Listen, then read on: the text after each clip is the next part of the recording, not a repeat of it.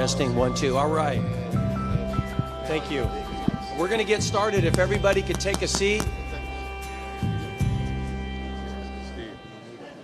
There you go. Old school. All right.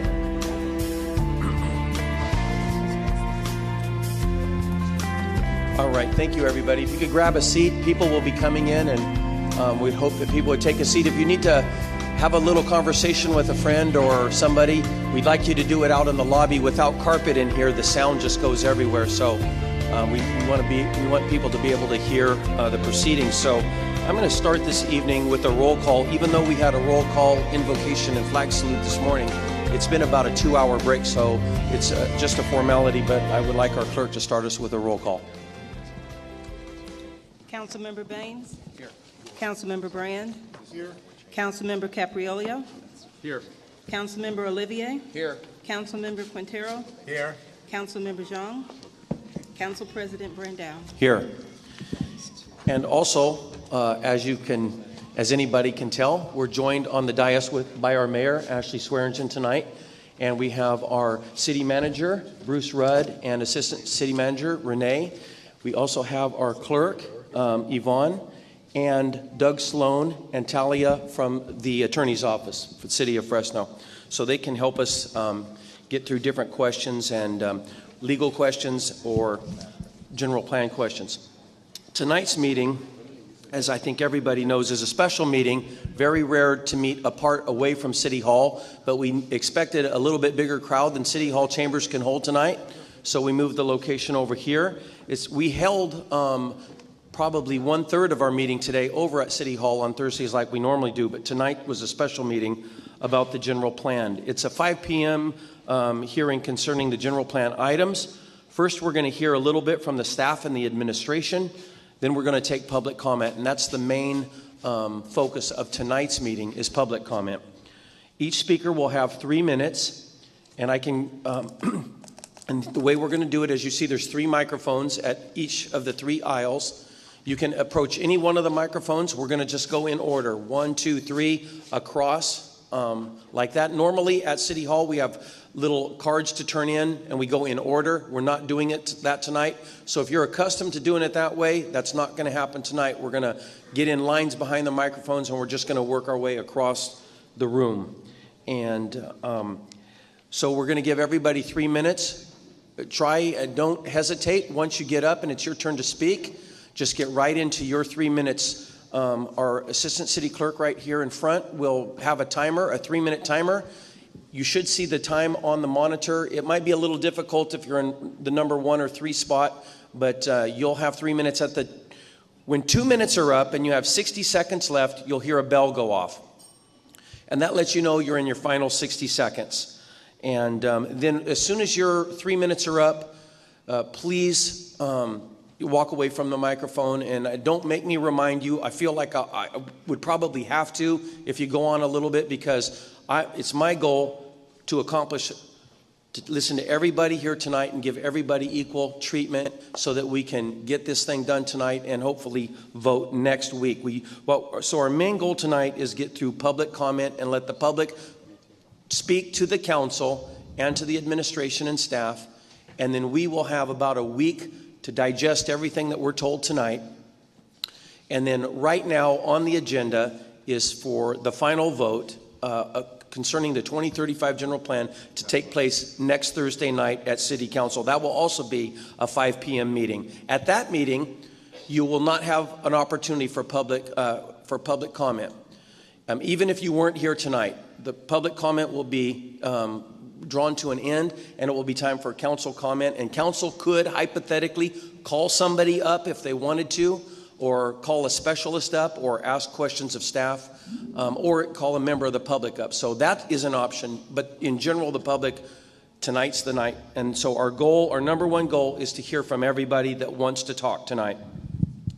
And so let me see where I am in my, okay. At the conclusion of tonight's public comment, what you'll probably hear from council members is a few motions to make amendments to the general plan or to change the general plan that we'll be officially voting on next Thursday. but probably not a lot of comment, but I can't control everybody up here. And if they'd like to make comments, they absolutely can. It's within their purview. But the main goal for tonight is public comment, as I've said. So with that, let me think if there's anything else I need to say. So again, come up behind a microphone. If your goal is to speak early in the evening and get home before it starts pouring, then you're going to want to come up to the microphone relatively quickly. And again, we're just going to go right through 1, 2, 3, 1, 2, 3. Everybody will be given 3 minutes. All right. Then I'm going to start by turning this over to the administration. Mayor, I don't know if you're going to start or if DARM is going to start. Okay. Then Jennifer Clark, director of our DARM, is going to give us a brief overview.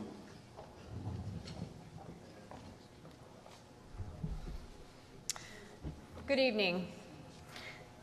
Last week, the mayor presented the general plan overview, including the goals of the plan, the history, and the timeline to date.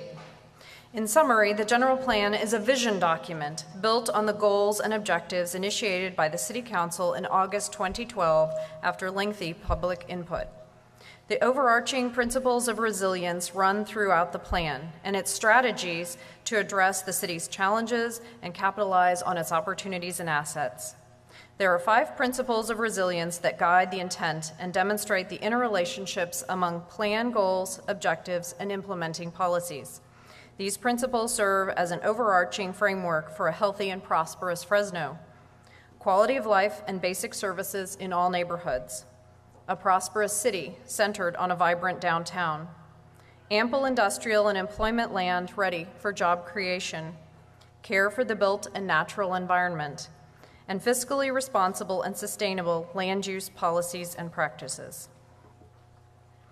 So tonight, during this evening's presentations, we will review the documents that the Council has received, the evaluation of the plan by First Carbon Solutions, an overview of some changes made to the draft based on public comment, and additional input from the Planning Commission hearing.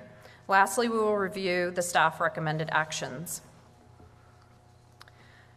Since July, the Council has received a series of documents including the draft plan and draft master environmental report. The Council also received a copy of the final plan document, the red line identifying all of the changes. In addition, there are several documents intended to identify the substantive changes, including the errata sheet for the red line version and a frequently asked questions. Additional documents included all of the general plan comment letters and the City Council Resolution 2012-150 initiating the general plan update. The Council received a copy of the final Master Environmental Impact Report, which includes comment letters and response to comments. The Council additionally received the Planning Commission report and resolutions, and lastly, the Council received 4 resolutions which will be described in the staff recommendation at the end. And now I will turn over the presentation to Mike Houlihan of First Carbon Solutions.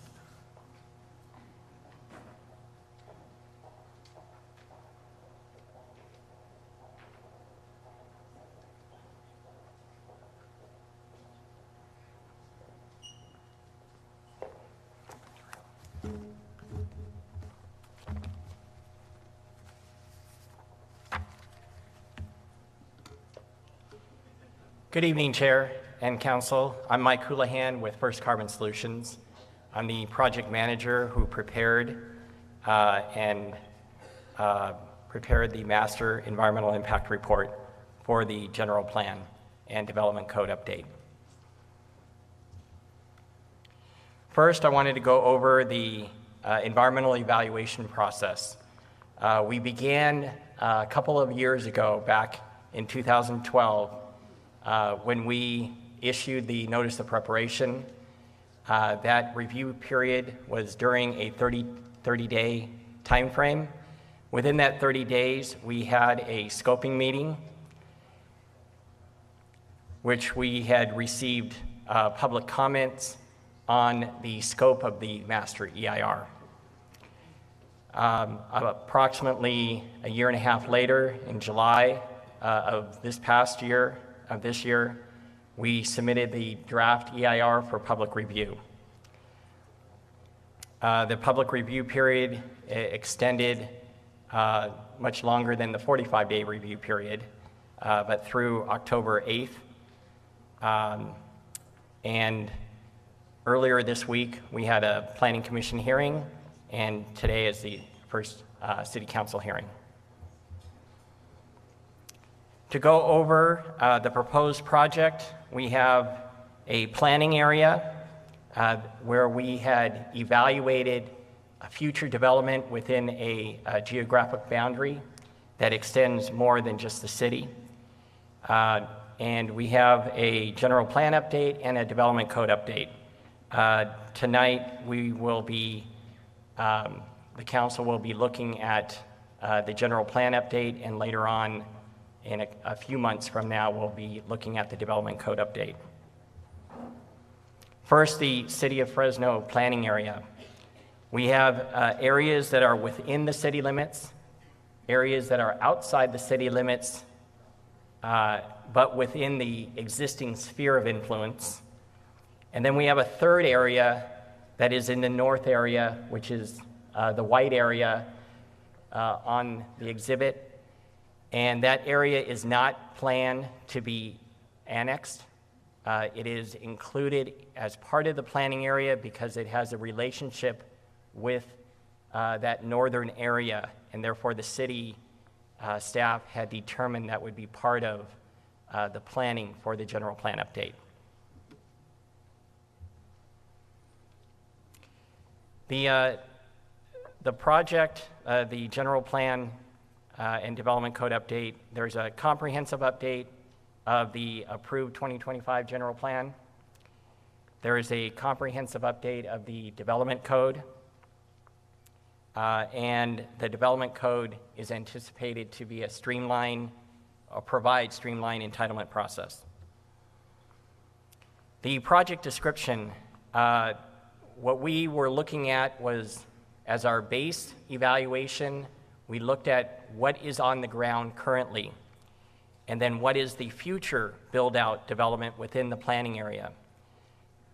So the difference is the incremental increase in development, which is anticipated from approximately 2012 all the way to 2056 would be the build-out of what is being proposed. The Master EIR document.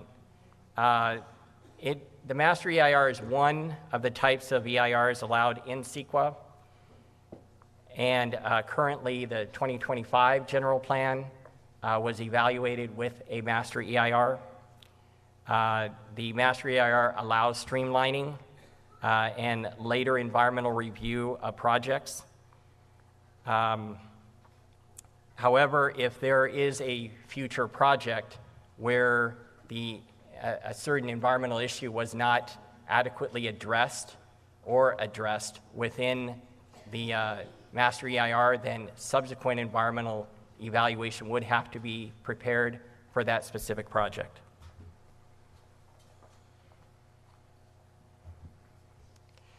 The environmental issues that were evaluated in the Master EIR were one of three categories. The first category were issues that we found and staff found to be issues that were significant and unavoidable. The second were issues found to be less than significant, but only with mitigation. And then the third were issues that were found to have either a no impact or a less than significant impact. And again, the level of impact was based on certain thresholds that have been identified within the Master EIR. First, the issues found to be significant and unavoidable. And I'll go through the primary issues, the primary issue area.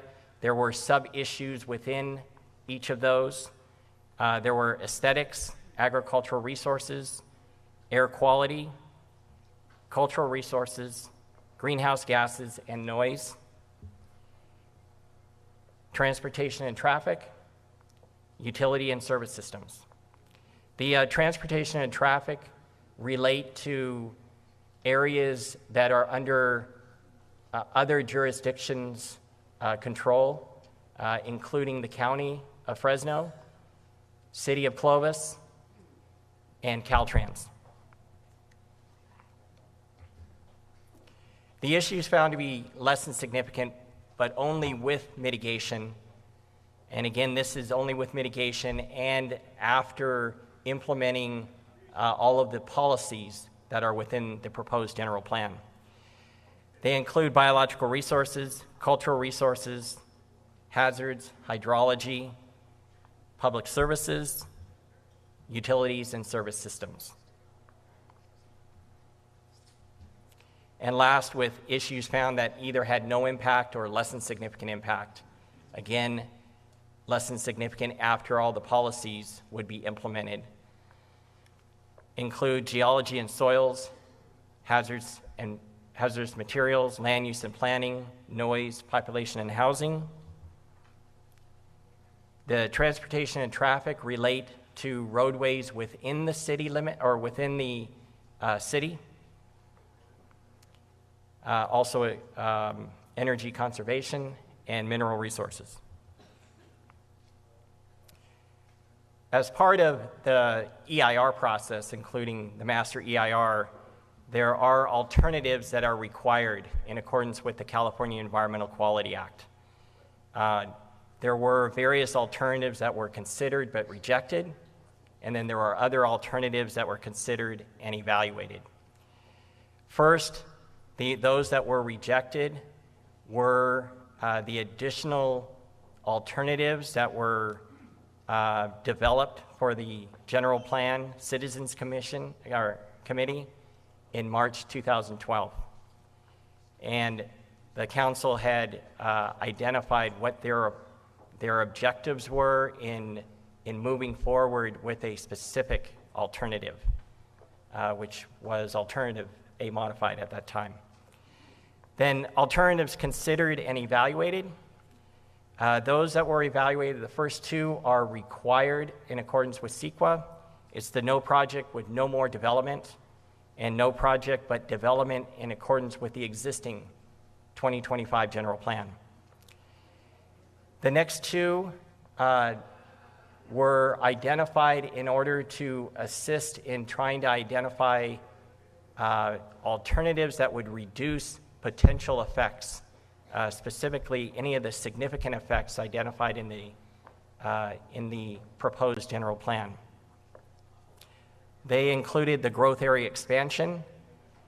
The growth area expansion was expanding the planning area to allow further development, but reducing the density within the infill area or within the city, the current city. The other was a growth area reduction.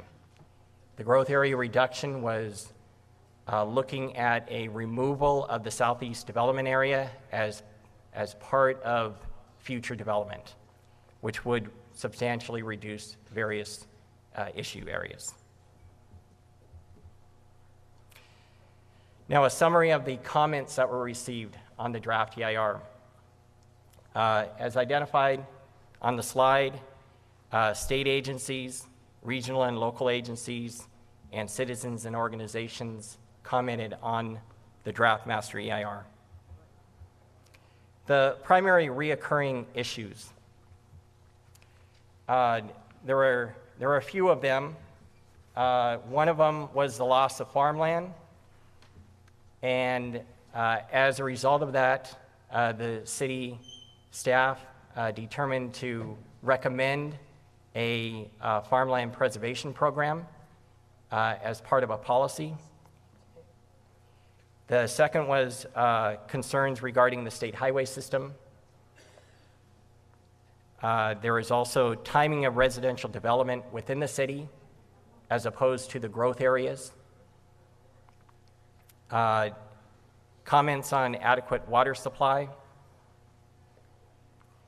Comments on the high-speed rail, sorry about that, and the San Joaquin River Parkway access. There were a number of comments on the access. There was a misunderstanding that there was a thought that there would be a elimination of vehicular traffic within a neighborhood. and that was not the intent of the policy. And then there were comments on mitigation and the implementation of future projects with those mitigation measures.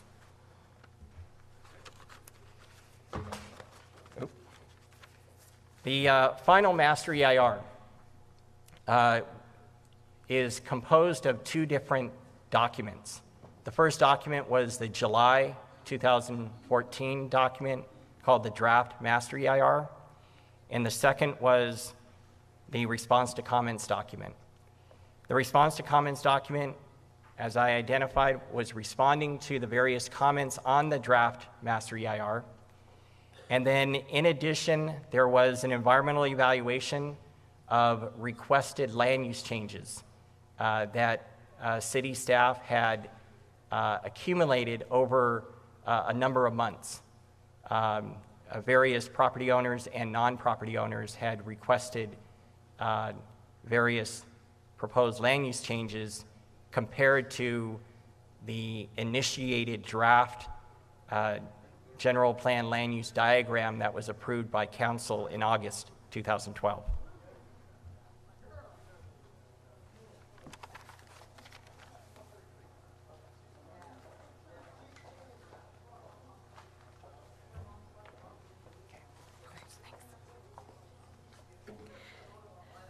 After the general plan draft was published in early July, there was a lot of public comment, a lot of input by the community, and there have been changes made to the general plan because of the input. So we wanted to briefly go through a few of them.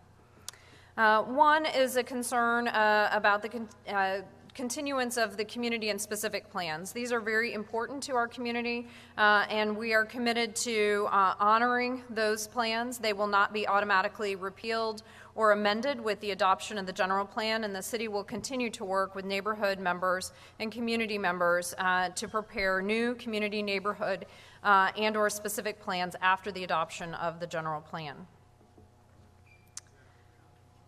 We were asked to protect established neighborhoods. This is a primary goal of the general plan, and as an effort to respond to that concern, we inserted and clarified language in policy LU2E regarding neighborhood preservation.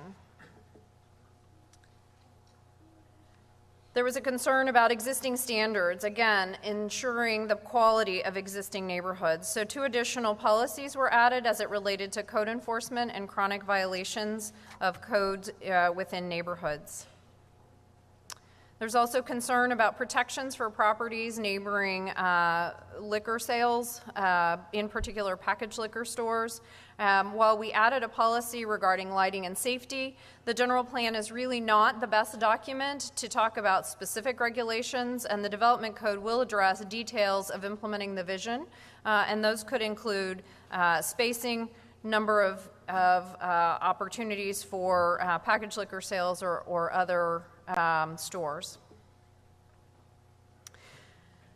The plan does not address disadvantaged unincorporated communities. At the time it was written, there was not a section including disadvantaged unincorporated communities. The section was added in narrative in 6.6, and in compliance with state law, the city will identify all ducts within the SOI, the sphere of influence, and perform the required infrastructure analysis to coincide with its next housing element update. Additionally, there was a concern about annexation of disadvantaged unincorporated communities into the city. And so additional commentary was added for clarification regarding disadvantaged unincorporated communities.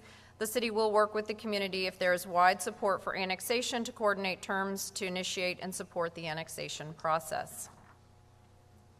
We were asked to strengthen policies related to incentivizing affordable housing. So we changed a policy to actually establish, instead of consider establishing, a priority infill incentive program. There was concern about strengthening access to training and education. 2 additional policies were added: ED4E, access to education and training, and ED4F, private-public partnerships. The original draft asked for all annexations to be analyzed with a fiscal impact analysis, and there was concern over the size of annexations. So added commentary for clarification would allow for a two-tiered systems for smaller annexations. There was concern about allowing development in activity centers outside of downtown. Added commentary for clarification, including activity centers outside of downtown may include but not be limited to the vicinity of Woodward Park, the Blackstone Avenue, Kings Canyon Avenue, as well as the Shaw Avenue corridors. Concern over options for private vehicle use. Complete Streets policy encourages use of all types of transportation, including motor vehicles, so we clarified the language there as well.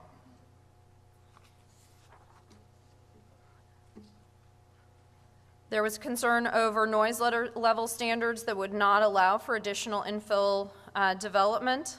We clarified the policy to include language that would allow for increased exterior noise levels from non-stationary sources such as transportation sources. However, interior noise levels will remain the same and restrictions on those.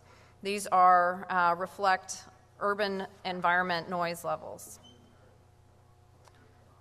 Clarification on our sidewalk policy included consistency with our current city policy. So we amended the policy to ensure that we're consistent with our existing city policies and codes. Additionally, there was concern that the code would require, the general plan would require all new development to provide trail access. Trail access needs to be consistent with our paths and trails map and the adopted bicycle master plan, and so it was clarified to show that. We wanted to show ways to and find ways to provide additional park space. So in addition to identifying parks within the community, we will continue to explore opportunities to partner with the school district. As Michael stated earlier, there was a request to do more to protect farmland. Farmland preservation program was added, and this is applied to properties that are not within the existing city limits. Again, there was more request for more emphasis on urban agriculture. We clarified the urban agriculture policy to allow for additional on-site garden produce market stands and urban farms that would allow sale of food grown locally. So those were all the changes, or a summary of many of the changes that occurred between July and October based on the input. So now we'd like to talk a little bit about input that was received on Monday, and to talk about how we are addressing those. We were asked to provide assurances that infill investment will be prioritized. After adoption, the administration will establish an infill implementation task force. This task force will address all of the infill implementation policies that are identified within the general plan. We were requested not just to consider updating, but to actually update the Parks Master Plan, so the staff recommends changing that policy from consider updating to update the Parks Master Plan. There was considerable concern about the protection of the Forestier underground gardens. It is not only listed on the National Register of Historic Places, but it's also listed on the California Historical Landmarks. It is protected not only through our Historic and Cultural Resources chapter, but also through state law, and we intend to uphold and enforce those rules. In a related concern, there was a concern about repealing community and specific plans. Neither community nor specific plans will be repealed or amended unless there's subsequent legislative action. So until the body acts, none of those plans can be repealed. We were asked to buffer large lot single-family development for more intense corridor uses. We believe that the plan does provide existing neighborhood protections in both LU2E and LU5G. So staff recommendations. I would like to add as a part of the staff recommendation that should council approve staff's current recommended land use designations, in cases where those may vary from the general plan initiation draft and the owner did not request the change, the owner may return later during the time period between now and the adoption of the development code and request a plan amendment to be consistent with the designation in the initiation draft, and the owner will not be charged a fee for the amended request. Further, since the EIR assessed the designations in the initiation draft, the designations will have been assessed under CEQA. Therefore, these issues may be addressed individually and fully at a later date. So for anyone here for those corrections, there is an opportunity to address this at a later date. Corrections will be accepted up until the approval of the development code. So the 4 actions that the council is requested to make next week would be to approve the resolution adopting the proposed Fresno general plan as an update to the 2025 general plan, including all text, policies, maps, tables, and exhibits, and contained in the Fresno general plan document dated December 2014. Sorry.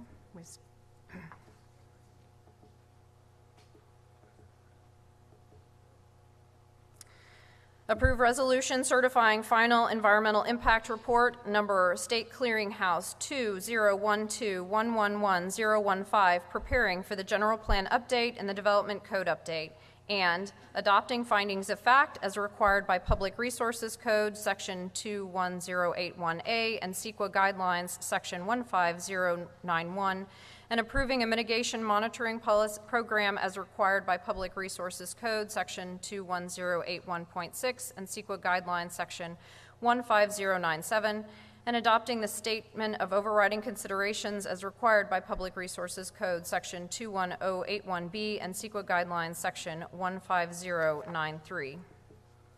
Again, adopting the resolution, adopting the proposed Fresno General Plan update as read previously. Approve resolution adopting plan modifications recommended by staff and identified as City of Fresno staff preferred land use in the land use change requests and land use and circulation map, and denying the remaining plan modifications. And finally, approve resolution authorizing the Development and Resources Management Director or her designee to update the text, policies, maps, tables, and exhibits contained in the Fresno General Plan document to reflect the final action taken by Council to the extent that such updates are necessary to maintain consistency. And that concludes staff's presentation. We would be happy to answer any questions at this time. Thank you, Jennifer.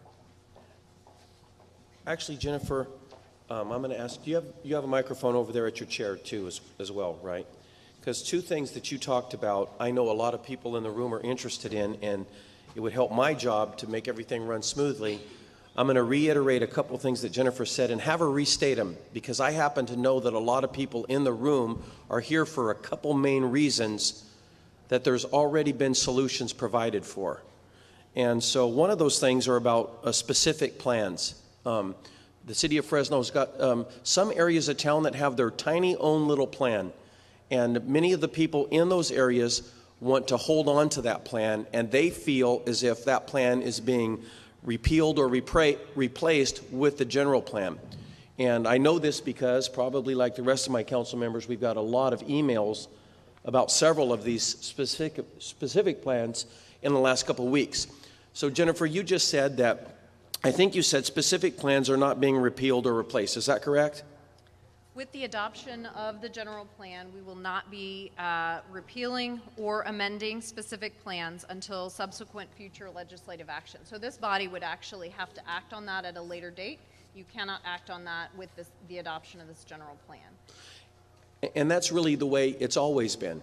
It would have been a legislative move of the body to make any of those changes. So by passing the general plan, but by passing general plan, if you're here tonight because you want to protect the forest-year gardens and the Highway City General Plan, specific plan, when we pass, if we pass the general plan next Thursday night, your specific plan will still be in play, as it always has been.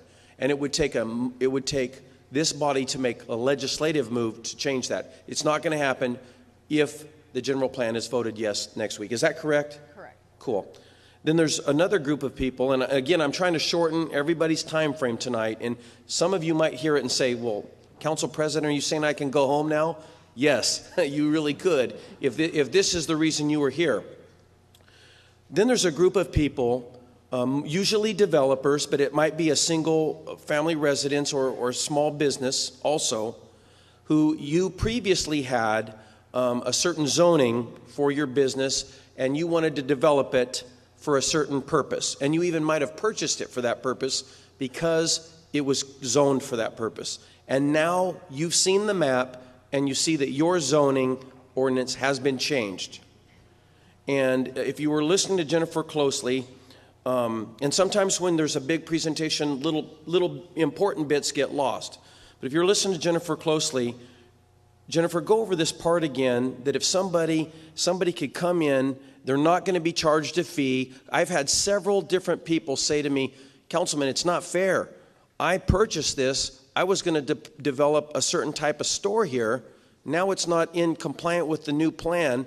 And to change all of that, I'm going to be charged a fee. Jennifer, can you go over that part again, please? Sure. So the general plan does not change zoning. The general plan only changes land use designations, for example, residential, commercial, industrial. When the general plan initiation draft was published in August of 2012, there were a series of colors on the map.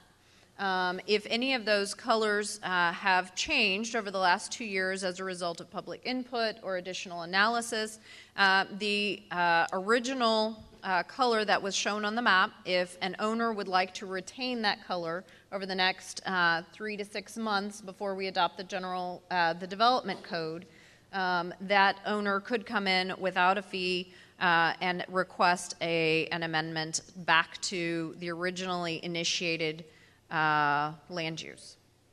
And we're waiving, they would not be charged that fee, is that correct? Correct. Okay, cool.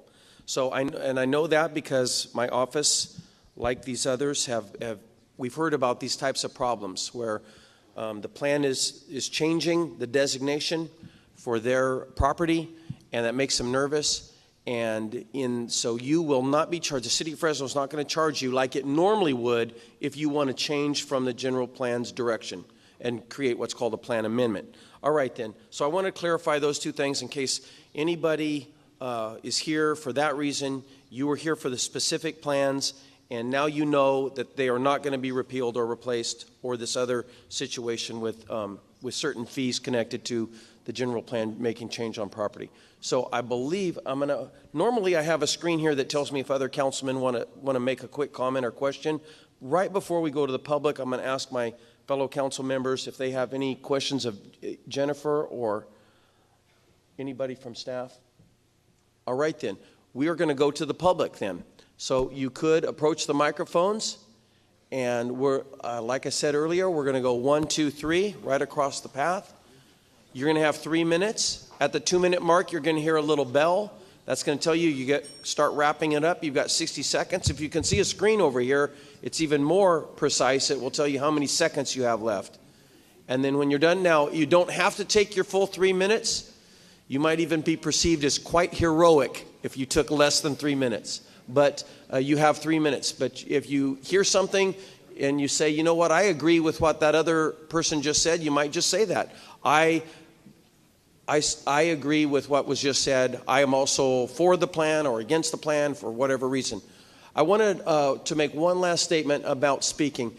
You have to identify yourself. This is one of the benefits of having cards back at City Hall that we don't have tonight. But the very first thing out of your mouth is, could you please tell us your name and where you live in the city of Fresno? And every single one of us will do exactly that. So we'll ask that of you. So we're going to start over here with Barbara. We see Barbara all the time at City Hall, and so thanks for coming out tonight, Barbara. You're our first one. Thank you very much, Mr. President. My name is Barbara Hunt. I was born in Fresno, 2475 South Walnut to Christopher and Zelma Hunt. They was well established with Hunt's Cafe, and we've been out there in grocery store, the first grocery store been out there. It's hard for me to sit here and say how much this means to me because I watched City of Fresno grow. The west side is not even on the general plan. It's called an Edison district. We got Proposition 13. When you move people off the land, the tax money goes up and it goes to the City of Fresno. My question is, the developers up there, the human resource development, that is not our department. If this was going to the City of Fresno, Mayor Ashley and the rest of them, I would be very happy with this. But when she had to borrow money for something, that hurt me. I want that money to come back to the City of Fresno. And by law, the City of Fresno was supposed to stay there. If you go back to them budget books, you will see City of west side of Fresno, Southwest Fresno, and a general Jefferson District was supposed to stay there by law. All that was torn up. It tore up our community and everything. Well, and all the money, the CBG money, the Southwest Fresno urban development, urban renewal area, all that money that you guys spent and sent across town, that money was supposed to stay in our district. We not the housing elements for the low and moderate housing. It was supposed to stay there. For our kids can have, parents can have low and moderate housing. The kids can have parks and recreation. They can have something to do out there. Try to people kill up each other. Nothing for them to do. Southwest Fresno, all the money for Merger 1, 2, and all this stuff, Chinatown, it's all been taken away from us. We don't have anything over there. Things we're supposed to have for our district, for our people, and for the children, it's all gone. But what we got is the empowerment zone and the enterprise zone supposed to stay there. It went over there in River Park. That money supposed to stay over here in our district. All the money for the children, for the poverty children, we got so many benefits coming to that area. These people are going to reap the harvest for everything we got. And what I want to say, thank you, and God bless each and every one of y'all, because it's going to take him to help y'all.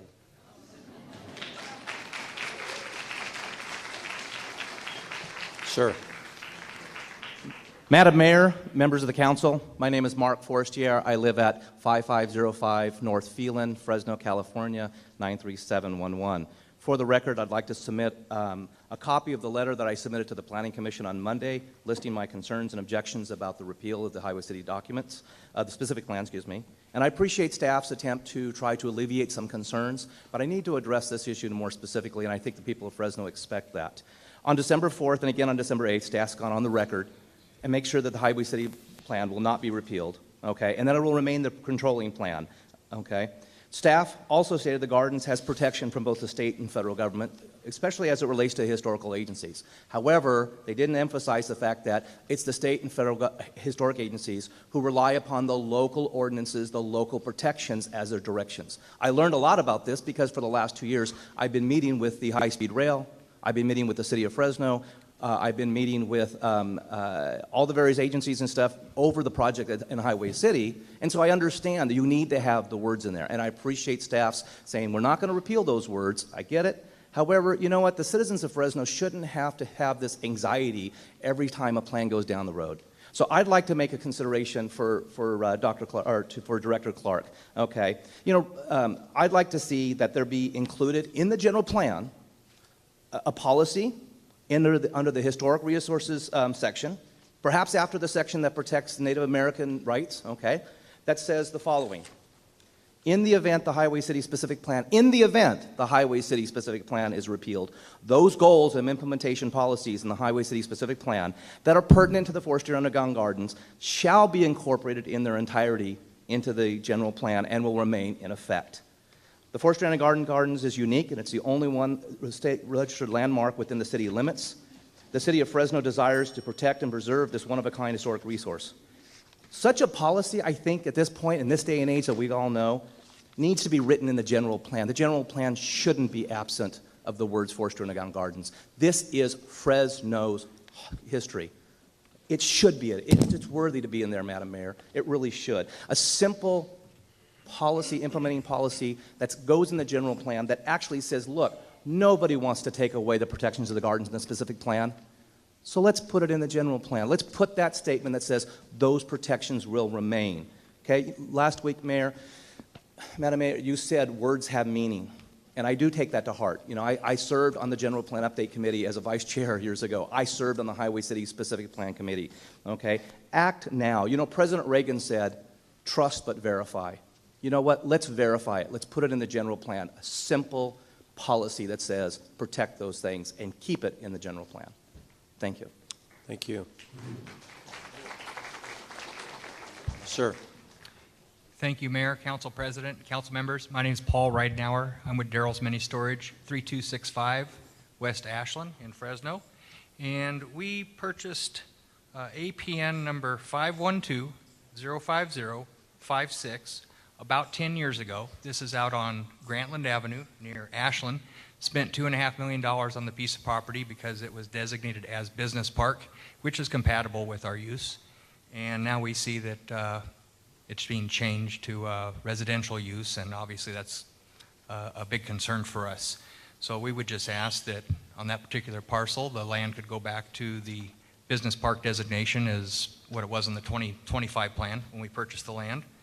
Then we have a couple other parcels that southwest corner of Temperance and Kings Canyon, as well as northwest of Jensen and Clovis Avenue, which we went through the entitlement process shortly after we bought these, roughly 10 years ago. They're zoned for our storage use in what's called SL, or Storage Limited, compatible with office as a land use designation. They're still shown as office on your new 2035 plan. However, the concern is over the fact that we understand in your development code coming up that Storage Limited is being eliminated altogether.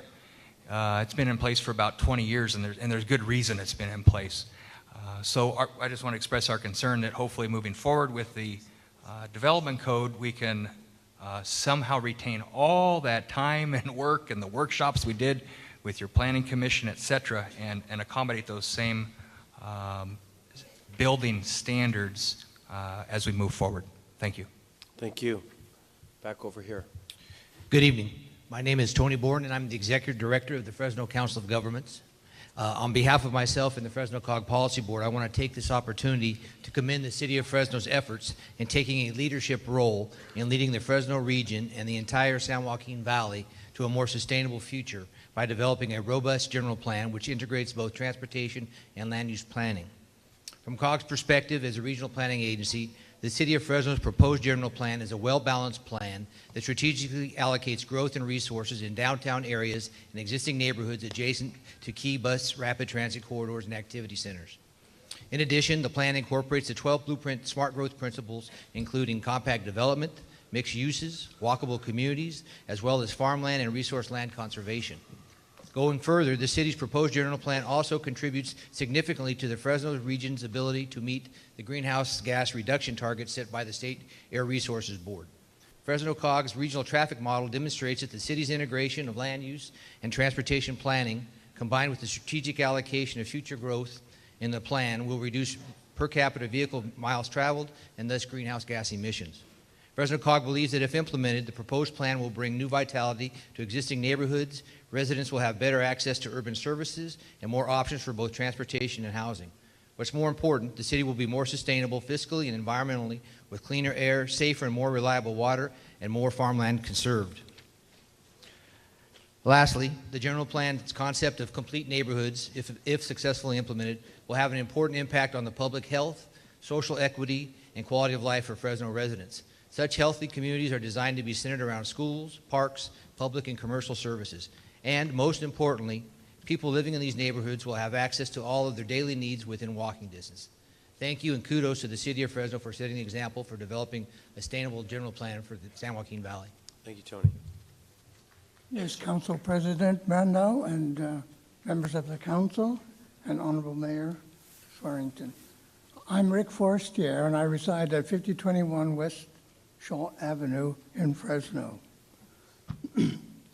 Due to a reduced capacity in both my vision and in my hearing, I've asked my daughter-in-law, Wendy, to read some of the concerns which have partially been answered in the amendments that have been made in recent days. Wendy?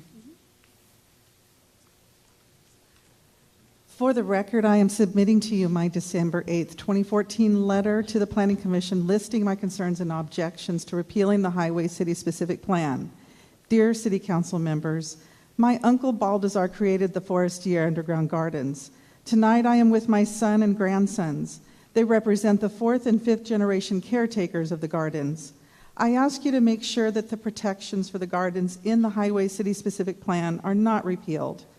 At the Planning Commission, the question was asked, which prevails, the written word or the spoken word? In this day and age, we all know it is what is written word that prevails. The mayor told you last week that the policy statements in the 2035 general plan will be the actual law. I am concerned. Why does the Tower District get to keep their plan while we lose our plan? During the past 2 years of constant meetings with the underground gardens, the City of Fresno, the High-Speed Rail Authority, we were never notified that the plans were being amended or repealed. I have lived here all my life. If we weren't told about our plan was being repealed, were the residents and businesses of the Tower Districts told? What about the other 7 districts whose plans are being amended? What about the other 11 district residents and businesses whose plans are being repealed? Do they know that their plans are being repealed? After reviewing the general plan update document, I was unable to find any mention of the underground gardens. That is unfortunate. The Highway City Specific Plan has policies and action items to protect the gardens as the controlling plan, but those words do not exist in the 2035 general plan update document. The underground gardens is a California state registered landmark. One of the reasons that it is a landmark and not a site is because the gardens are still open. People can still come and see it.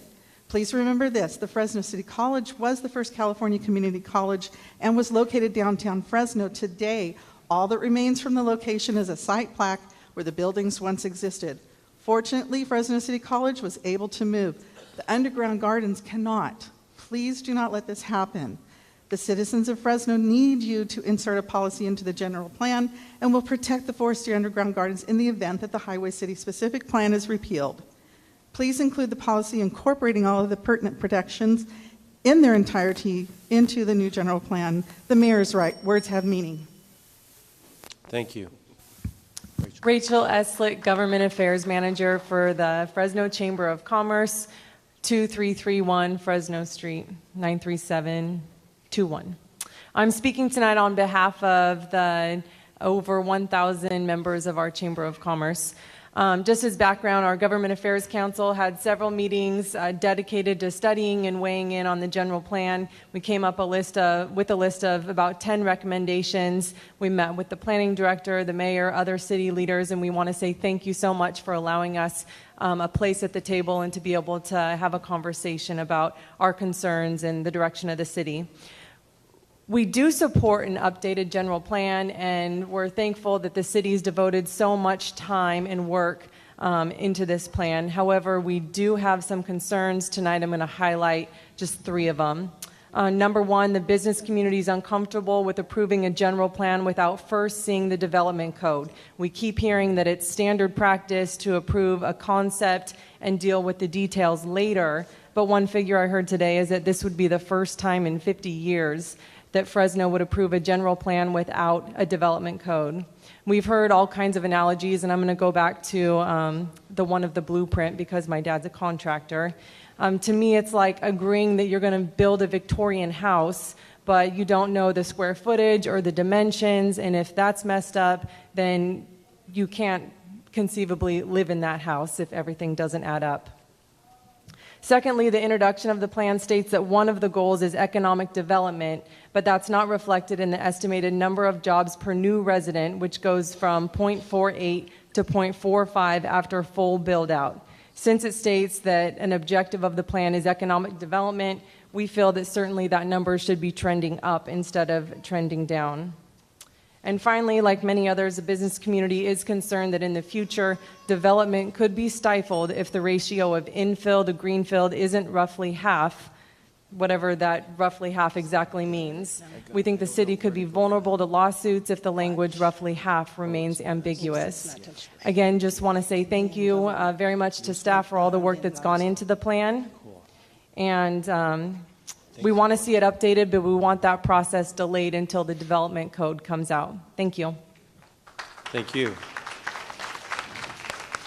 Joe Sharoni, I live in Northwest Fresno.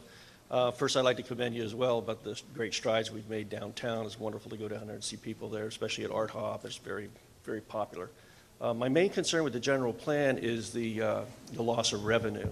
I feel like if we limit the amount of dirt that we give a builder to build on, if we don't expand, then we're going to be losing the money from the builders, for one, and then the future property taxes. And those builders are just going to go elsewhere. They're going to go to Madera, Clovis, Sanger, which they already, I believe, already started. And in the future, by limiting the dirt, I don't know how that helps the infill. I think it's two different things. And downtown is kind of a separate situation on its own.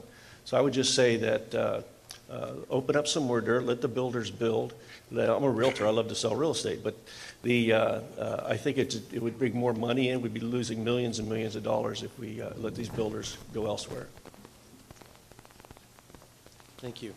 Sir. Good evening. My name is Pastor Jimmy Foote, and I live in North Fresno, and my church is in Midtown Fresno, and I'm president of the West Fresno Ministerial Alliance. And thank you for including us, those of us in the faith community, in reviewing and hearing about the plan. I'm quite excited about it. There are aspects of it that encourage me. One was the developing Blackstone corridor as kind of the spine of the city. I thought that was exciting, and there were other aspects. I hear some dissenting voices, but my point is this, is that over the city of Fresno, sometimes there's a malaise when there's a lack of forward progress. And what I most like about this plan is that it presents vision to the city. There's a famous proverb that says, without vision, people perish. And there's a lot of perishing in the streets of our city. When there is when leadership speaks forward general plans such as this, talking about revitalizing the city, creating jobs, strengthening the corridors, building the barren spaces in the city, creating new living spaces. It creates hope throughout the city. And I like the plan for that reason. So I want to urge and encourage the council members to vote, to prepare for, and I know you are prepared for this, for the various dissenting voices, and to continue to include us as you make your plans moving forward. You know what? I think that's all I want to say. God bless you. Thank you. Thanks, Pastor. Good evening, Mayor and members of the council. My name is Bill Robinson. My business is Soul Development Associates at 906 N Street, Suite 100 in downtown Fresno. The general plan is a vision, and the vision for the various aspects such as traffic, air quality, neighborhoods, schools, and whatever are terrific goals. But the meat of the general plan is the land use designations. Every parcel within the 140 plus square miles of the city of Fresno is now receiving a land use designation, confirming or receiving a new land use designation. And that has great power, the power of law, as you know. A simple change of color on the map could make a great difference to the property owner of that property. Later on, after this general plan is adopted, it'll cost the owner about $25,000 to $50,000 just to initiate a general plan amendment, and that's still discretionary. So it worries us that current changes in the land use designation that are not compatible with what the owner's wishes are, or at least addressing the wishes of the owner, is not a good thing. Staff is aware of the property I'm going to speak of. I handed an exhibit identified as number 47. That number 47 is on your list. And that's on the southwest corner of Herndon and Milburn. That property has had a parcel map on it for 10 years. It's 50% developed, 80% of the infrastructure is in, and there's existing buildings and other buildings are under construction. But yet, a arbitrary assignment of light industrial to that land will make some of those uses non-conforming. And we've heard it stated, well, an existing nonconforming use will be grandfathered in. Well, grandfathering something is not an entitlement. And those things have a tendency to go away. It's a nonconforming use. And by the way, if that business ever wants to expand and try to refinance, ask a lender to finance a nonconforming use. Doesn't happen. So that's an issue. So we request that you look at each one of the changes you're making in land use, at least consult the property owners so that they can have an input into the change that's going to mean, in some cases, many, many millions of dollars to that person who has invested that property and may have owned it. Families may have owned these properties for 50 to 100 years. So we request that you look at this particular parcel, or excuse me, number of parcels. There's 17 of them on the parcel map that I submitted on the exhibit, and reevaluate number 47. We've offered a compromise to have part of the property go to a community commercial, and we hope that you'll accept that. Thank you very much. Thank you. Good evening, Madam Mayor and council members. My name is Brady McGinnis. I live at 9665 North Bunker Hill.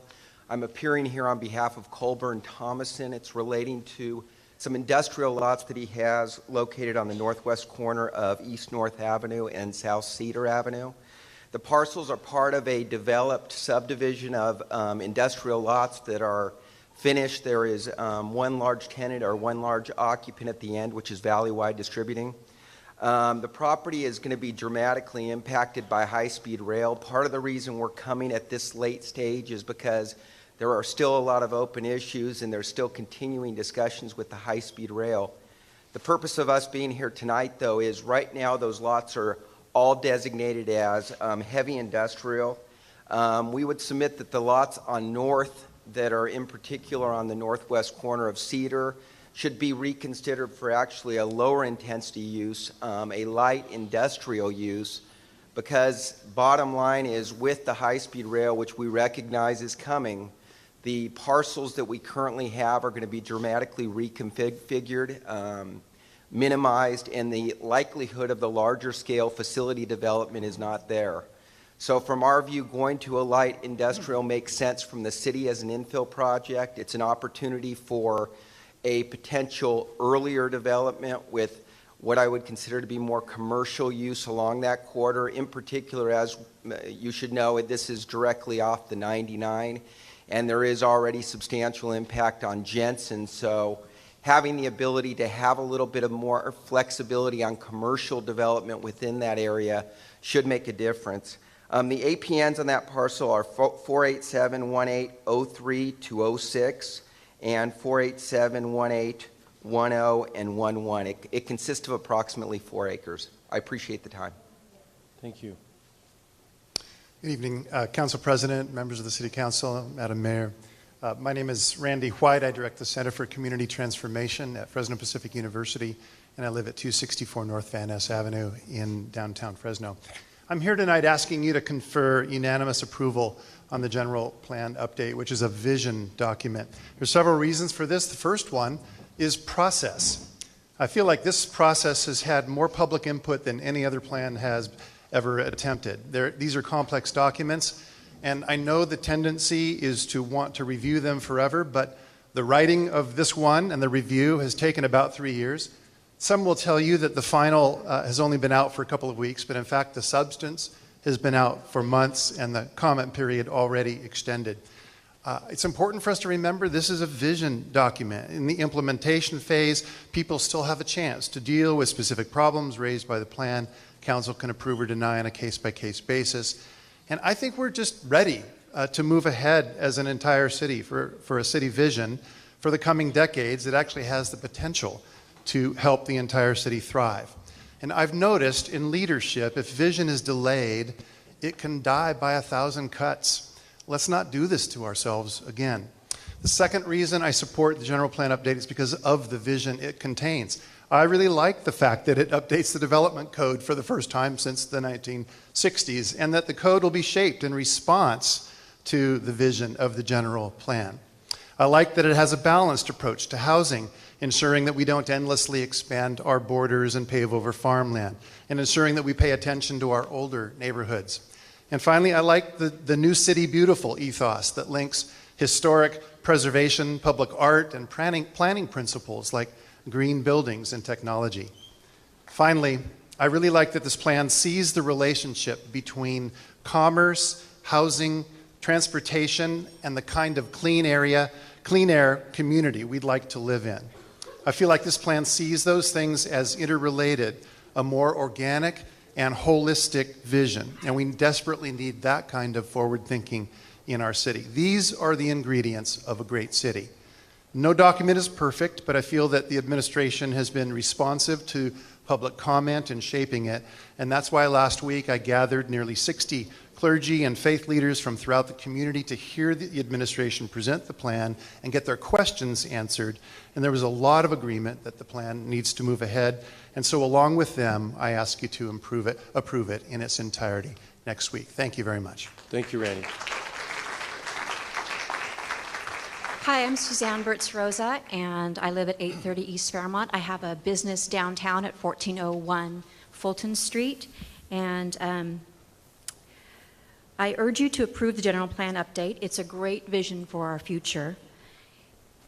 It responds to public input like nothing I've seen before, and it provides incentives for improving our neighborhoods and for private investment.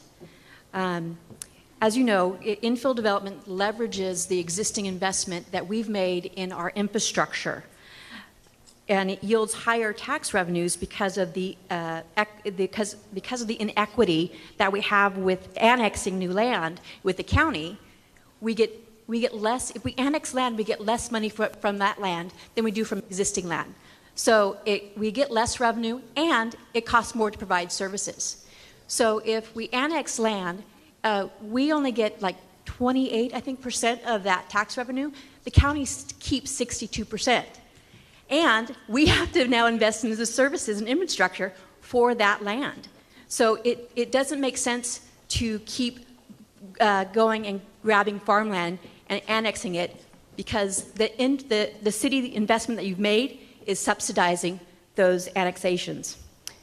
Having said that, I know that there needs to be a balance between infill growth and greenfield growth. And I think that this plan does that. I don't think it's easy. I know it's been a long process, and I applaud the mayor and staff for all the work that they've done. I own a business downtown, and I've been involved in the downtown plans. I'm very excited in the way things are going. I used to live in the Tower District. I love, that the Tower District has its own plan.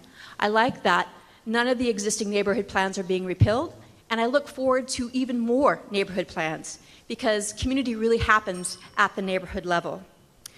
So this is a vision document, and it's a great vision document. I urge you to support it in its entirety. Thank you.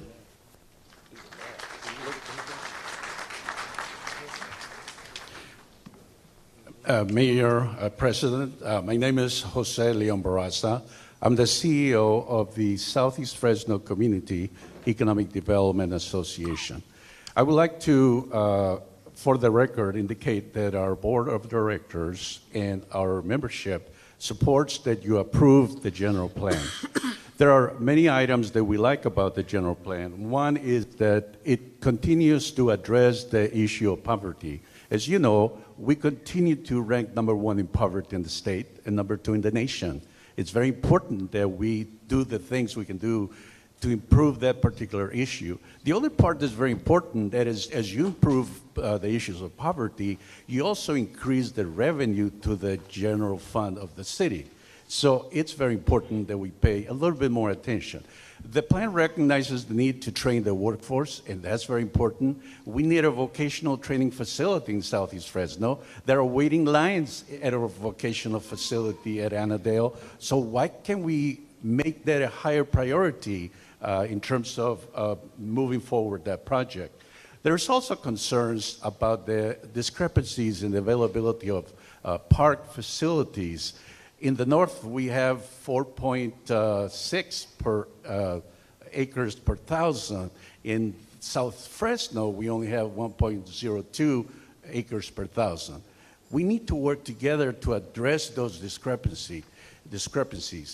And I believe that it's possible to connect with corporate sponsors to address the needs for park facilities in our areas. We have to be a little bit more creative in how we are able to finance the needs of our community. We also want to make sure that you spread multiple housing is very important, but we don't want it all in Southeast Fresno. We would like to see spread all over the city. The same applies to housing and community, the affordable housing part. It's very important. And we look forward to the opportunity to partner with the city. I have 34 years experience working for county government, and my last assignment, I was director of economic development, so it sounds like there's still a lot of work to be done, and I'll be happy to be a partner along with our organization in this process. Thank you. Mike. Evening, Council President, members of the council. Mike Brandini, representing the Building Industry Association, 1530 East Shaw, Fresno. We have previously submitted our comments on the general plan and expressed our concerns regarding the goals, policies, and objectives. And after review of those, of the rewrite and the revisions, we still have those, most of those concerns still exist. And also I would like to comment on some of the statements that were made at the workshop last week. And one is that the construction will not leave the city of Fresno. The reality is that builders and developers are investors. If they believe through practice or perception that the general plan will make their projects infeasible, they will go someplace else. They have money to invest, and they will invest that where they believe a return is possible. Also, we believe that the focus of the general plan in the BRT corridors is not an economic reality. Those parcels are very expensive to retrofit to what the general plan calls for, and as a result, the city of Fresno will have to incentivize that development, and you don't have enough money. Also, the statements made was that the new construction gets the blame for the neighborhoods, quote, left behind. Builders and developers look for places to invest where they can make an economic return. And if that means building downtown, they'll build downtown. If it means building out in the greenfield, they will build in the greenfield. But if they don't pay attention to the market, they will perish. And finally, we disagree with the statement made last week that development doesn't pay for itself. Residential development doesn't pay for itself. We have previously submitted to the council some time ago, but a report that debunks that theory. And I have provided that to the city council previously, and if any member of the council wishes another copy of it, I can provide that. Thank you. Thank you, Mike. Good evening. To members of the council, council president, Mayor Swearingen. My name is Gretchen Moore, and I live in the council president's district.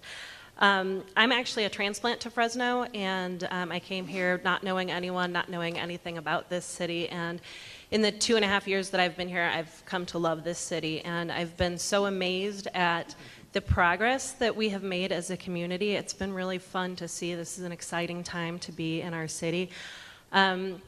I've worked in other cities and lived in other cities. I've seen what a good general plan can do to spur development, to spur job creation, to spur good parks, to spur good schools.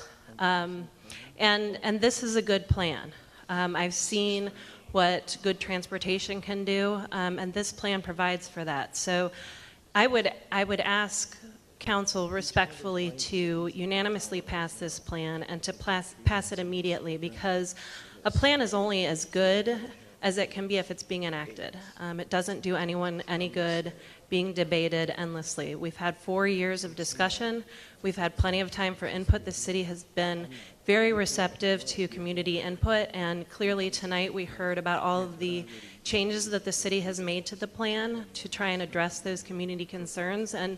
And we should all be grateful for that. I think that's amazing that the city has done that. So I would ask for your unanimous support. Thank you very much. Thank you, Gretchen. My name is Diane Merrill, and on behalf of the League of Women Voters of Fresno, I urge you to move Fresno to a multifaceted transportation system. As things stand now, city residents are forced to use automobiles for mobility.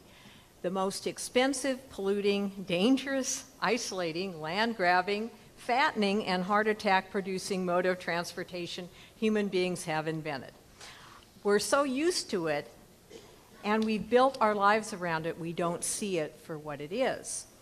Those of us who would take a bus are pretty much out of luck. The bus system is inefficient and badly limited.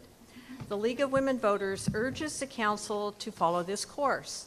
Strictly adhere to the general plan update's vision of complete streets for drivers, pedestrians, cyclists, and bus riders. Create a bus system that makes a priority of improving transit service to those who need it most. This goal is listed last in the first set of transit objectives in the general plan update. Please put it first and make service more frequent and extend it to weekends and nights. Improve safety on buses and at bus stops. Equip stops with shelters, especially along the routes most often used by lower income residents. To attract choice riders, meaningfully connect regular fax routes with the bus rapid transit and high-speed rail facilities. Provide services that all residents can use regardless of age or disability. Install a system that conveys real-time data about bus arrivals to cell phones. Include fax as a real partner in land use planning. To make the foregoing possible, we urge you to adopt the following policies. Direct 30% of all federal, state, and local transportation funding to transit. Require all new developments to pay for transit that connects their residents with meaningful destinations and that serve other residents along thoughtfully constructed routes. Require and then study fax reports on bus ridership, including bus ridership per dollar of funding and increases and decreases in service. Thank you for your consideration. Thank you, Diane.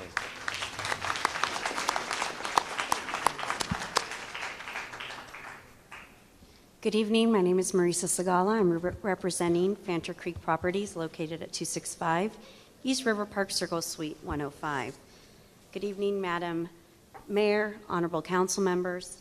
We would like to thank the staff for their assistance in this update process. In recent discussions with staff and in our review of the updated general plan, we would respectfully request consideration of the following 3 items.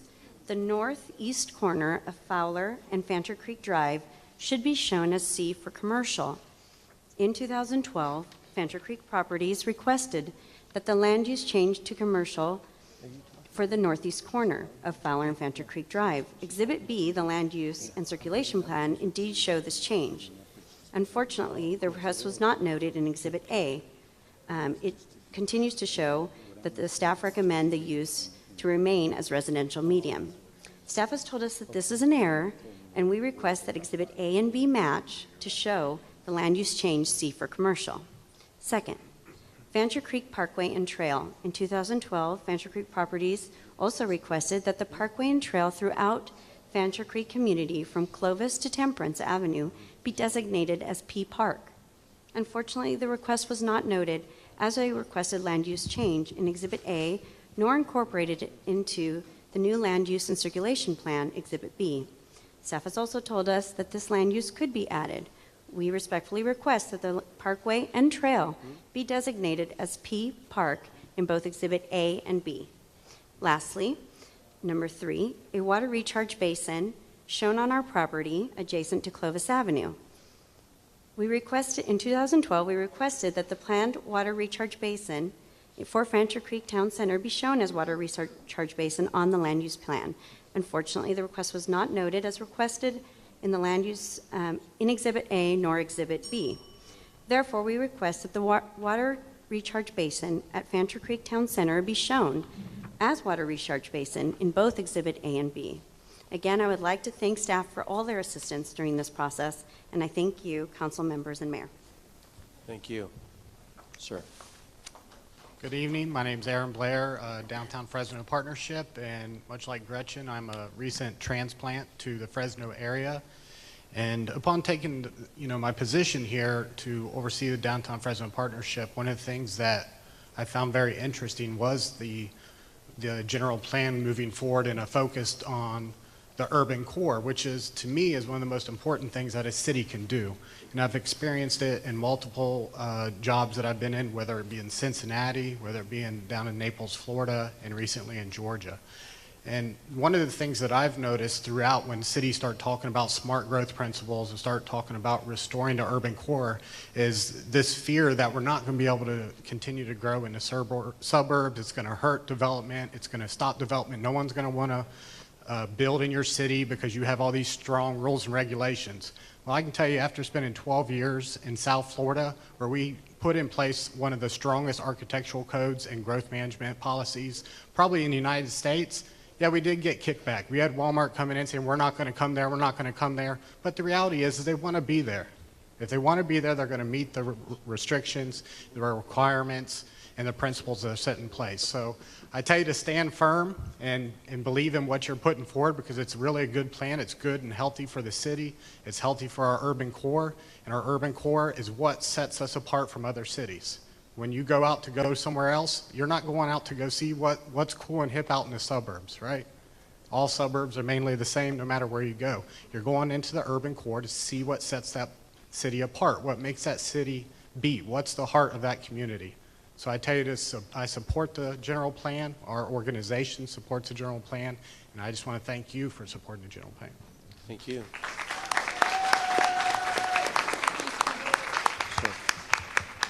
Good evening, council members, mayor, city staff. Thank you for the opportunity to address you this evening. My name is Silvio Manno. I live 4133 North Warren, 93705, Northwest Fresno. And for the record, I am submitting my December 8, 2014 letter to the Planning Commission listing my opposition to repealing the Highway City Specific Plan. I was born in Italy, and as fate would have it, I was born about 50 miles away from where Baldassare Forestieri was born, this genius that has given us one of the most outstanding creation probably around the world. So I am probably a little bit biased, and I have been involved for the last 40 years since I have moved to Fresno in the preservation of this wonderful historical site. But even though I haven't lost my accent in 40 years, I haven't lost my conviction in the belief that a man's word is his bond. I still live by that conviction. However, I recognize that in today's complex society, that is not always viable. That's why binding legal contracts were created. And that's why it is crucial that a binding policy be inserted into the new general plan. One of the things that has surfaced during the last couple of meetings the other night at the Planning Commission was the word that the plan will not be automatically repealed, which leaves open, unfortunately, the possibility that some repealment will take place. So, and even the common belief, is that it is protected by state and federal law, but that's not the case. Let me just read, so maybe I'll make it. The Highway City Specific Plan was the outcome of a long and arduous effort spearheaded by local residents, business entities, but let me just keep that all together. Not only are the gardens a place of unparalleled beauty, they're also a strong economic asset. The gardens attract 40,000 to 50,000 visitors annually, infusing a substantial amount of tourist dollars into our local economy, which supports local business and creates jobs. Obviously, the economic rewards generated by the gardens spread beyond the boundaries of Iowa City. To ignore the garden's role as a critical economic engine that fuels our local tourism industry and not to take all the precautionary measures necessary to protect the integrity of this worldly renowned historical resource would be simply unwise.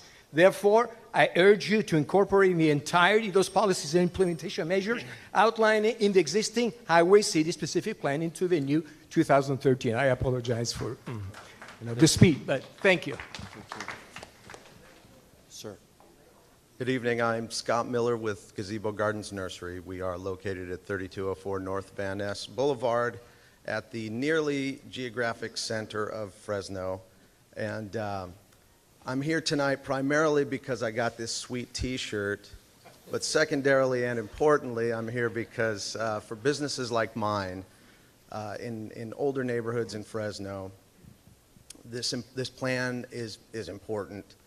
I think it's a vision that's putting us in the right direction. We employ about 60 people in a neighborhood that frankly doesn't get the city's attention as often as it should in a positive way. And I really, really support the vision of this document and urge you to pass it by unanimous vote.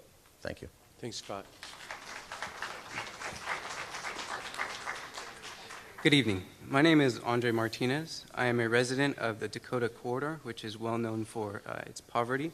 I'm also on staff of the Dakota House, which is a faith-based after-school program. Additionally, I'm a student of California State University of Fresno. A number of us have been heavily involved in the study of this plan.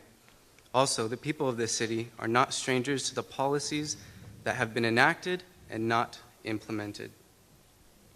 That being said, we appreciate the enactment of the Infill Implementation Task Force. This is a great step in the right direction. Another thing that we proposed is a 3-tier proposition. That proposition starts with a task force that would advise council members and be comprised of neighborhood, community members, and city leaders alike.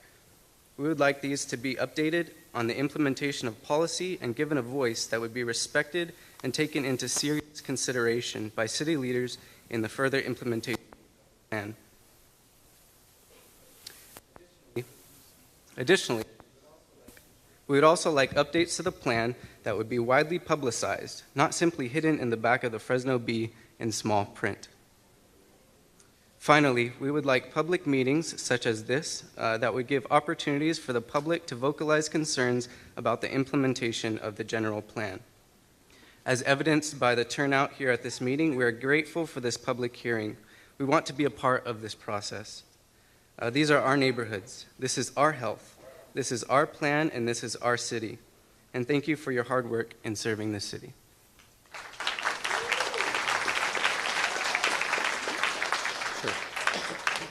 Good evening, Mayor Swearingen, council members, and city workers. My name is Robert DeVoe Peterson. I live in Fresno and live in Clovis, but work in the city of Fresno. I'm here to talk about the Forestier Underground Gardens, and I was relieved by some of the things you said about things not being, local plans not being repealed. I'm impressed by the fact that the general plan is a vision statement, and so I tossed my speech. I'm going to kind of talk about something a little different, and that is, having worked at the gardens, volunteered during the summers, because I am a college instructor, I'm marveled by the map they have, if you can envision this, of the United States, with the many pins that are put, and many of the states within the U.S. They're filled, and they get taken down every year and filled again. Now imagine a map of the world, and there are many, many pins in many countries around the world, and the vision of all of those visitors coming from around the world to visit this tourist attraction, a state landmark, Forestier Underground Gardens. I would hope that when you think about the general plan, you would protect that vision of the Forestier Underground Gardens and all of the tourists they attract to Fresno. Thank you very much. Good evening. My name is Sue Williams. I live at 5437 East Montecito, and I'm here tonight representing the Sunnyside Property Owners Association. First off, I'd like to thank Arnoldo Rodriguez, who's feeling a little bit under the weather tonight. It is obvious that he cares deeply about Fresno, and we appreciate that he took the time to answer all of our questions. The general plan is an ambitious undertaking with worthy goals, complete with language meant to assuage the fears that growing in brings. It advocates for clean air, mass transit, and preserving farmland. It also proposes land use changes to 9,500 parcels within the current sphere of influence. There is a delicate balance to increasing densities and creating economic opportunities while preserving and protecting established neighborhoods. The plan admits to huge disparities in crime, open space, and levels of income in neighborhoods north and south of Herndon, and assigns several new land designations to encourage mass transit and accommodate the expected increase in population. We are encouraged that the plan addresses the opportunity to improve established neighborhoods through careful planning.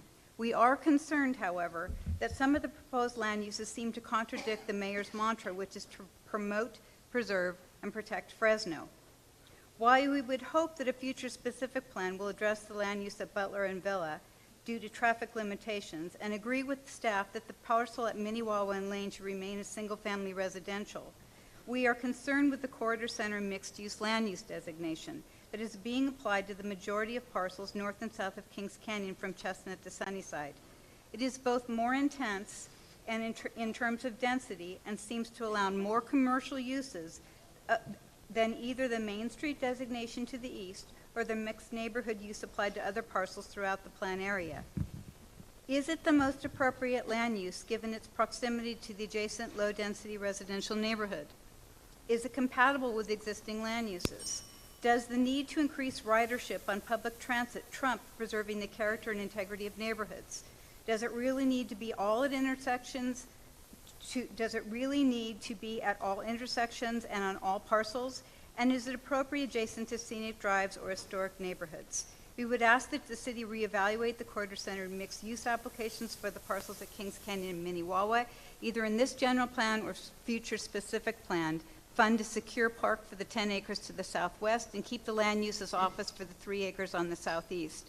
And in the future, reach out to us and ask us what we think would be good for our neighborhood. Sharing information after the fact while looking good on paper is not the same thing. Invite us to sit in and comment in the development code update and to participate in the new specific plan for the area. We care deeply about Sunnyside and would like to work with the city to develop appropriate land uses and protections, which will enhance our neighborhood and foster sustainability while fulfilling the objectives of the 2035 general plan. Good evening. My name is Angela Whitney. I'm a longtime resident of District 7, temporarily living in District 3 on 1546 L Street in an urban project by Fresno Institute for Urban Leadership called the Pink House. I'm also a Fresno State Humanics Scholar. I came here in support of the general plan. A few weeks ago, I was canvassing in District 7 for my work with No More Slumlords, and I found residents in that area who were living in illegal and unsafe conditions. For example, a single mother of 2 who lived in a 1-bedroom apartment, but her and her children could not go back into the back bedroom because bed bug infestation was so bad that her 6-month-old child was covered in bites. So they had a mattress in their living room, and they were living like this. And they were afraid to report this to code enforcement because fears of retaliatory evictions, which is also illegal. But there are many residents in every district that are living in these conditions. We believe that by passing the general plan, it will give us the space to begin this work. This vision that you're setting forth is an inheritance to the young people of Fresno.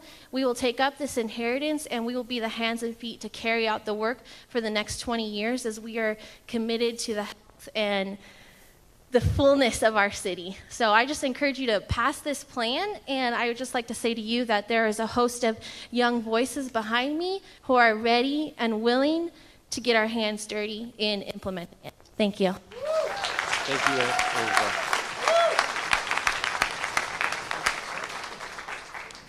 Good evening. Thank you for letting us speak tonight. My name is Mark Ratchford. I live in the Sunnyside area. Myself, I'm pretty concerned about some of the changes that are implemented in this new plan.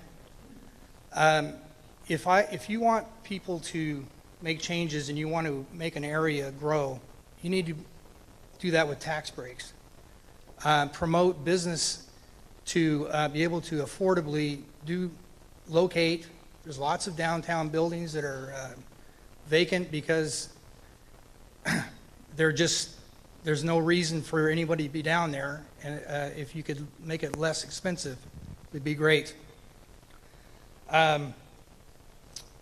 Also, when you stack 3-story apartments in the areas that you're talking about in Sunnyside, you're going to create a crime problem.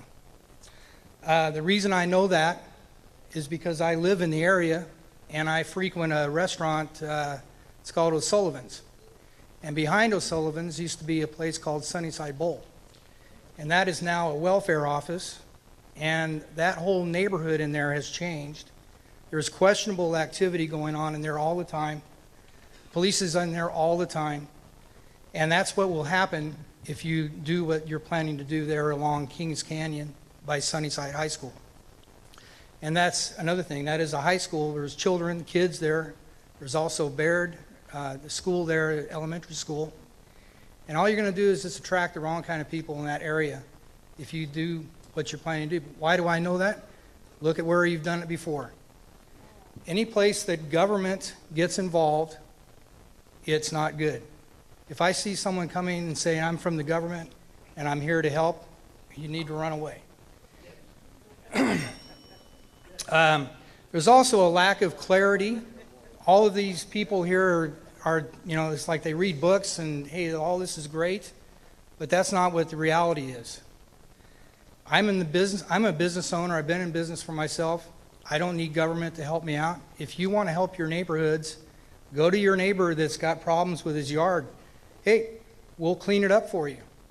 If there's code issues, again, we've already got those kind of laws in place. When you start using the heavy hand of government, it never works out well. We're experiencing that right now in our federal government. We've done very well since everybody says, oh, we're going to change since the 1960s. Well, this country's done very well with very little government input, and that's what we need to continue. Thank you. Thank you, Mark. Hi, my name is Francisco Mendez. I live in 2566 South Habitat in Southwest Fresno, and we live there. We lived there since 1996, and the city is supposed to be finishing our park, and it's never finished yet. Somebody donated some grass, and we put about 15, 17 loads in the big truck. I remember about 5 years ago. But we never have the barbecue area. We never have the area where the kids are waiting for the bus stop to take them to the school in the winter time. They are getting wet. And in summertime, they are waiting in the sun. We don't have any shades there. In the park we have on Jensen and West, there is no sidewalk to walk all the way up there. Our kids or area have two high schools to choose to go to. One is in Washington Union or Edison. Edison doesn't have school buses, so there is no sidewalk between Grove and all the way to Church. We need, please, in the city plan area to put a sidewalk there, because the neighbors telling me that kids are walking all the way from Church and Walnut to Grove and Arthur. And we don't have pavement on Grove. We only have one way, and cars are stuck each other. We don't have room. And we live there for 18 years already. And the other issue I like to talk about is that the city, at the beginning of this this meeting, says that the liquor stores need more protection. But what about the families? We need more protection, more parks, and the other thing we need in all the city of Fresno is the handicap buses. The handy ride buses are a mess, like the city of Fresno buses. And to take a handy ride take me all day to go to my appointment, to school and back to my house. I hope these three issues are being added this Thursday, please. We need your help. Thank you. Thank you. Good evening, Mayor, council members, and everyone. I highly respect you all. I thank God for today at this moment. My name is Tutu Buntapanya. I live in the southeast Fresno on Peach between Butler and Church, 2329 South Wardby Avenue. I have a son who walks home from school every day. I am one of the Lao American refugees from Laos that live in Fresno for the last 25 years until now, and I work at Fresno Interdenominational Refugee Ministry for over 19 years. I work closely to many people with low income and have different culture and speak different language. And as time passed by, I have seen Fresno change, but not all part, and there are still something missing. And many of our refugee community in Fresno are not able to express about things that need to be changed because we are afraid of the people that have different culture than us. We are still learn to adjust and love our city, and we are also good people like other humans. Many times we are afraid that we might say something that we didn't mean to say due to English barrier. But since now, we live in the same city for a long time and looking to live in the Fresno for a lifetime until God take us to our heavenly home. And we also would like to live in a healthy environment like one unique community in Fresno for all. We see that Fresno now is not healthy in all parts. As one of a good citizen of the USA, Fresno, California, I would like to see safety for humans in all age with all level at all parts of Fresno. We should support to make safer for all at the park, make more park in all areas of Fresno, keep more light at the park so it is more safety for elder, children, and for all the people to enjoy as a big family. We should support for the road that are safer for all to use, not just for car, but people to walk, stroller to go down, bike, and all that need. I would like to ask the mayor and the council members to support our general plan A for our One Healthy Fresno. Thank you very much, Mayor, council member, very much for your time and all your hard work every day. And may God bless you all. Thank you. Thank you, Tutu. Good evening. My name is Kaylee Bader. I'm a resident, born and raised here in Fresno, and I'm also an accounting student at Fresno State. I live at 5236 West Fallbrook, Fresno, California, 93722. And I was asked by a colleague to come and speak to you today about a problem that I'm not sure you realize that we have in the business community, and that's retaining talent. I'm at the point in my career where you decide where to live and where to start your career. And I did have an opportunity to go to the Bay Area because obviously there's a lot of accounting and technology up in the Bay Area. But what I didn't realize is there's quite a bit of accounting and technology here in Fresno too. And I'm a Fresno girl, so I declined that offer and decided to figure out what was here in Fresno. And I did find something, luckily. But I did see a lot of my colleagues decide to go to the Bay Area and to LA and leave Fresno. And they're valuable assets to the community. And I don't think that students realize that there's a lot here. Fresno has a lot to offer, and we have a lot of business community that's very supportive of us too. So I think it's really a marketing campaign for you guys to reach out to my generation here and let them know and let me know that we have a future here in Fresno, and we're going to build Fresno to be the next technology center. I know that a couple local businesses like Bitwise are really reaching out to students, and I encourage you to make the business community more welcome and make it more of a technology center. Even though we're ag, because we're agriculture and we have a lot of food processing here, which students don't know about either. We have a lot of food processing. So there's a lot of jobs in manufacturing and logistics. So I think it's really a marketing campaign for you guys and to let us know that we have quite a bit of opportunity here and retain the talent. So I encourage you to include that in your general plan. I don't know if that's really something that you've emphasized, but I think it's something important that needs to be included. Thank you. Thank you. Good evening. My name is Debbie McCann. I live at 5550 Columbia Drive South, which is in the Sunnyside area. And I have just a short statement that has reference to the first of all, I'll start over. I'm here tonight to say that the general plan is good in many respects and shows that the planning department is doing its very best to bring us into the 21st century. We know that some change is inevitable, and it is better to be part of the change and have the change planned rather than happenstance. For this reason, we want it to be included in the next phase, which is the specific plan. And I'm not sure how we're going to go about that, but we want to be part of the solution so that existing development when it has to interface with infill projects, that there are planning tools in place to enhance the quality of both the old and the new. I don't know what the mechanism is for putting Sunnyside property owners at this table since we are part of the county, but I'm here to voice that request. Thank you.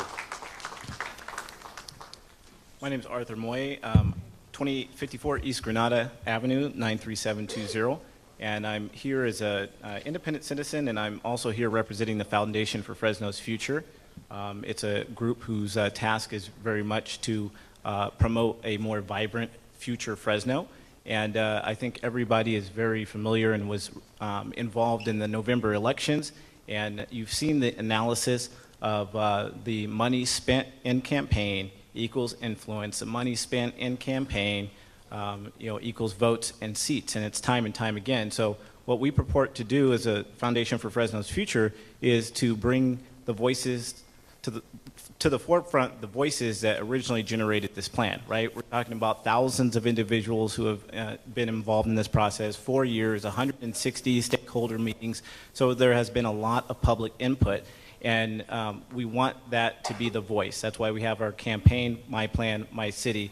And we are very in support of the plan as it stands. And we have a very good cross-section of the community that have signed on to our letter of support. And I'll read that quickly and submit that. So, dear council members, the purpose of this letter is to acknowledge our support of the 2035 Fresno General Plan. We believe that every city should have a plan, and that plan should be consistent with the aspirations and visions of its citizens. Fresno has come a long way in the last decade, but for us to truly feel comfortable calling Fresno a vibrant place to live, there is still so much to do. Among the many issues facing our city, the most vital are the deteriorating neighborhoods, vast poverty, uncertain water supply, lack of jobs, concerns over safety, and the general aesthetics of the city. Although some may disagree on how to move forward to achieve the vision of a more vibrant future, there are several key points on which most do agree. And that's that we all want clean air to breathe, clean water to drink, clean, safe places to live and play, well-paying jobs, quality education, and we want to have pride in our city. We believe that the 2035 Fresno General Plan not only represents a vision of a more vibrant Fresno, but also creates the path to achieve that dream. Most importantly, we believe that the thousands of citizens who took the time to become involved in the development of this plan is a true testament to how much it means to the everyday Fresnan. We ask, as a representative of our respective districts, that you vote to pass the 2035 General Plan. Thank you.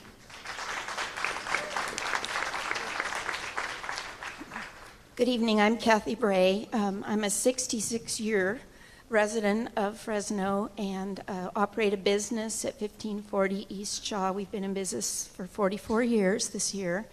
And I'm also a past president of the Chamber of Commerce, and I'm a member of the Business Council Board. But I'm not here to represent them. They didn't ask me to, and I'm not doing it. I'm really here on behalf of my grandchildren, my 4 grandsons, and without seeming presumptuous, their generation. We've owned this business, and what we've done is try to get people into good jobs. And there's an interesting dichotomy right now, even though the unemployment's gone down a little. Our unemployment's too high. We don't have enough good jobs, but we also don't have enough qualified people. So ours is an interesting job right now. I was a member of the 2020 General Plan Committee, the SEGA Committee, and I represented the Chamber along with the BIA. I didn't represent them. They were on the Plan for Landscape of Choice with the BIA, the Business Council, the American Farmland Trust, and also the Farm Bureau. And that landscape of choice was adopted by the city of Fresno as a guiding document. I remember when this general plan, the new one, presents a vision that's been around a long time, but I actually remember when it wasn't so much of a vision. I can tell you, in the 50s, not everything was as it should be in the 50s, but in the 50s, we had a vibrant downtown, and we had strong neighborhoods. So I remember what that was like. And unbridled growth has left our neighborhoods and our downtown behind. Remember when everything south of McKinley was in trouble, and then it moved to Shaw, and now it's at Herndon? And what's next? Everything south of the river and Madera will be the place to live? We can't allow this to continue, and it's suggested that we need to take more time considering this. This vision has been around for 14 years. The current plan has had 4 years dedicated to it. There have been 100 meetings, 24 public workshops, and lots of focus groups. The period for public comment has been extended. You've been through many workshops. To those who say this needs to be studied more, I say, how much more? Another 14 years? It's time to take action and realize this vision, and I say, approve the general plan. And I have 21 seconds, so I did not realize that the Forestier underground gardens was somehow being threatened, and if it is, I'd like to ask everybody here who thinks that we should protect it in perpetuity. So. Yeah, I'm going to make a quick comment so everybody's prepared. In about 4 or 5 minutes, we're going to be at the 2-hour mark, and my fellow councilman and I are going to take about a 10-minute break. We wanted to prep you ahead of time, so we're going to go with these last two speakers, and then we'll start back at number 1 when we get back from that break.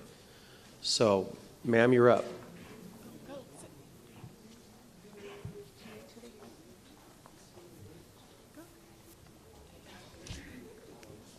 Hi, my name is Cindy Chacon, and I'm here today supported by my classmates from Fresno State. And I would like to tell you a story. On June 18th, John Ortega walked to the store a block away from his home. The street was poorly lit because some of the street lights were not working. John also had a health condition. He suffered from seizures, and so he made the decision, he chose not to drive because he didn't want to hurt anybody if he happened to have a seizure while driving. He was hit by a 2001-2003 BMW with 2 people in the car. Some witnesses heard the impact but couldn't see what was hit as it was dark. They thought the car hit a dog in the road. They saw the male driver get out of the car while the female remained in the passenger seat. The driver ran back into the car and sped off. Every bone in his face was crushed. His brain was pushed 14 millimeters to the left. His lung was collapsed. He was taken to the hospital. The surgeons worked on him around 5 hours. He remained in critical condition and on life support. My sister had to make the decision to take him off life support, and John died on June 25th. His death remains unsolved. The streetlights in South Fresno are dim and poorly lit. There isn't enough to see faces and license plates.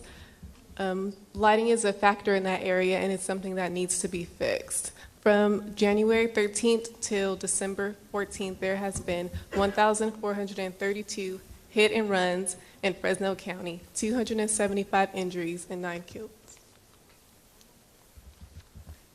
We need a general plan with clear and concrete language that outlines priority in reinvesting in Southwest Fresno with proper maintenance infrastructure and well-lit areas after dark hours to promote safe neighborhoods and prevent further tragedies like John Ortega. Let's improve the quality of life of all residents of Fresno to be one healthy Fresno. Thank you.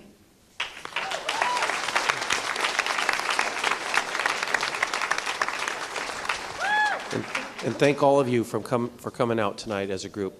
That was cool.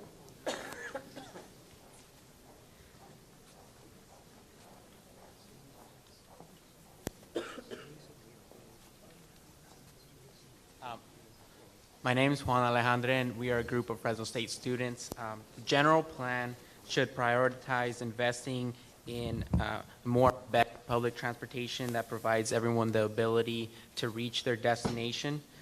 Areas with a higher concentration of poverty house people who lack a reliable source of transportation, and Fresno should do something to further the opportunities that for low-income neighborhoods.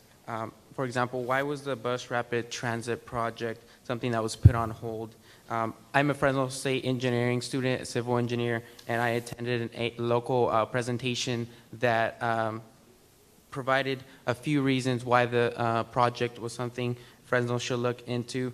It was intended to provide mobility choices and access for residents to reduce reliance on cars. The BRT would reduce wait times, customer boarding times, and schedules would be more reliable, as well as the cost per passenger had been shown to be lower, while it improves safety and other amenities. Policy changes must be made to improve the public transportation that is in place now to allow for further expansion of lower income neighborhoods. Hello, my name is Cynthia, and I'm a Fresno State student. I live in District 6. My address is 6522 North Orchard Street. I believe bus transportation needs to be expanded for Fresno's low-income residents who do not own a vehicle.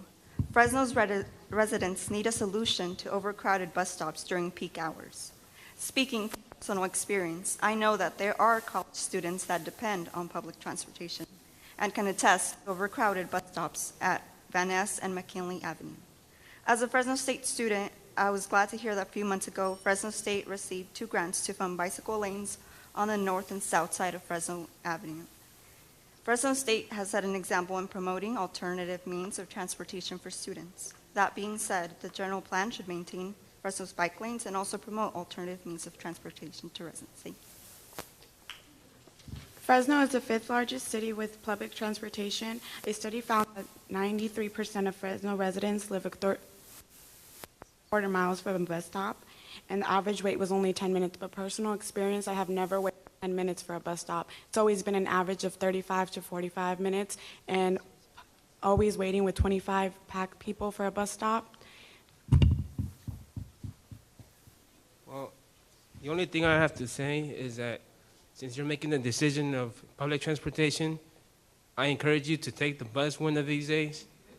You know, just to feel our experience as a student, as a resident, to get your groceries, doctor appointments, education. You know what I'm saying? All right. All right, so, and thank you very much. So those of you that are still in line, let's be respectful to each other. You just kind of remember where you're at in line, and then we'll be back in 10 minutes. So let's see, that will be at 25 after 7. We'll start up again with number 1 speaker over here.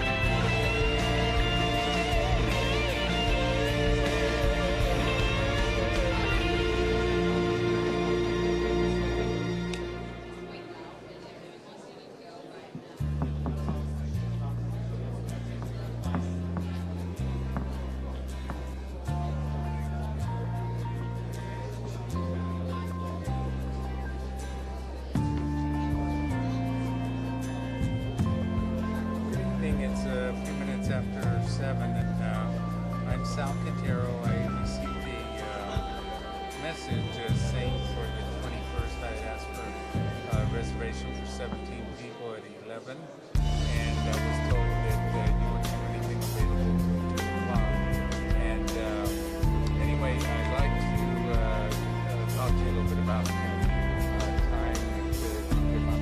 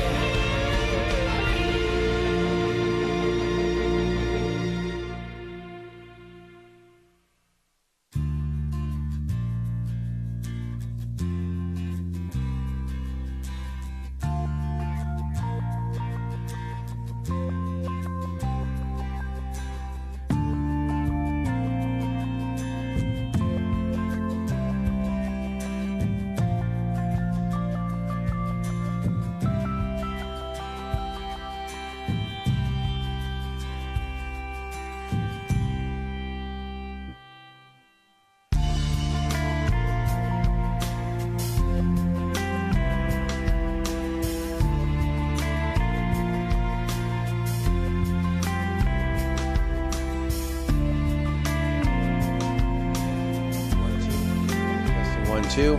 All right. All right, if I could get my council members back up here, we'll get started again real quick. Yeah, I think so too. Who else are we waiting for? Hey, Brian. All right. Settle, man. We gotta keep going. Yeah. You're the one that's holding everything up. All right, looks like we have enough councilmen to get started. And so we are going to continue our public comment. So if everybody inside this room could at least take their seat and get ready or get in line also, back in line where you were, or jump in line. I know there's some people still outside eating, and that's cool, but inside here we'll try and be a little bit quieter for everybody who still wants to speak. We're going to go somewhere lively, but like yard.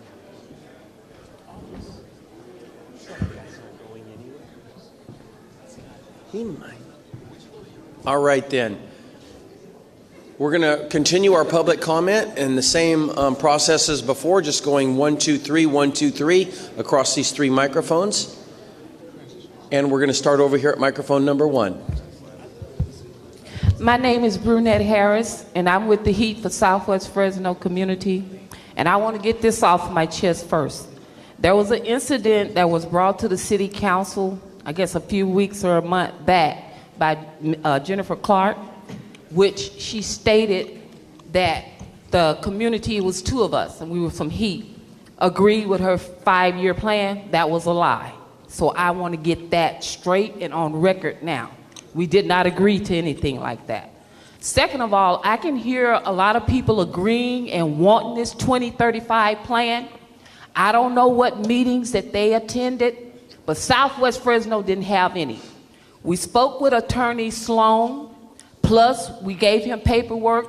We are asking, where did you get these plans from, these projects from? He stated from 2002. At that particular time, we had a council member by the name of Cynthia Sterling. At that particular time, we kept objecting. She didn't have community meetings. We kept objecting to her even having projects. But the city council allowed her to vote. And then when they finally said, in which Blong was there, when they finally said that she had to recuse herself, we then asked, how could you continue with these projects? And we want to know from the council, seeing as how redevelopment agency was the one that had these plans and these projects from the beginning, and the governor of the state of California got rid of them. I want to know, how in the world did you come up with a project and with a plan? Southwest Fresno was not included. We did not have an input. So everything that you're doing is illegal. You use federal dollars for all of this, but we wasn't included. And you want to think that this is an input. This is not an input with the community, because you guys are already building high-rises, apartments. You already have districting. This is part of your 2035 plan. So for you to try to have a quick meeting to say we had input, you did not have input.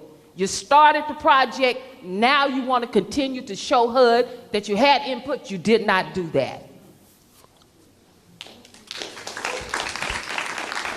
Thank you, Brunette. Sir.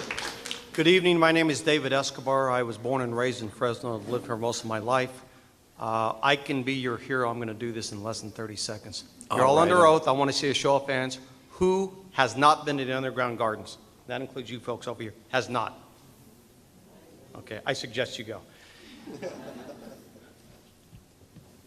Would it be difficult, legal or otherwise, to put it in writing to protect the underground gardens? Every one of you someday will be replaced, and it will be easy to say they could have, they should have. However, if they did not, it creates a problem. I work for the federal government. We rent office space here at Civic Center, and not that Fresno is a boondoggle destination, but when we have visitors come up from the DC area, I personally take them out there. It's easy to take them to a gin mill, knock a few back, and say, we had a great time in Fresno. I take them personally to the underground gardens, and they still talk about what Balthazar did way back in the day. And I would hope that this is an easy ground ball to put it in writing so that it doesn't get repealed under Highway City or anything else. Thank you. Thank you, David. Sir. Hello, my name is Clayton Whited. I'm a student at Fresno State. I live at 4151 North Blythe in District 1. I've been involved with a group that has been documenting and tracking the gravity of blight and urban blight in Fresno.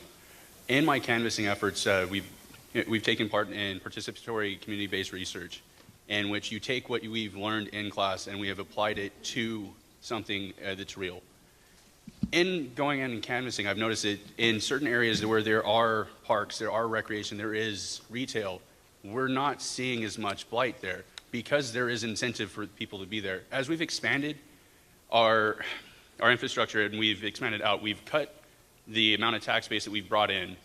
We're expanding our infrastructure, which has been cut at code enforcement. We've expanded our police coverage. We've expanded fire to the point where amenities are beginning to break down, sanitation, and I don't see how this would be able to be allowed with the previous general plan. The current one addresses a reinvestment in the inner city of Fresno. By doing so, we're trying to bring attention to these areas to incentivize reinvestment, new investment, and stop an expansion that has essentially cut the tax base that's coming in and the ability to maintain the infrastructure of Fresno. By doing so, you've neglected the heart of Fresno, and it won't sustain if we continue to spread out. And that's my statement. Thank you.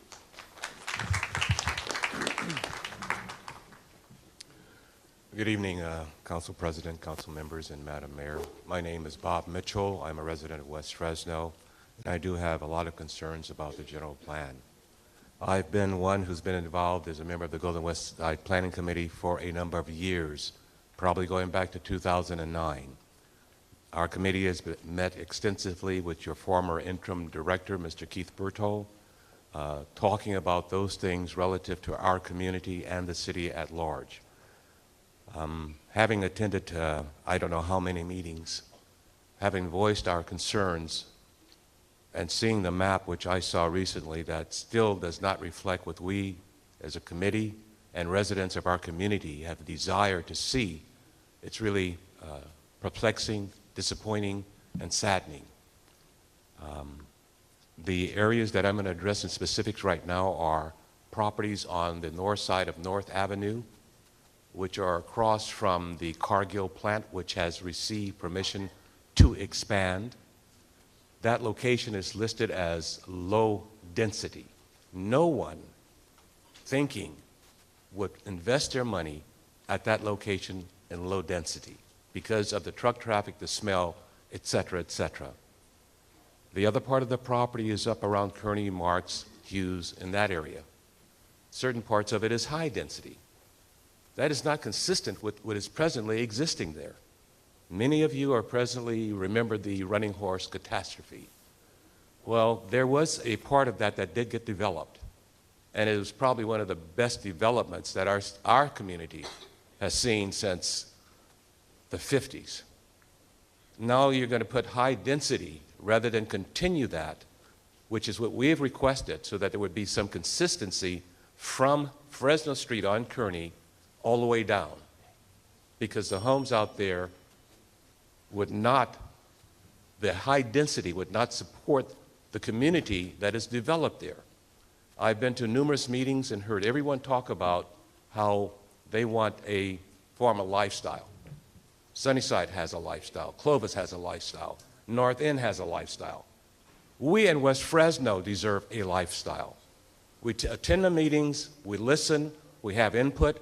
As a former member of your B&C program, Building the Neighborhood Capacity Programs, we wrote a letter to the city planning department. I spoke at a meeting that Ms. Smith was present at Edison, identifying the same issue.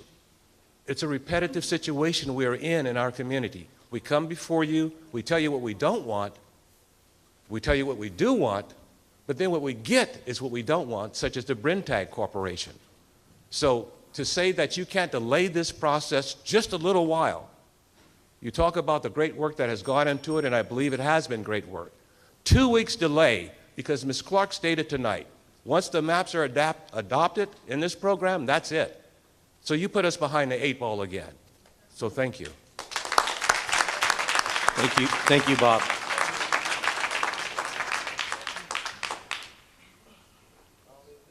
Peace. My name is my name is Cesar Casamayor. I'm a youth organizer with Building Healthy Communities, and there's a lot of things that is wrong moving forward with the plan. I just want to say that we don't have enough time to go over all those big, thick books over thousands of pages for the community to go over, and y'all want to vote on it on the 18th. To me, that's ridiculous. How are we supposed to look over the community is supposed to look over those papers to make the best decision for our residents and our community? I think you guys are being very disrespectful to the community by trying to push this so fast. And the other thing that I would like to say is that whereas I would like to see more youth engagement and youth involvement in the planning, I know that community organizations are doing an excellent job in making so, but I think the responsibility also lands with you guys. There's a lot of things that I see in regards to parks being built, but they're built in places that are toxic. For example, Martin Riley Park. There's a highway right there. There was 2 young people that I personally know, that I'm not going to say their names right now, that were catching asthma attacks just kicking the soccer ball around and throwing the football around. Because there's a highway right there. Same thing could be said in Romaines Park. The other thing is, which I like the young man to come here and voice their concerns as well.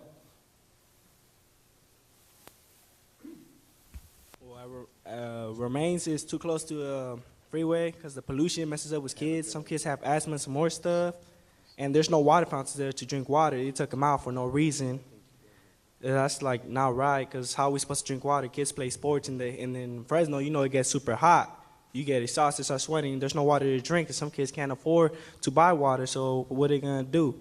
They can't do nothing. Then we met with Oliver Clinton the other day. He said he was supposed to get computers for Romaines because some kids got to do homework on computers, high school kids, and some more stuff. He never came through his part.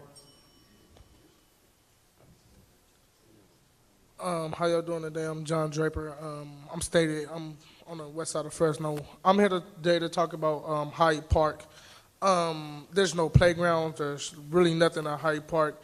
I mean, and just like Cesar was saying, the toxic waste dump, there's a toxic waste dump built under Hyde Park. So, I mean, and Edison is really not too far, which I go to. I mean, kids can catch asthma attacks just walking through school because it's really not that far. Then, you catch the asthma attack, then you got to go home, miss a couple days of school, fall behind on classwork. Then, you got to come back and try to do all that little difficult stuff or whatever. But that's what I'm here to talk about today, that I think we need more stuff at Hyde Park because there's really nothing there. I mean, it's just a lot of field. I mean, yeah, so that's what I was here to talk about. All right.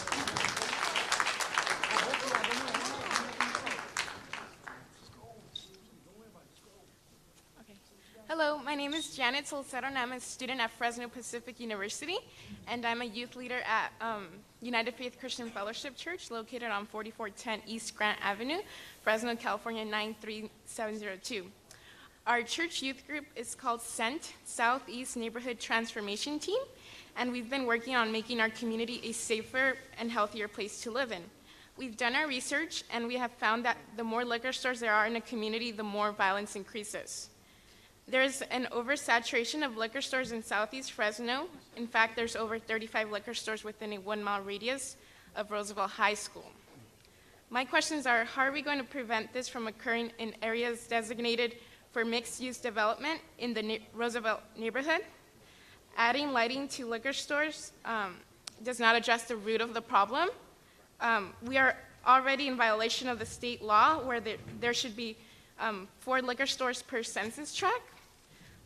We must ensure mixed-use development promotes healthy living for neighborhoods, and I encourage that a policy be incorporated into the general plan that helps business development promote healthy living in those areas designated for mixed use. We need healthy communities for all. Thank you. Thank you. Good evening, Council. My name is Kyle Schmidt. I serve on several committees, so I'll list them just to kind of show a constituency. Vice Chair of Creative Fresno. I have my own development company that I recently started called Pop-Up Design and Development to focus on infill development. I'm working with Food Commons on building some healthy local food systems to complete neighborhoods within Fresno and combat some of our food deserts and start to turn our economy around with local food. And I also serve on the Underground Gardens Conservancy Board. So I want to use those as kind of background for this input. Blongjong also appointed me to the City Council, or the General Plan Update Citizens Committee. So I've been involved with the full process from the beginning with the initial white papers through the mapping process into the drafting of the plan, several community, a very robust community input process. I want you to listen to all the input that we're hearing tonight and commit to continuing that robust community outreach process and hear those voices just as you would hear the voices of those with more capital, both political and financial, and weigh those opinions equally. I think at the very bones of this is a very strong plan. Addresses transportation, addresses our economy, addresses infill development, healthy neighborhoods. There's a really solid base to it. Looks like there needs to be some adjustments and at least some transparency to the community about what has changed in this process, and let everybody know that this is our plan and that we can take ownership of it. We feel that not just in the beginning but throughout the end that everybody was heard. With that, I feel confident in recommending the approval of this plan, and I'm committed to the implementation of it through infill development. There's several single-family housing developers that have spoke up against this, that this doesn't give us enough land to grow into. I strongly disagree with that and want to bring the creativity and the real opportunity to transform our inner city neighborhoods. Growing up in the Tower District near Belmont, going to school at Edison High School, I've seen the condition of our neighborhoods in the inner city, seen what needs to happen to improve it, and I hope we can all do that together. Thank you. Thanks, Kyle.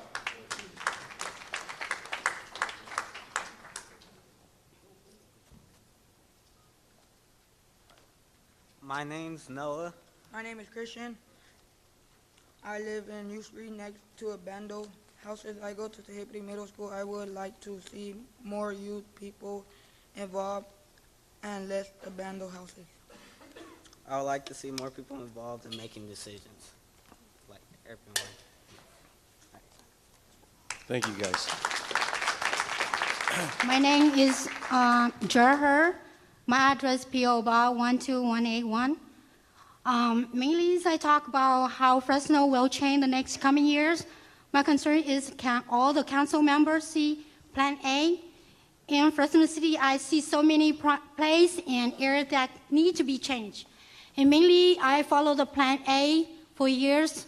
And I'm gonna say a lot of things, but I'm mainly gonna talk about housing.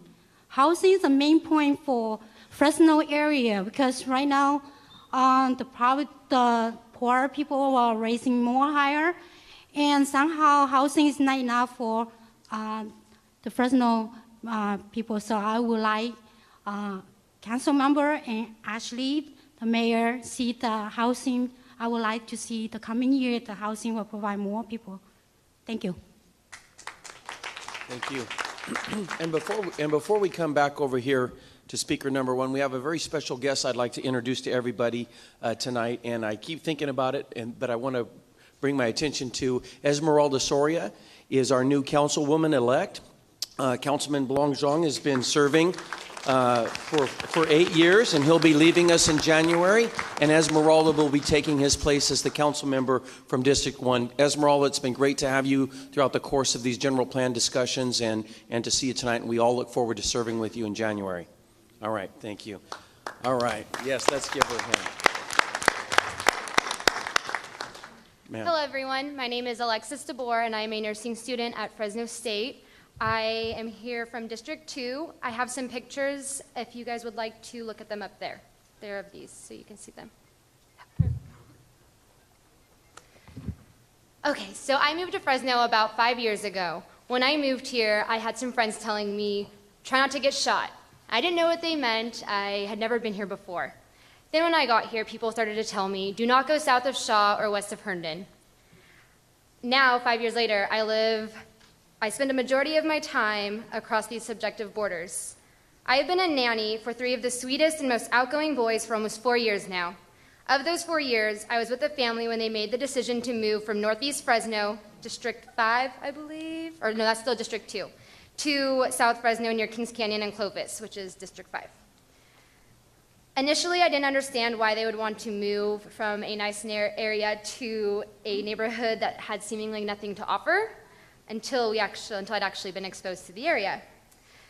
This picture is of a park on Fox Hill and Mount Vernon where I took the boys to on an almost daily basis for nearly 3 years.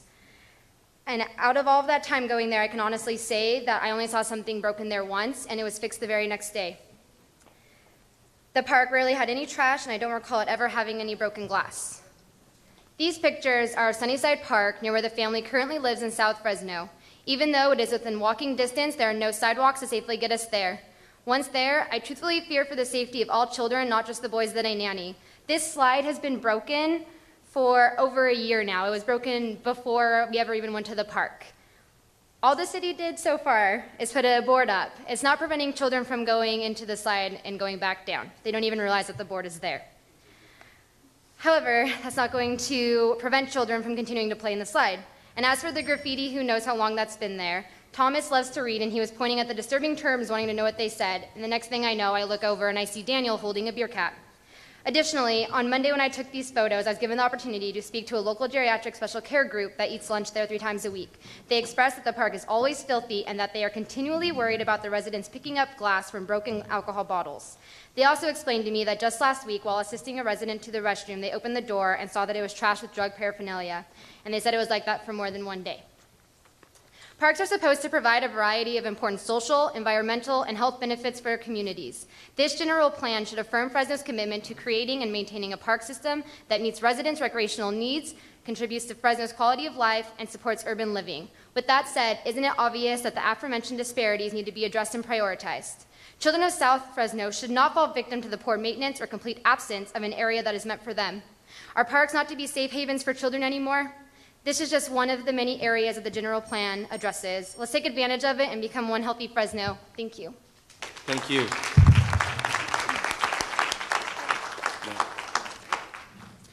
Hi there. My name is Carissa Wheeler, and I work at 1749 L Street here in Fresno at the Old Helm Home.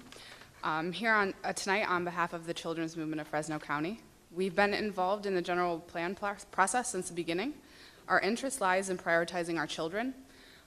We must continue to be diligent about the quality of our processes and decisions in order to ensure that all children have the benefit of standard or better housing, parks, access to food, clean air, streets that are paved and lit, and more. We believe that this is a balanced plan, and the implementation of this plan is critical. We will be very interested in working closely with you regarding policy decisions based on this roadmap to ensure that our children are the highest priority. Thank you. Good evening, Council. My name is Christine Barker, and I work at Fresno Metro Ministry, 4270 North Blackstone, and I live right by Fresno High.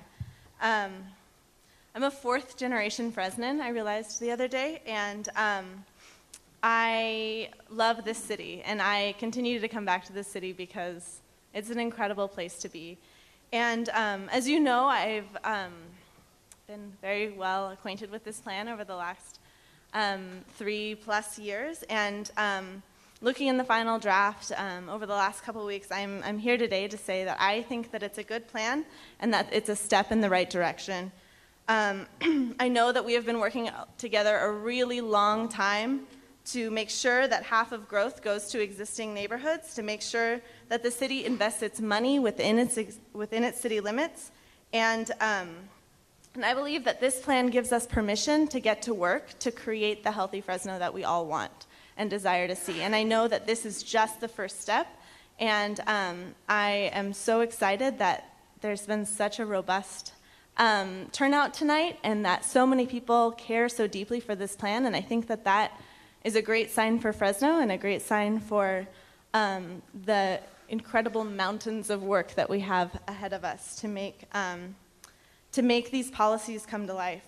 Some of these policies that I really, really like is novel idea of only annexing land that pays for all the costs, including citywide impacts. Requiring fiscal impact analyses for all annexations and general plan amendments. These are things that we haven't done before, and I think that they'll make a difference in how we grow as a city. I'm excited about the proactive code enforcement that got included and the code enforcement policies that got strengthened in the last draft that Jennifer talked about tonight.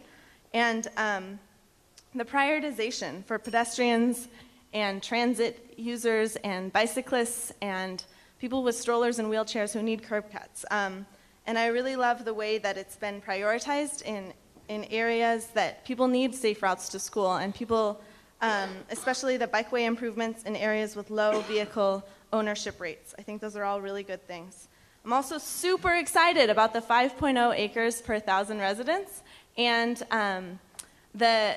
the goal of getting a park within a half mile of every single Fresnan. That is something that we all need to work together to make sure happens as soon as possible. And I just want to thank you for your commitment to this incredible process so far, and I look forward to working with you. Thank you. Thank you, Christine. Good evening, my name is Ray. I'm a pre-med student at Fresno State, and this is Ashley, and we're both from District 2.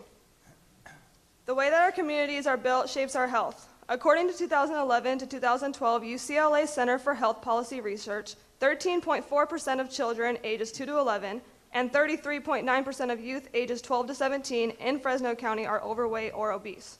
Part of the reason these numbers are so high among our youth is because their lack of physical activity. The difference between kids now compared to when I was a kid is the amount of time spent outside. When I was younger, I used to go out with my brothers and sisters or friends from the block and play basketball, football, freeze tag, etc. A park has physical health benefits, psychological health benefits, as well as social, economic, and environmental benefits when they are kept up. Parks are also a way of keeping our youth out of trouble.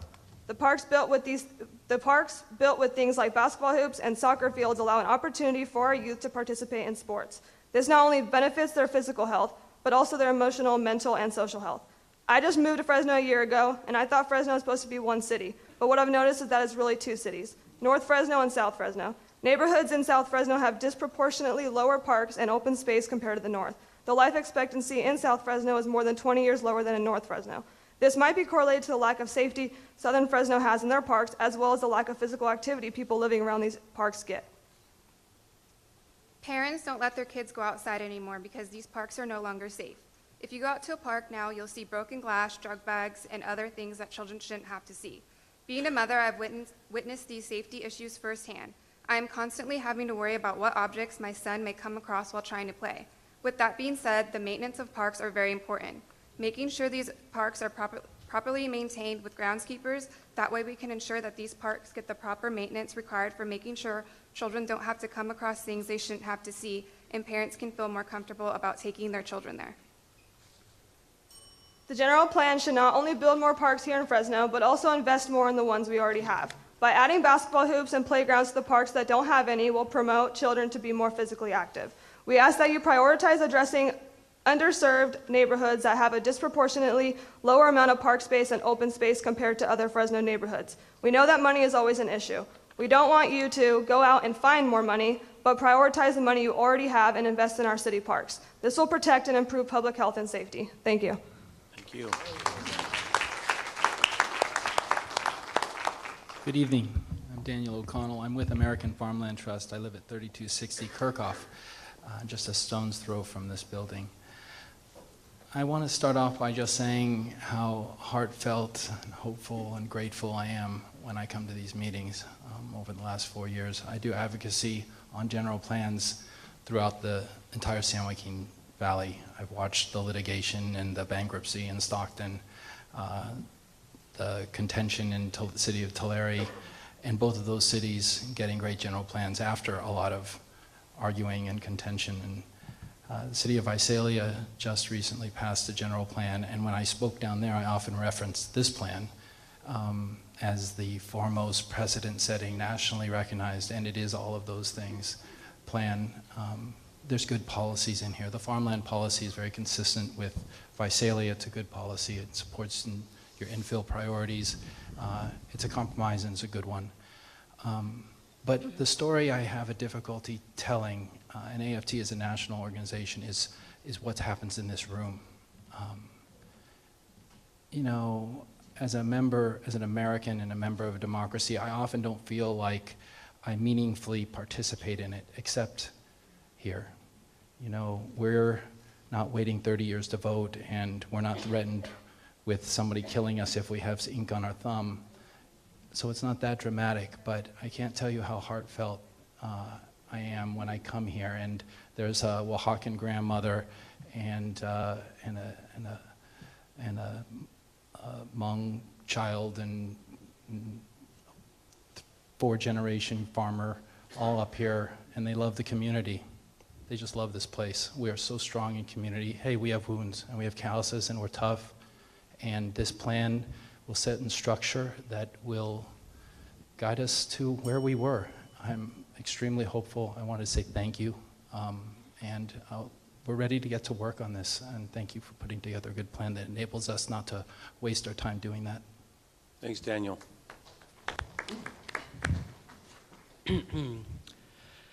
Greetings to everyone here. My name is Miguel Bebanco. I am a longtime community advocate. I'm here with the Building Healthy Communities and with their collaborative effort on working around this general plan and really advocating for my community here. I was thinking about what I was going to say, and I was thinking about how it was going to be different, how I was going to be special, and it's not going to be any of those things, because what I have to say is something that you've already heard.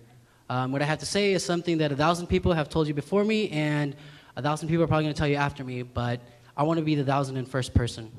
I want to be the 1,001st person to tell you that our city is divided and our city is underserved in many of these areas. I want to be the 1,001st person to tell you that you are not listening to what the people are telling you.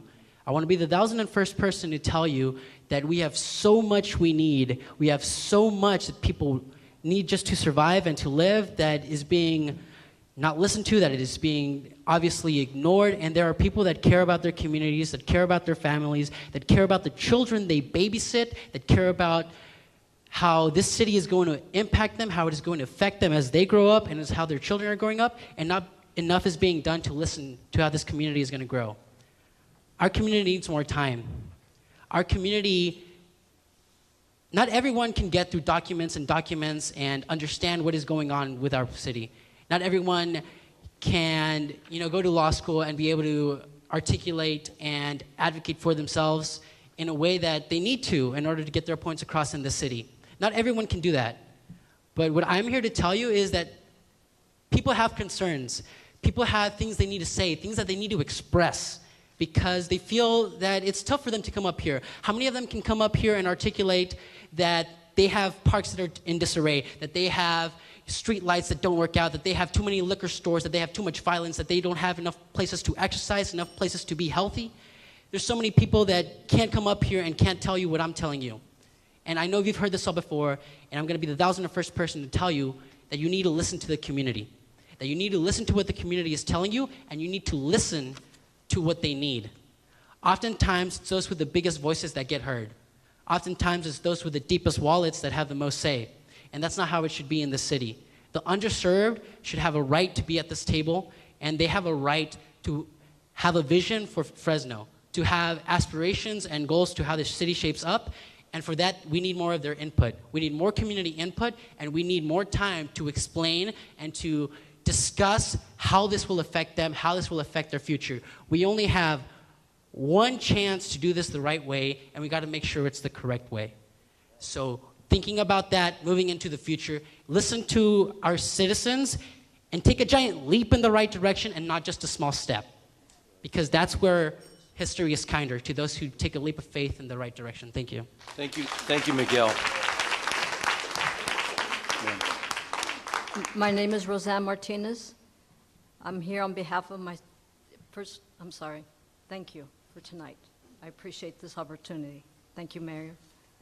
And I'm reaching out to you, Mayor, because nobody has come to my building, to my office. I'm here on behalf of Robert Garcia, owner of 1206 G Street, Suite 101, 102, 103, 104, 105. It's a family business. My business is located at 101, International Immigration, Inc. My son's business is International Motors, two different businesses. I'm native, I'm Yaqui, so land is precious to me. You have to feel it, and to own it is beautiful. I feel like history sort of repeats itself, generations down. And my son purchased the property that 18 years ago, and we both have successful businesses. I'm elected Business of the Year many times. My rating's A+ in the Better Business Bureau. I'm a mom, a grandma, and I have children who have planned to rent one of those 103, 104. My daughter, she's spoken here before, but she now needs to just to do her practicum, and then she'll take a spot at 103. The family dream has been wiped away. And the sad part, nobody's came to our office or offered to help in any way. It's just not that. I grew up in that area. That's my neighborhood. That's where I went to see my doctor, Dr. Tyra, down the street. I feel that is home, and it really is. We have a prime area in town. That's right there on Fresno and G Street. That's where all these huge, beautiful buildings were built. They're my neighbors. They're in back of me. I have a private park right there on the corner of Fresno and G Street. All I have to do is go outside, and it's a large area. We have private parking for the employees and private parking for the customers. It's hard to beat a corner area in Fresno. Your people have shown me different locations, but it doesn't match. I can't find it. The way I operate my business, my clients never need an appointment. I just go there and they come to me for the last 18 years for what I do. They count on me, and I'm counting on you, and I'm asking, and I'm reaching out in the right way. Don't throw me in the gutter. Thank you. Thank you, Rose.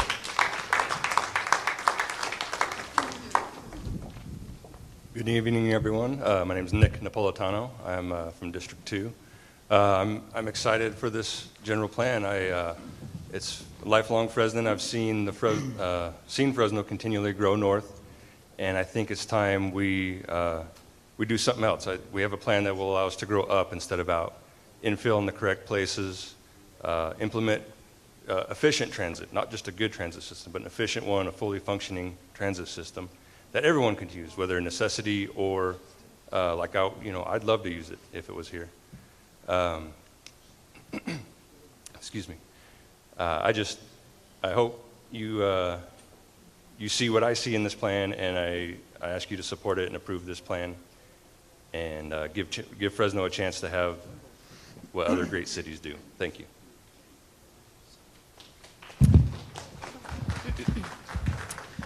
I'm Baro Seed with California Rural Legal Assistance Foundation, and I'm here to ask my Councilmember Brandu, and the others one simple thing, which is to delay this plan And the reason for that, to delay it and to provide the public with an opportunity to provide more comments during that time, is very simple.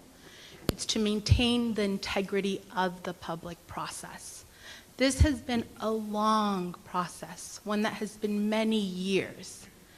And as a resident of Fresno, as someone who lives, works, and loves this city, I'm asking you to maintain the integrity of the public process. It is not okay to release updates, thousands of pages, right before the holidays, and to then ask for a vote from individuals. I'm asking for this community that's here today. They voiced their opinion, they've said their thoughts, and we're asking for a delay. We're not asking for years, we're not asking for months. 30 simple days to be able to uphold the integrity of what has been a long process to make sure that those updates reflect the desire and will of this community. I love this town, and I want this process to continue to be the public process that it should be. This is the holidays. To release all of these updates and to ask the community to have read through these updates, to understand all of these updates, when it involves very complicated concepts, land use planning, while making sure that the public is involved, is not a simple thing. So again, my request is very simple. Uphold the integrity of the public process. Uphold the will of the people, of the residents that have voted you into power, and to please grant us those 30 days so that we can review this plan and ensure that it actually reflects the will of the community. But above all, that it actually is a public process that has integrity. Thank you so much. Thank you. My name is Tim Rios, and my address is 2995 East Granada, and it's a pleasure to be here. Thank you, Mayor. Thank you, City Council. My daughter joined me for one of these sessions about 2 weeks ago, and she's 13, and she said to please ask the council to excuse her because she has a lot of homework, so she couldn't be here. But you know, we talked about it, and it was just interesting to hear the perspective of a 13-year-old, and in that light, it's so great to see so many young people here tonight. I'm here representing the Foundation for Fresno's Future, and I'm absolutely, positively in support of the general plan for a number of reasons. Number one is that it calls for revitalizing our disenfranchised neighborhoods. And no city is successful that ignores its core or the people and the residents that feel disenfranchised or ignored, and this plan calls for that. There's a plan for economic development. Many years ago, something stuck with me. The mayor once said that we have over 3,000 jobs in this city that go unfilled because we may not have the people with the right skills or the right education. This plan, I believe, starts to address that very issue, connecting people with paychecks to have more prosperity in the city. They deserve that. When my family immigrated here 30 years ago, we immigrated to the little town of Del Rey. 1,000 people, not nearly the size of Fresno, but I think cities, small and large, count on prosperity for the citizens, and Fresno is no different. The other is certainly housing, and we already talked about housing in the inner cities. Safety, it puts more resources with the fire department and the police department. I think we can all agree how important our safety is. You know, in thinking about making the points tonight, I thought of when I was starting out as a loan officer about 20 years ago at a small local bank. And we had a situation where a family came in and they ended up getting a small loan from me for which they had 3 or 4 days, I believe it was 3 days at the time, to change their minds. And it made me think of this. When I asked them that they had 3 days, they said to me, Mr. Rios, this is going to help us buy our first home. We don't want to delay making this dream a reality. We're ready to sign. We trust you. Confiamos en usted, Señor Rios, is what they told me. And I was 23 years old and not seasoned whatsoever, but they trusted in me. I say to the council tonight, please trust in the many, many hours of work the thousands of people that have reviewed this plan, and let's vote on this next week. Thank you very much. Thanks, Tim. Yes, thank you, City Council and Mayor, for holding this forum. My name's Robert Merrill. I live in District 6 currently, but I have lived in 2 or 3 of the other districts in this city over the 42 years that I've been in this city since I came to the university to teach. This plan is one of the best I have ever seen, but let me give the council and the audience assembled here a warning that Bill McCune expressed very nicely at a District 2 meeting, and that is that the history of violation by city councilmen at undoing general plans, undoing zoning to favor a particular developer or the money's and interest in this town is why we have the sprawl and the decay in our inner city neighborhoods. Not only is this plan important to address that, and it really begins to work on improving the inner city. You've heard young people here tonight that are the future of this city speaking in favor of building up where they live in the inner city, and I started there when I moved to Fresno. Let me say, so I want to make sort of 3 points. I came here really wondering why the mayor is rushing at the last minute when this plan has been thoroughly discussed and public participation has been very good. I'd like to see that issue addressed. I have some guesses, but I don't want to speculate, especially at a public meeting. But I think the plan is a good one. If you must pass it because in the rush, do so because it's better than anything we've had, but hold to it. The second point I want to make, and this is one I made at the Planning Commission, but I want you to hear it, and that is that the development code and the zoning regulations are the heart. Without that new code and regulations that meet the general plan goals, this plan will also fail. And you've got to hold, you and future councilmen have to hold, and women have to hold to that code. Otherwise, we'll get the same urban sprawl. You've seen some representatives here tonight talk about that. And let me say an example of why the development code and zoning regulations must follow the vision. Let me give 2 examples. The Eisenhower administration had the vision for the interstate highway system. Later on, the engineering requirements and policies to build a good system were in place, or were put in place. So that was the second step. The same thing with President Kennedy's vision for man on the moon. The engineering and the rockets came along much later. But the vision has to start it. But you have to hold to that vision if you're going to be successful, and President Kennedy was successful. The other thing I want to say is I've visited 3 of the districts during council presentations to their membership about this general plan. And 2 of those were very good. But one of them in District 2, I never heard a presentation that explained to the citizenry the general plan in that area and the implications. I saw a Tea Party rally by an outside speaker that was addressing issues far beyond anything that happens in Fresno, Agenda 22 and other figments of imagination. And I was very disappointed.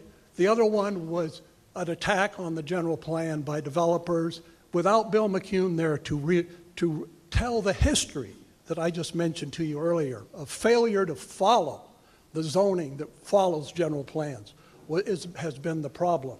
So I find it very disappointing that some elected officials over the time and currently also can operate in a dysfunctional way, and I would hope that you as city councilmen, and especially the District 2 councilmen, can really vote to favor this plan because it addresses what has been too long ignored in this city. Thank you. Thanks, Robert. Over here. Hi, my name is Jacob Rosales. I am a registered nurse and student at Fresno State. We're here to talk about transportation as well as lighting. My name is Denang, and I'm a Fresno State student. Hi, my name is Christine Thompson, and we are here to talk to you about community concern regarding public transportation that ought to be addressed when planning for Fresno's future. I recently inquired with Fresno Area Express about the biggest transportation-related issues that commuters report. A fact spokesperson informed me that commuters are calling for safer bus stops and the need for new routes and more buses. More buses are needed because we're a growing community, and the number of people on one bus, the number of people that one bus used to accommodate now requires 2 buses.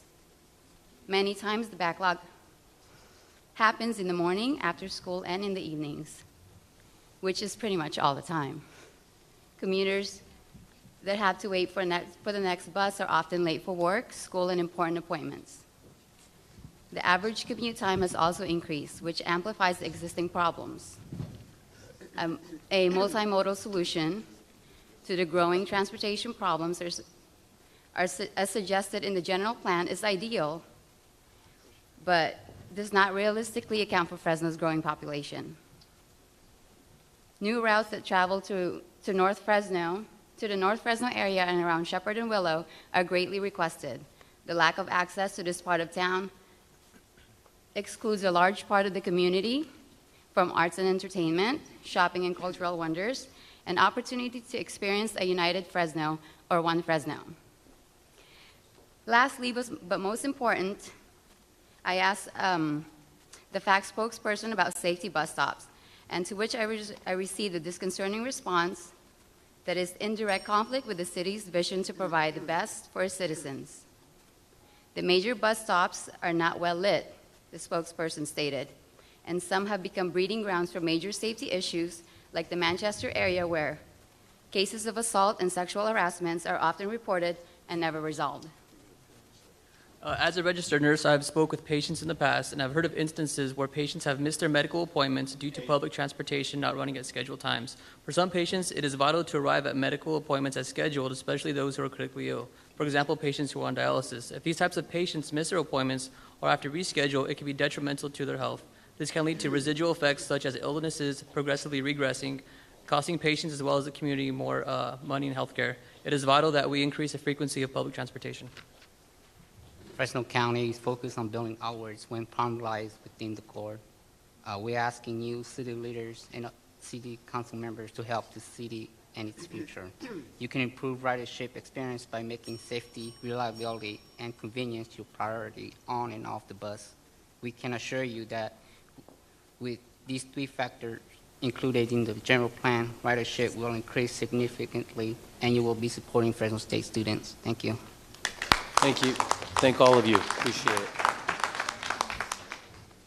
Hello, my name is Lucio Avila, and I live in the 4th District. And basically, I just came down today to say that the process isn't right.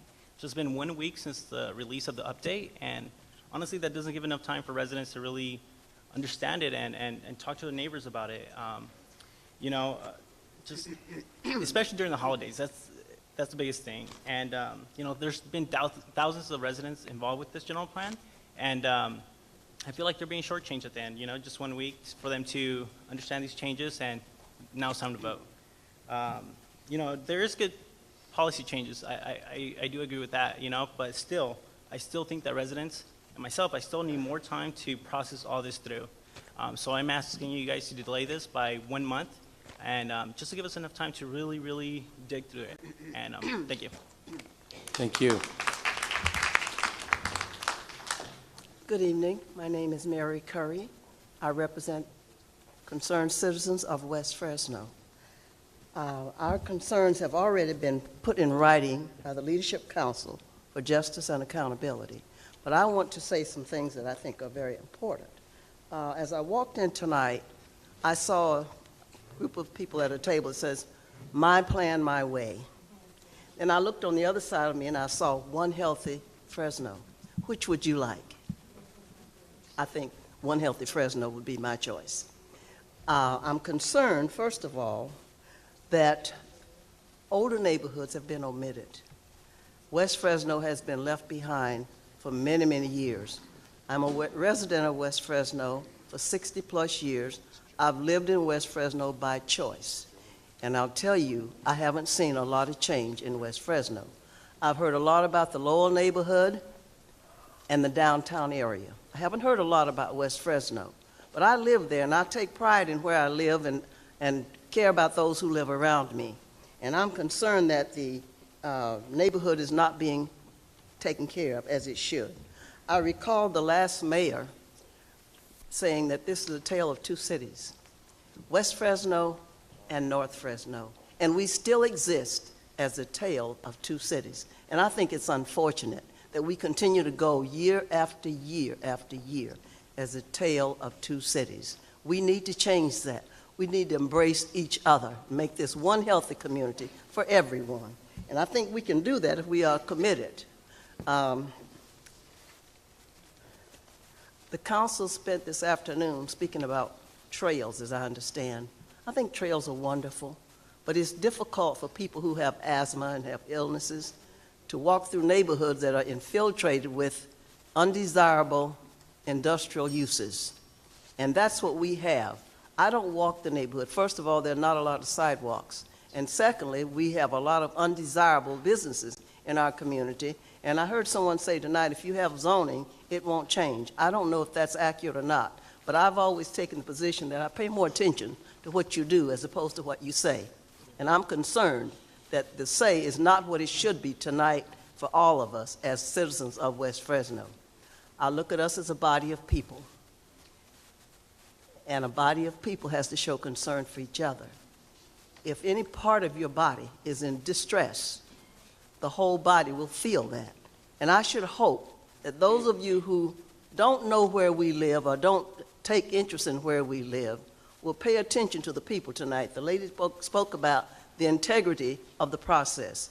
We go all over the world, we talk democracy. Do we live it? Do we demonstrate it? I want us to be better, and we're better when all of us are better. Thank you very much. Thank you, Mary. Good evening, Council. My name is Cesar Campos. I'm with Central California Environmental Justice Network. My organization's mission is to empower residents to participate fully in decision-making processes. And as you've heard tonight, there's a lot of people here that feel disenfranchised and feel like they haven't had enough opportunity to participate fully in this plan. I believe wholeheartedly that it is your job to make sure that no resident in Fresno feels that way. This general plan process is just the start of very many conversations that are going to come in the years to come. And we all know that the implementation phase is almost just, or actually more important than the planning phase. I believe this process should be an example to what we can expect for next decisions and decisions to come in the years. With that, I'm happy with some of the policies that are coming out of this plan, including some policies on household and hazardous waste, along with some pedestrian and bike transit that my org advocated for. However, I also see that this plan is not built on courage. Real courage in this plan would have made you reduce the amount of heavy industrial designation in South Fresno communities, Southwest, and around Kawa, much more than what it is now. And real courage would have made you lock the city boundaries to further growth. As demonstrated by everyone here tonight, your constituents have a lot of courage. The youth that spoke here tonight and will continue to speak here tonight has a lot of courage. So don't be the council that voted out of fear. This plan requires innovation and vision. We all know that. So ask yourselves, how prepared are you to take that vision and make visionary steps moving forward? Thank you. Thank you. Good evening, Venice Curry, Communities for New California, also a partner of Building Healthy Communities. I would just like to state that there are two concerns that I have. One has to do with process and the other has to do with content. You've heard a lot about the process and the fact that it appears to be flawed towards the end of the process. We do acknowledge that there were many, many meetings, many group gatherings, many opportunities for people to share information regarding the general plan. The problem has become that at the 11th hour, literally a news dump on a Friday evening with a voluminous amount of material has not provided a significant opportunity for people to review the plan. No one has said we don't support the plan, we don't want it to be voted on. People have simply said, I would like the time to review the plan, to read it, to comprehend it, to share it with the residents that I work with who had input into it. What I unfortunately have heard is we need to just get it done. Okay, well, past behavior is the best predictor of future behavior. So what I expect, unfortunately, is that when it comes to the development code or any of the other opportunities that you have to vote, this will be the process that you have put in place. The problem with the process is that you've not allowed people to fully comprehend the plan by having an opportunity to read it. So the solution is simply to delay for 30 days. That doesn't mean that people don't support the plan or even the changes that you've actually made, but it does mean that people think it is important to read it before you vote on it.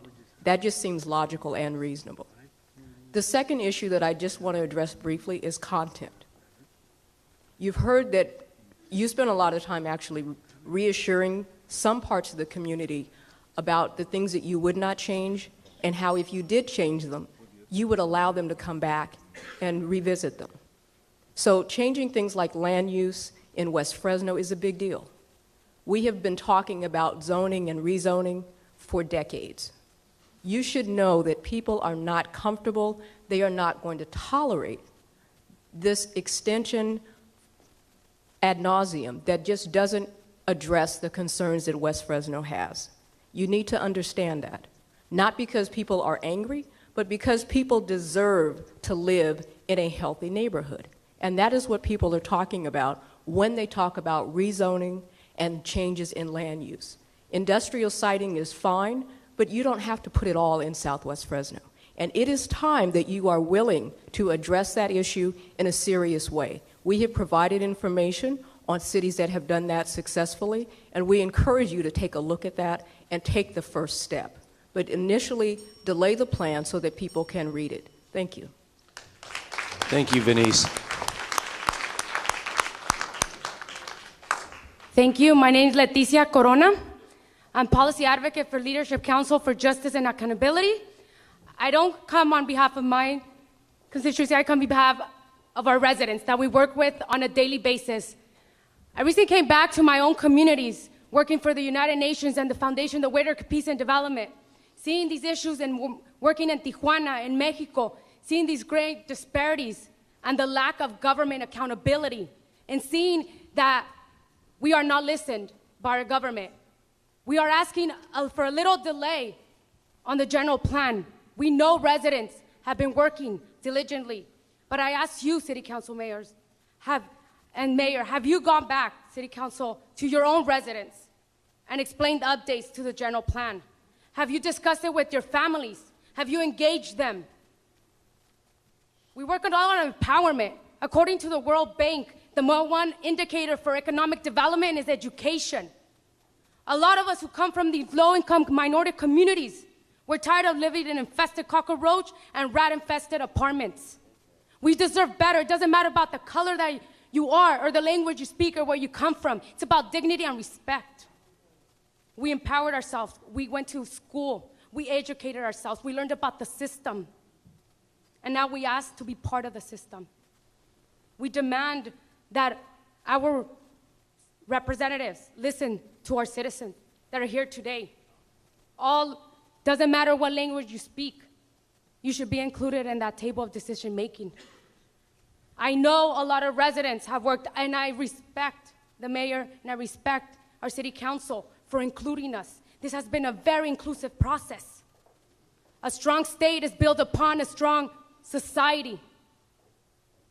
We're just asking a little bit of more time for us as advocates to digest, to analyze those documents that were released at 7:30 on Friday.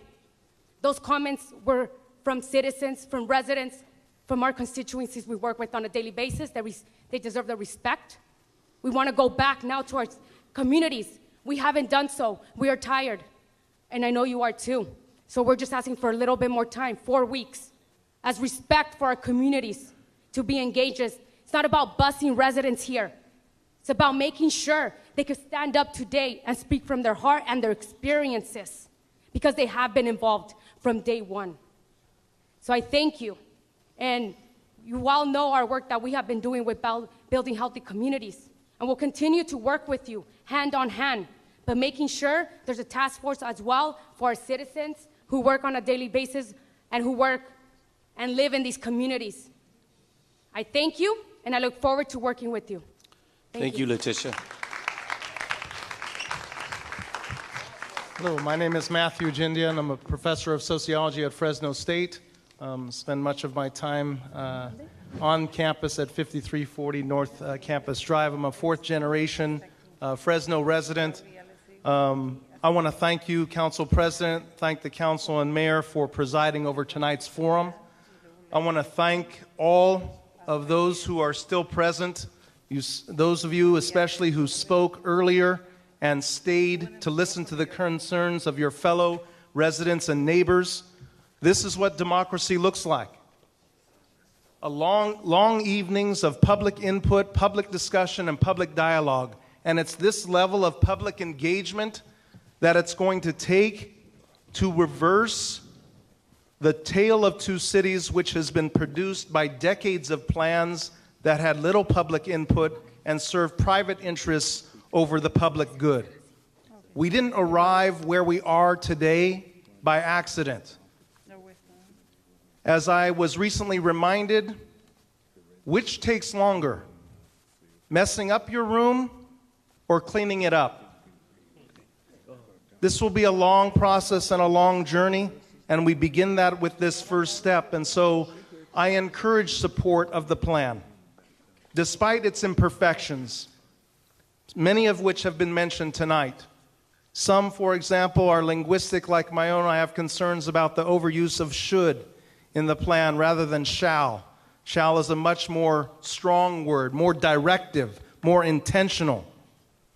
I encourage support of the plan because a plan will never be perfect. As I tell my students, knowledge and ideas are wonderful. I teach at a university. Knowledge and ideas are wonderful. We even have a saying, knowledge is power. But I don't agree with that. Knowledge is potential power.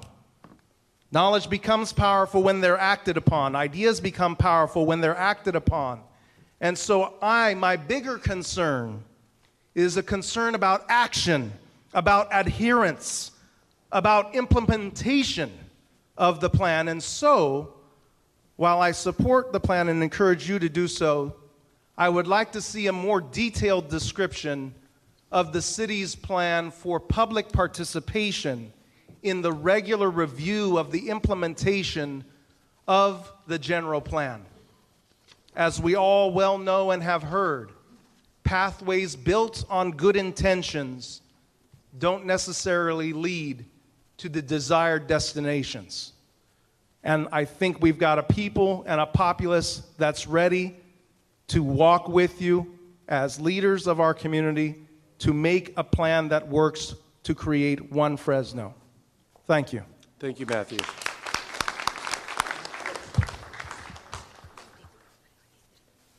Buenas noches, mi nombre es Luz Apien, mi código es 93703 y quiero agregar lo siguiente.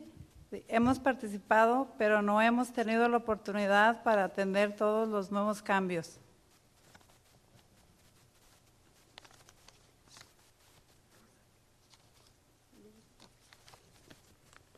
Hello, my name is Luz Apien. We have participated, but we have not had the opportunity to understand the new changes. Nos dieron una semana y eso no es justo. Por favor, es poco tiempo. Voten en enero, por favor. Gracias. They gave us a week. It's not fair. Please, we ask for the vote in January. Thank you. Hello, my name is Manuel Rodriguez, and I am part of Building Healthy Communities in a group called Boys and Men of Color. I'm not here to speak about that, though. I'm here to speak about the beliefs that I have, which are that genuine community involvement in the plan is the most positive thing that Fresno can have, because nobody can deny that the people who live in the community are the experts of that community. No contractor could come and tell us what we want in the community. No one can tell us, hey, you know, we're going to feed you bread and water and you're not going to starve at the end of the day. We want to feel safe, and a way for us to feel safe is to delay the voting on this plan. We are not asking to give us a bunch of time so we may work against you. We are asking for time so that we work with you, so that we can make a better future for ourselves, so that we can revise the plan, so that we can look at the plan, see the things we like, and maybe see things we don't like and make some positive criticism, but all the time working with the council, working along with the people who have working along with people who are in power of Fresno. I would like to thank you guys for allowing young people, people who don't speak English, to be and give you their input, and have a nice holiday season. Thank you. Yes, thank you. Sir. Good evening, Mr. Council President, council members, Madam Mayor, and city staff. My name is Kevin Hall. I live at 1204 East Sierra Madre Avenue in Fresno. I think you can support the plan, you can support the mayor, and you can support the requested delay of 30 days until your final vote. I don't think these things are mutually exclusive. In fact, I think it's a necessary next step. It's been said several times during the evening that this is a vision document. If it was a vision document, it would be much, much shorter. It's just a policy document, and it's a very serious policy document. And it's not just the general plan. There's a master environmental impact report that you're voting on next week, perhaps, hopefully January. And what we're mostly concerned about, at least I certainly am, is that what came out, finally all of it, on Friday were the responses to public comment on the environmental impact report. So if one is a health advocate, and I've been voluntarily working toward cleaner air in this community for 15 years, this is a critically important time in the process, one of the most important times, where we get to actually look at what the public agency, in this case the city of Fresno, has to say in response to the comment regarding public health impacts. So one quick example how things slip through the cracks would be, and I haven't had a chance to even find what the city says to justify the continued existence of the Parks and Open Space Policy 2D, which talks about locating playgrounds adjacent to freeways. We've known in this community for some time, and I know Councilmember Baines could probably speak to it as well from his experience on the Air District Board, that location within 500 feet of a freeway is illegal for a school, for example. You cannot put a school next to a freeway. We're putting our parks next to freeways right now, and we've done so for quite a while. West Fresno has one next to 99. We have, and more recently we've added a park at Chestnut and a park at Fowler. Large parks are also planned for Council President Brandau's district at 99 and Bullard, right up against the freeway, and Councilmember Brand's district right at 41 in Sierra. This is a the toxins coming off of these freeways has been shown specifically in Fresno to alter the DNA of our children. It reduces their T cell counts. This leads to greater incidences of a weakened autoimmune system, which leads to higher rates of asthma, allergy, gastrointestinal disease, and diabetes. These are very serious impacts documented in an 8-year study here in Fresno. I think that policy should be deleted. There are no appropriate recreational uses adjacent to freeways. One example. Thank you for your time. Thank you, Kevin.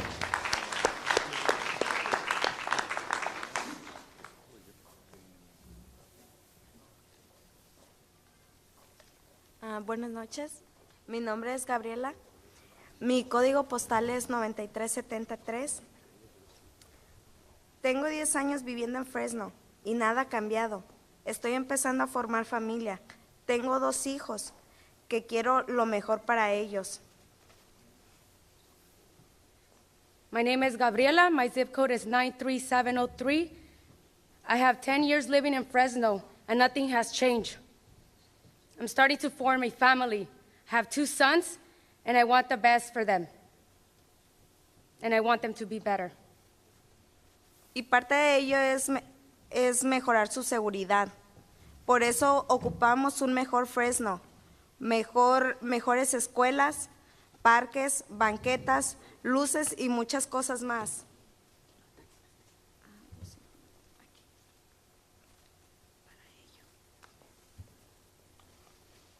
I want a safer Fresno for them. We need more schools, better parks, sidewalks, lighter streets, a lot more things for the day of today. El día de hoy vengo a representar a mi familia y vecinos. Quiero pedirles que por favor voten hasta enero. In the day of today, I come and represent my family, and I ask you to please vote on January. Porque necesitamos más tiempo para poder entender toda la información que nos han proporcionado. Because we need more time to understand the information that has been proportioned to us.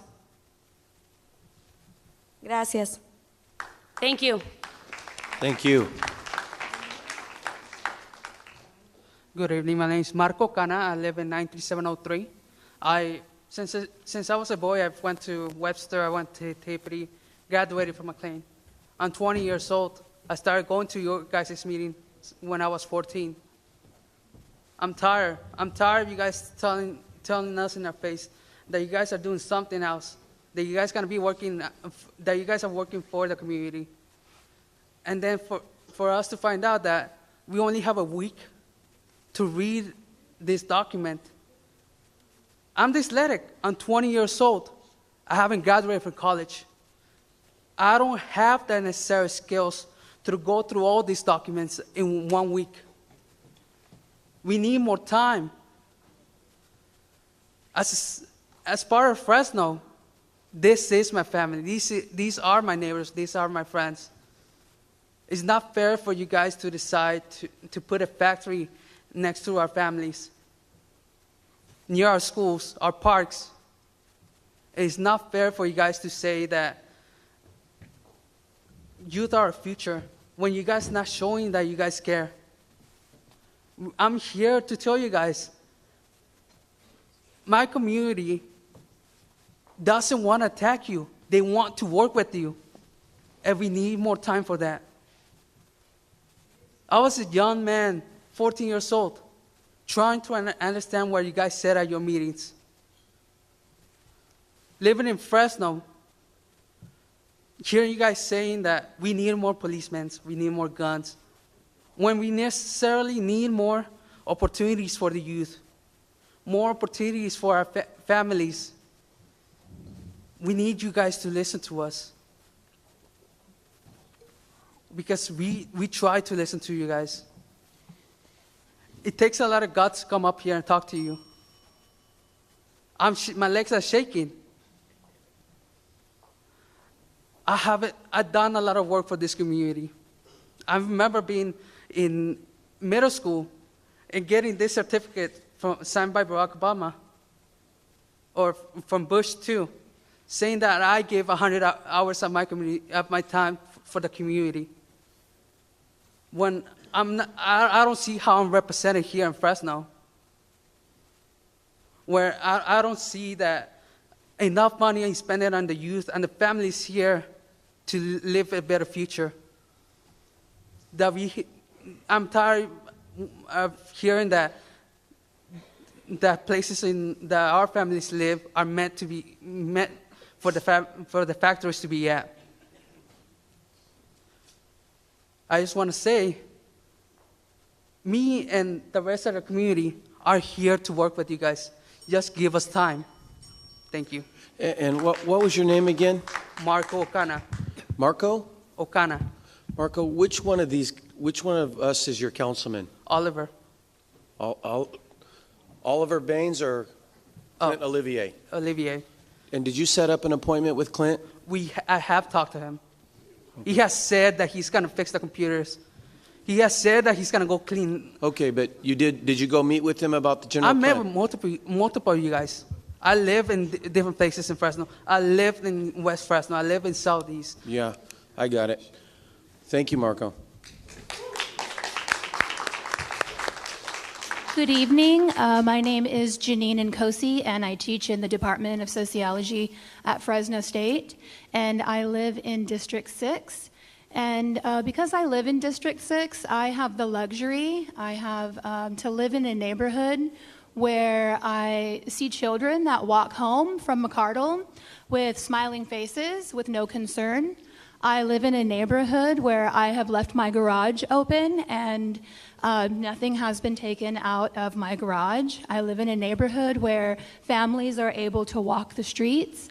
I live in a neighborhood where it's safe, and because I live in that neighborhood, my children have had the opportunity to grow up in a neighborhood where they don't live under fear and concern that that something is going to happen to them if they're walking to go visit with their friends or to hang out. I live in this neighborhood, and my children have been very fortunate to be able to access quality education, which has led them to opportunities for higher education. And at the same time, I work. I work in Southwest, I work in Southeast, and I work in Central Fresno. And there, we've heard tonight, I will be 1002. We've heard this evening that there are these disparities, and I have seen them firsthand. I canvass the neighborhood, I walk the neighborhood with my students, and what I see in these neighborhoods are children that are not so lucky as my children that walk home around boarded up properties. As a matter of fact, we had a community forum, and we walked the neighborhood, and the children that live there around Yokomi walk around 9 boarded up properties to navigate a route to get to school. And so I've talked with folks, and I hear that we say we need to pass the plan, and we can't please everyone, but I'm here to ask for a guarantee. I heard someone say earlier that we have language in there that says should, but we need language in there that says shall. So I'm here on behalf of the children that live in Yokomi, that live in Lowell, that live around Kirk, that live in the neighborhoods that have not been so fortunate as my own children. I really hope that each one of you can see the children that live in these neighborhoods as your own children, see the seniors that live in these neighborhoods as your own mothers and fathers. And I ask that we have stronger language in the general plan that guarantees that we are going to do right by the people who have been ignored and who have been left out and who have been left behind, so that we can have one healthy Fresno. Thank you. Thank you, Janine. Mike. Good evening. My name is Mike Wells. I live at 1305 East Princeton Avenue in District 7. And on my way in tonight, I picked up one of each of the T-shirts because, and I hope to pick up some more on the way out too. They hopefully make good Christmas presents. But so I picked up a blue one because I'm really, for the most part, happy with the plan and look forward to seeing it passed. Whether it's tonight, next week, or next month. We've been working on it for a long time. I was really happy to be a member of the Citizens Committee that we met lots and lots of times going over, pretty much all of the aspects of the plan. I also worked with a lot of the people with the gray shirts, and I have a gray shirt also because I really care about the process. And over the last 4 years, it's probably the most rewarding thing I've ever done, professionally, is to be able to work with community members in 4 different languages going over this plan as it was being developed. So the things I like about the plan, and it's an improvement on the existing one. I think it makes it easy and inexpensive to do some of the things to develop in the way that the community has decided that we want to develop. And hopefully it'll make it more expensive and more difficult to do some of the things that the city has been doing for generations, the continued urban sprawl. I think the plan could be better. I think that I liked the ratios of infill to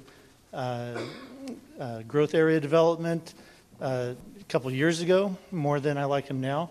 And I agree that there should be some shalls instead of shoulds in the plan.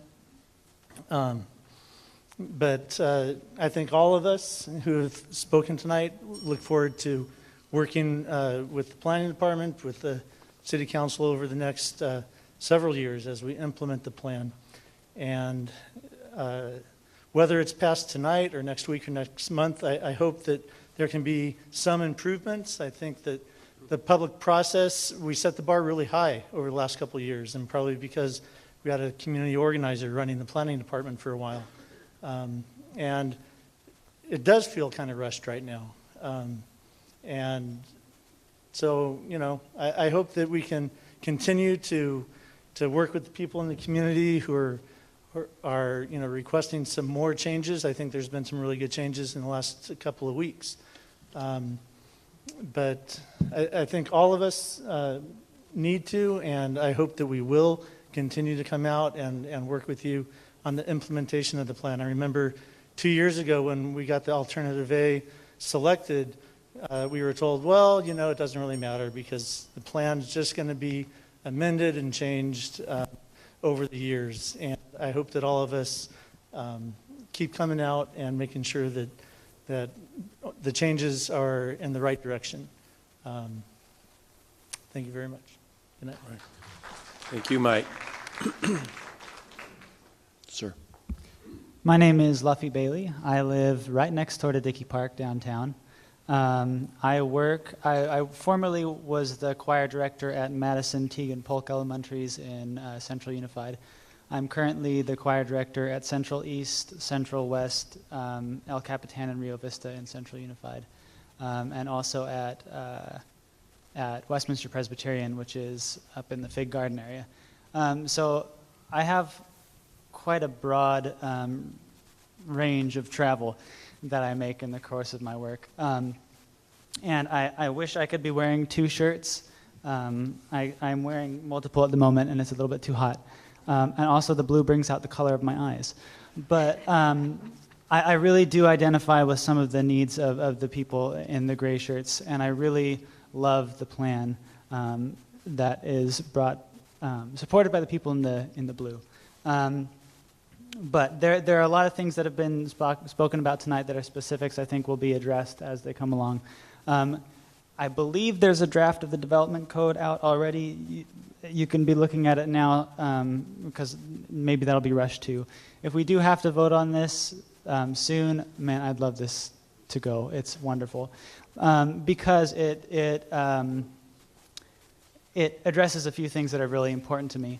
One is that there's kind of a myth that if we let developers choose where to build, that people will have a choice of where to live. But developers don't really develop according to the choice of the people. It's to the choice of their wallets.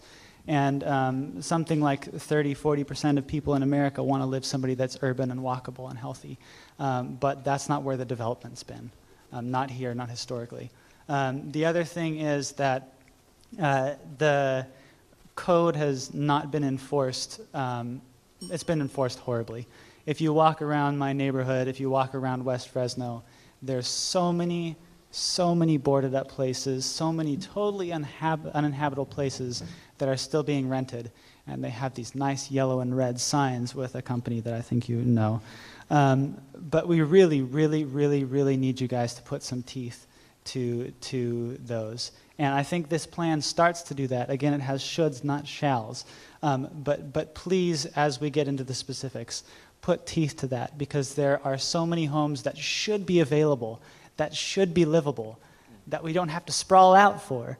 But they've got boards and little yellow and red signs. And it's really, really sad.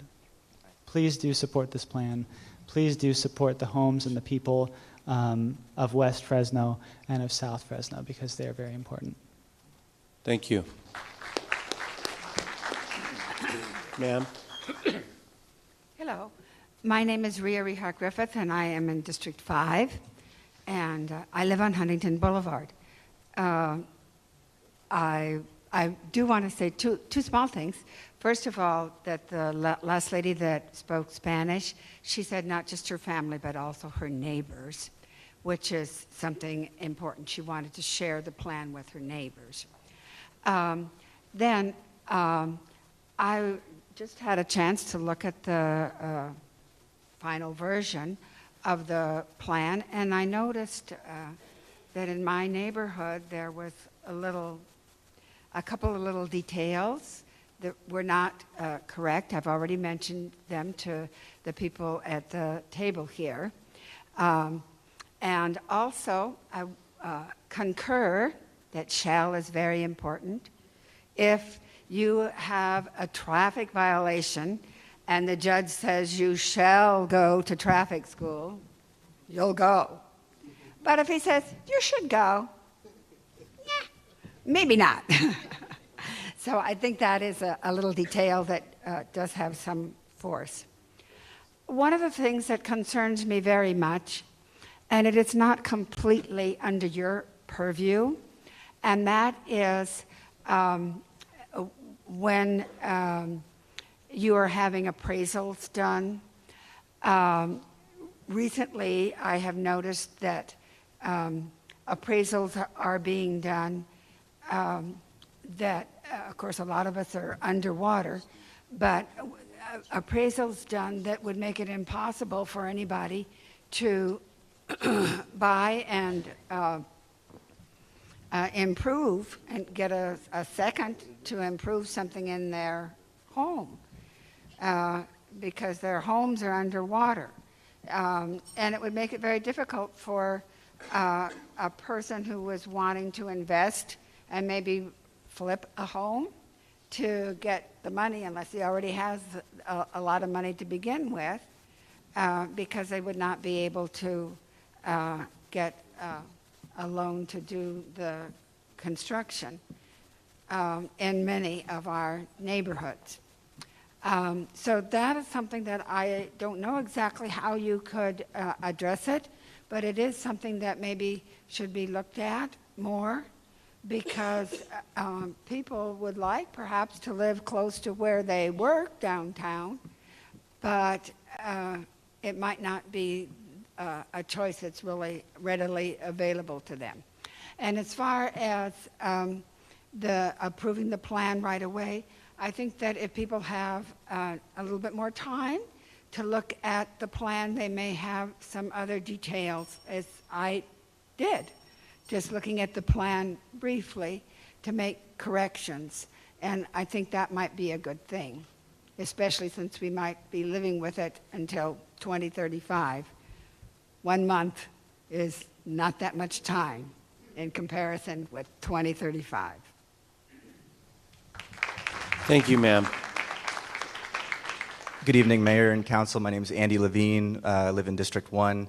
I wasn't planning on speaking tonight, but I think it's the process rather than the content that made me feel compelled to say a few words. So a speaker a few minutes ago said tonight's really been about process and content. I think in terms of the content, the majority of people here believe this is a significant step in the right direction. When it is voted on, it will be a significant step forward. And people have talked about the tale of two cities in Fresno and the economic divide between North and South Fresno. I do believe this plan can go further, much further, and it actually already has had some improvements that residents have asked for and have been included. But I do believe that in terms of the economic divide, this plan will be a significant step forward in terms of really providing opportunities for our South Fresno residents and frankly, our communities of color in South Fresno. But I think what made me feel compelled to say a few words tonight was I feel like tonight highlights the process-wise, the racial divide and the geographic divide in our city. I think what I'm hearing loudly from residents predominantly in South Fresno and predominantly residents of color and low-income residents is a feeling that they are not truly heard in public debate. That we have meetings like this one where they're officially heard, but that when decisions are made, the real decisions are made, like plans like these, they are not at the table. That they are left out of those conversations where the real decisions are made. And because of that, I think it's important for us, for the city of Fresno, and for all of us to take that divide very seriously and to have a very honest conversation about the gap between who's heard and who's not heard in our city. And a step towards that, before this plan is voted on, I would strongly encourage you to include, I know there's been a recommendation from BHC to include an implementation task force as a part of the plan. I would strongly encourage not only the inclusion of that in the plan that's voted on before it is adopted, but some guarantee that residents of South Fresno and residents of color are at the table or on that task force so that we can ensure that everyone is heard in this conversation and we can lift up a narrative that everybody truly matters in our city. Thank you very much. Thanks, Andy. Madam Mayor, Mr. Chair, members of the City Council, my name is Jose Luis Barraza. I'm from District 7. Olivier is my representative. And yes, Mr. Chair, I have met with them numerous times on various issues and specifically with the general plan. Right on. I'm exhausted, and certainly I know you guys are as well. It's been a long road, and I know there's been many meetings, many workshops, many trivials to get to where we're at today.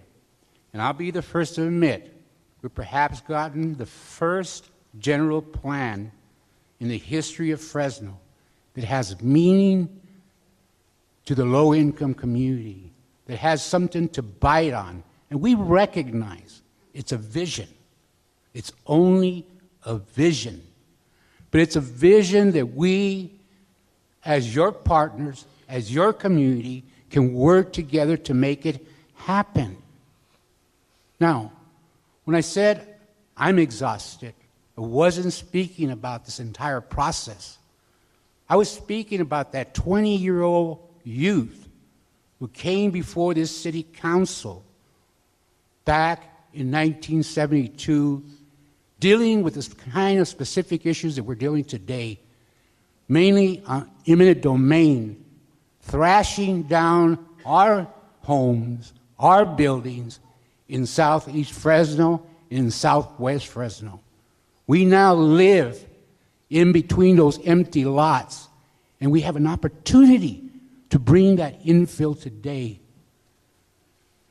When I did that in 1972, I did that with Chris Peterson, the late Chris Peterson, a city council member who knew very well what he was talking about because everything he said did occur. With eminent domain, we lost a lot in this side of town. Now we have an opportunity to make that change. And I worked hard over these years to try to see the change come about. And as in the process, I got older. And as sometimes I got frustrated that we would never reach this point. And here we are with a plan that has some significant value. I'm not happy with all of it. But I'm more happy with this plan and past plans because every time I seen those past plans, they just whittled away by the time we got to this point. And I think that that's what I'm nervous about. I think that this is what the community's nervous about, that we haven't really had a chance to see, has anything been whittled away? Is everything in the right place that was first introduced? Would 30 days make a difference? I'm exhausted. But I think I can wait 30 days. I'm hoping that you will give us that opportunity. Thank you. Thank you, Jose. Hello. My name is Tate Hill. I live in actually District 1, but I work and go to church and everything else in District 3, so I call myself a dual district resident. I was really kind of initially kind of between two places to initially come up. As many of you know, I'm president of the Fresno Metro Black Chamber, but I've also, for the last basically 8 years, also served on the District 3 Implementation Planning Committee.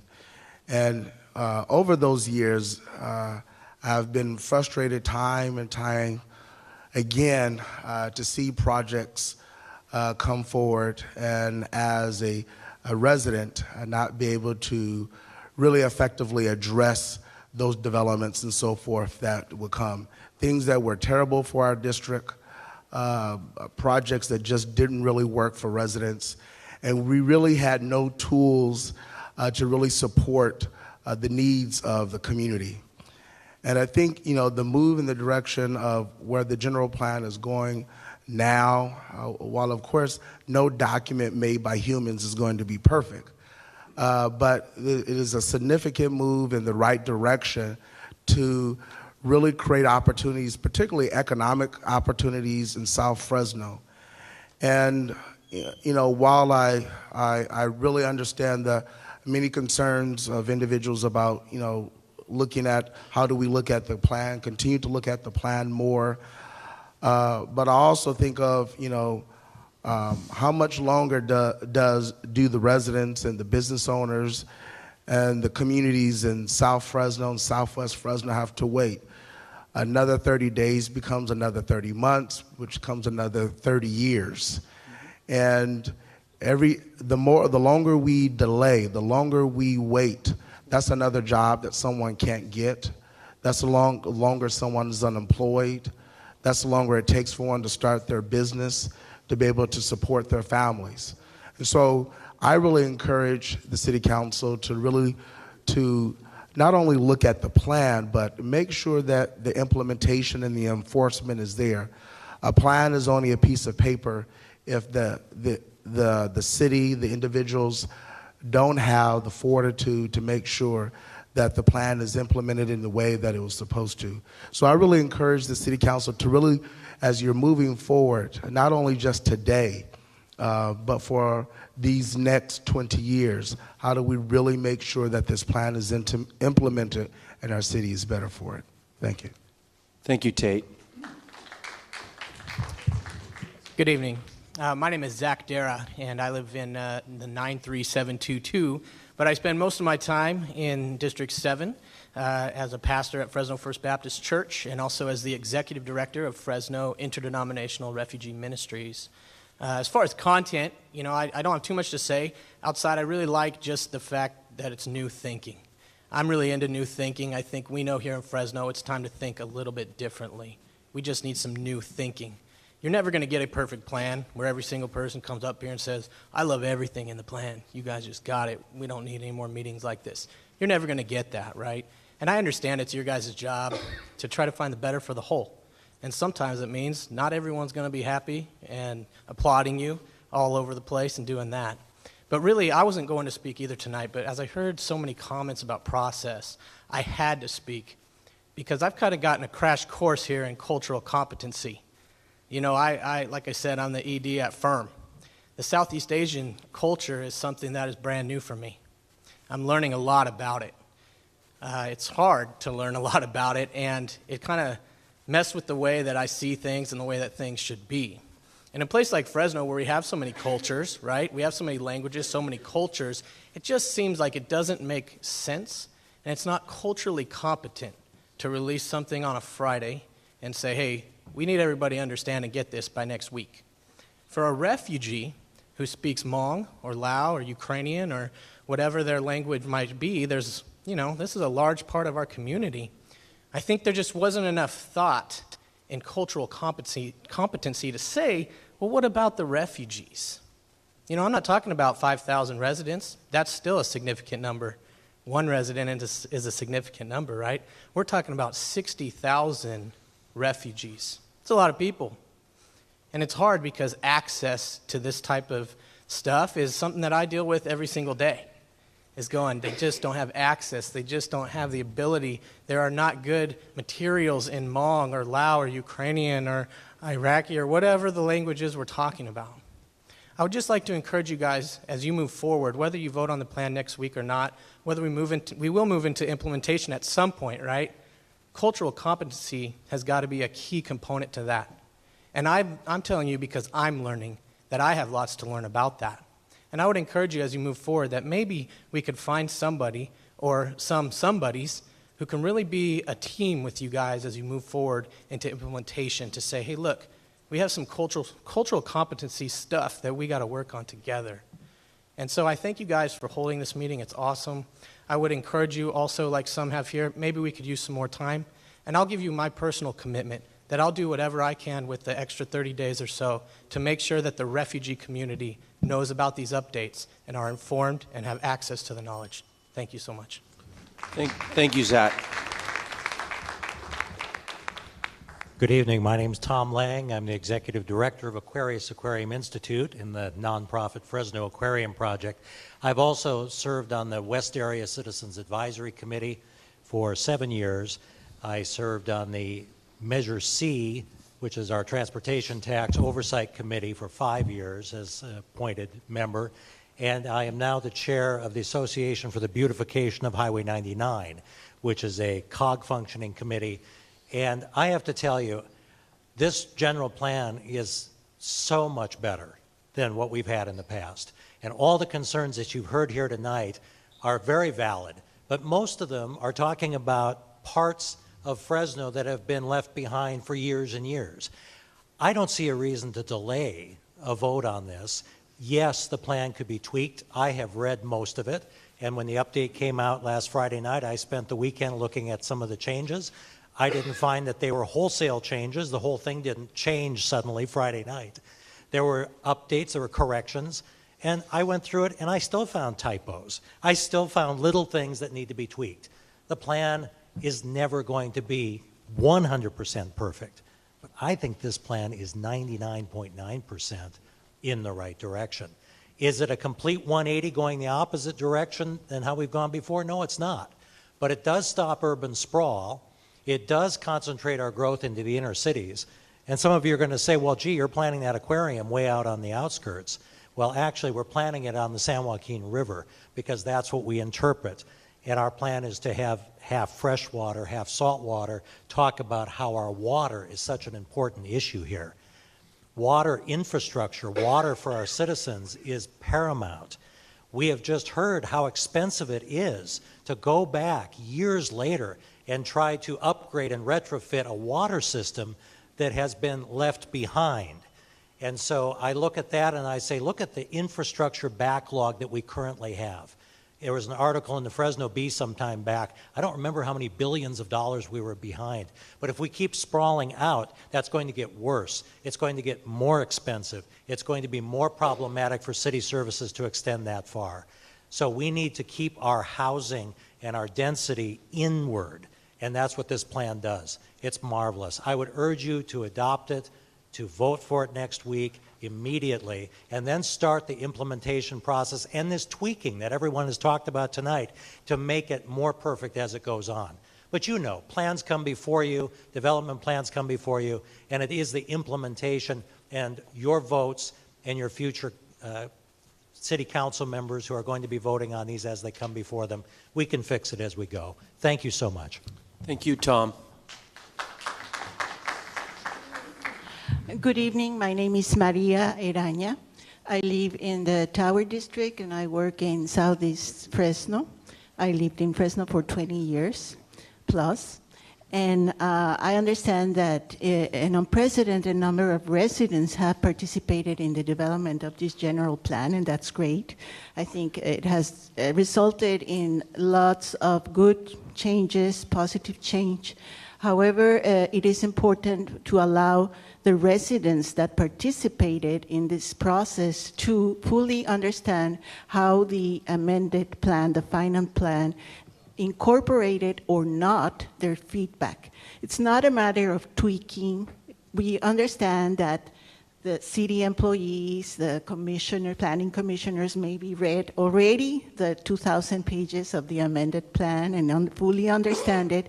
We're talking about the residents that participated in this process, and you as elected officials should respect these residents. You are expected to respect us as residents. So it's very important that you allow residents the time to fully understand how their feedback was incorporated or not in the final version of this general plan. It's not about us being against it. We understand it has a lot of good positive stuff in there, but it needs to be understood by these residents. So I'm asking you to honor the request of the General Plan Citizens Advisory Committee, the request of the League of Women Voters, the Fresno Building Healthy Communities ally organizations, and many other residents and businesses that have come before you and before the Planning Commission last Monday to request not a delay to tweak or to, we understand that there's going to be an implementation phase, but there needs to be respect to the residents. And there is nothing for you to lose by allowing 4 more weeks for residents to digest and understand the changes that were made. And there's a lot for you to lose, mainly the respect and the trust, the goodwill of the residents that you invited to participate in the process. And I live in the District 3. I voted for Mr. Baines to be my representative, so I really hope that you don't disappoint us and that you vote to delay this for just 4 weeks and allow the time that you're being requested to allow. And same for Mr. Blanc-Jean. I voted for him the first time he got elected, and I really hope also that you don't disappoint us this time. Thank you. Thank you, ma'am. Good evening, Mayor. Good evening, council members. My name is Veronica Garibay, and I co-direct Leadership Council for Justice and Accountability. I had my thoughts all in my head, and then Ashley came in, and we actually give the city of Tulare a really hard time too, and just got a really, really good news there. So my thoughts are now a little jumbled, but I want to first start my comments by acknowledging the hard work of staff, the hard work of all city council members, and the hard work of the mayor's office to get the draft plan to where it is today. We acknowledge the hard work, the effort, and the tremendous amount of community input that has gone into this process. We also acknowledge the tremendous public process that the city of Fresno has had to date on this general plan. It's been 4 years, yes. It's been a very long time, yes. Residents have participated and provided input throughout, yes. We are also a partner to building healthy communities. We acknowledge that there are good changes in the plan, in the revised version of the plan. There are good policies, many of which we have discussed with the mayor, many of which we have discussed with city council members. And we are very happy to see those changes in the plan and are very pleased to see that in that plan. So we acknowledge that, and we acknowledge those efforts and commend the city for listening to some of the community's concerns on those issues. With respect to the process, we want to support a good plan. We want to support this plan. Believe me when we say we want to support a good plan. But a good plan comes with a good public process. You have had a tremendous public process to date. Yes, the draft plan was out many months ago. Yes, we had a 45-day public comment period, and that 45-day public comment period got extended due to a technical error in your legal notice in the Fresno Bee. And then we all submitted all of our final comments to the environmental impact report on October 9th. Staff began to release revised changes, red-lined revised changes to this plan the day before Thanksgiving, and all of the responses to the general plan and the environmental impact report were released last Friday night. That's a tremendous amount of information to understand and to go back to our community residents and tell them, hey, you know what? The city listened to you. They listened to what you had to say. There's some good changes out of the input that you provided, and they'd like to share that with their neighbors, with their friends, and with their communities. And we'd like the opportunity to do that because we want to support this plan. We want to be here in 4 weeks, and we want to say that the city of Fresno had a good public process through the very end of this, through the tail end. You didn't rush this, that we want to be able to understand the analysis in the environmental impact report. We submitted a significant amount of comments to that, and there's a lot of mitigations, there's a lot of more than significant impacts where we feel that all mitigation measures weren't meaningfully addressed, and we'd like an opportunity to really analyze that. Finally, I'd like to say that we want to work with you. We're not asking for a 3-month delay. We are not asking for a 6-month delay. We are definitely not asking for a 1-year delay. We are ready to roll up our sleeves. We want to work with you. We have offered our support and our resources to every single one of you on that dais to help implement this plan. We also have a strong presence in Sacramento where we can help work and draw down resources to make this plan a reality, because the hardest part of this plan will be implementing and making that a reality. And it's that much more difficult to implement when you don't have full community buy-in into that process. So we ask that you delay 4 more weeks so that we can have an opportunity to go back to the communities that have been involved for so long in this process. Thank you. Thank you, ma'am.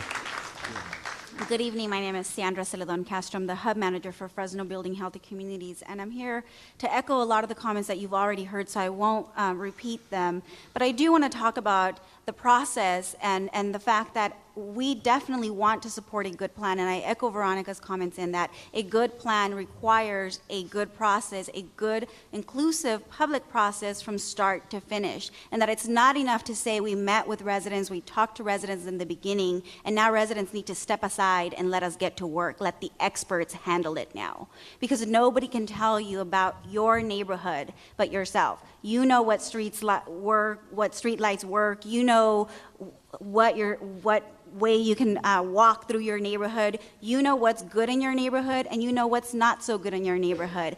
And I think it's completely disrespectful to residents to expect them to take time out of their holidays to understand a massive document in a matter of a weekend and be ready to make a decision and stand behind the city and say, we trust you and we thank you for being inclusive and really listening to all Fresnans. And today I came across a quote that I think really speaks to what we're talking about today, and it says that democracy must be built through open societies that share information, that we know that information is power, and when there is no sharing of power, no accountability, there is abuse, corruption, subjugation, and indignation. We've talked about extensively tonight about the tale of two cities, about the built environment and how South Fresno looks completely different from North Fresno. But we also want to talk about the tale of two cities in a city that listens to some people, that includes some people throughout the process, and that doesn't include some people sometimes or at all.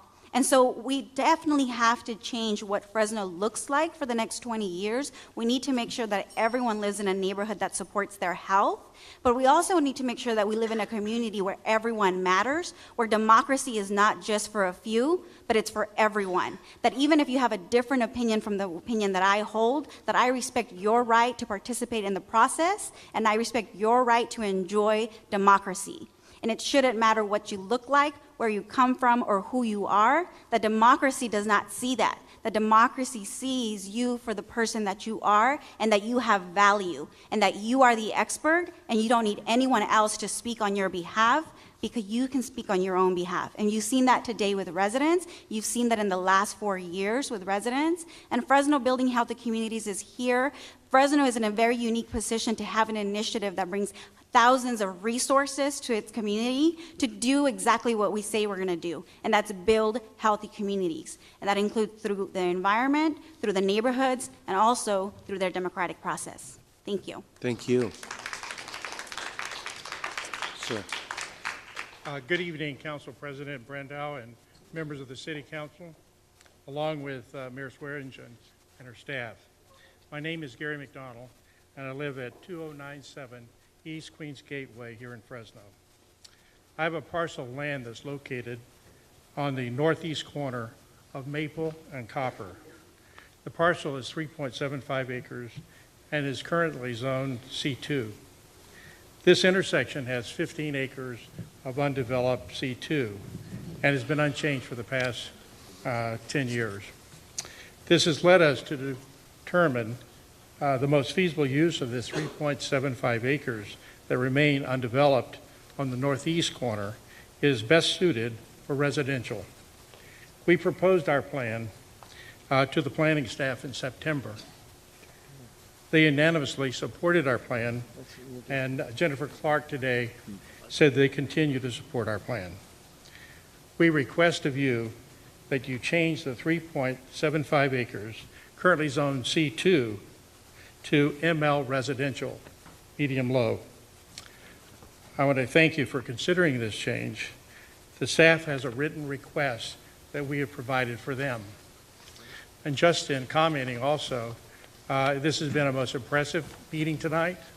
I see the amount of time the staff has put into this, the patience of the City Council and the other staff members, and I'm really impressed with this audience, how articulate they have been to express their thoughts. And I'm glad to be a part of Fresno in this process. Thank you. Thank you, Gary.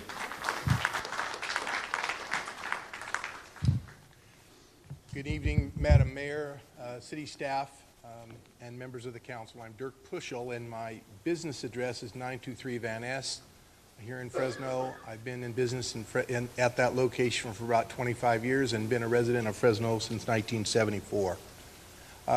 We've been involved in the general plan update process for years, as many people have, and I think over that period of time we have had numerous opportunities to discuss with your staff options, modifications, new thoughts, and I think very positively in a couple of instances where we were able to expand workforce housing definitions and also to expand office use in your definition of mixed uses.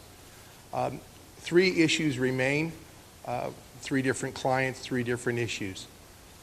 My firm represents Vidal Company, who owns the old Fruhoff property north of Bullard on Golden State. They have concerns about the adequacy of the environmental assessment that has been done for the rerouting of Golden State. We presented testimony to your Planning Commission about those concerns, and I have a letter that is similar to the letter that we presented to your Planning Commission, and rather than take up more time this evening, I'm going to hand the package of letters to Ms. Herr, and I'm sure that she'll hand it through the clerk and ultimately to the council members. So we thank you for your consideration of those issues. The second matter has to do with our client, Fresno Pacific University, that owns the northwest corner of Butler and Winery. And early on in the process, we began communication with your planning staff about a plan to have a mixed-use development on that site. Our intent is to have student housing, teachers, offices, and parking to supplement the main campus that you're very familiar with. The designation that was developed was corridor mixed use, which would have required a minimum of 16 units to the acre, and we've asked the staff to change it to neighborhood mixed use, which is a much less intensified use, to 12 to 16 units per acre. We seem to think that that makes a lot of sense, and yet still allows us to have a mixed use opportunity. The second is I'm here on behalf of Sierra Nut House, who has operated a property at 3034 East Sierra since 1974. The property is zoned agricultural, but it's still in the city of Fresno.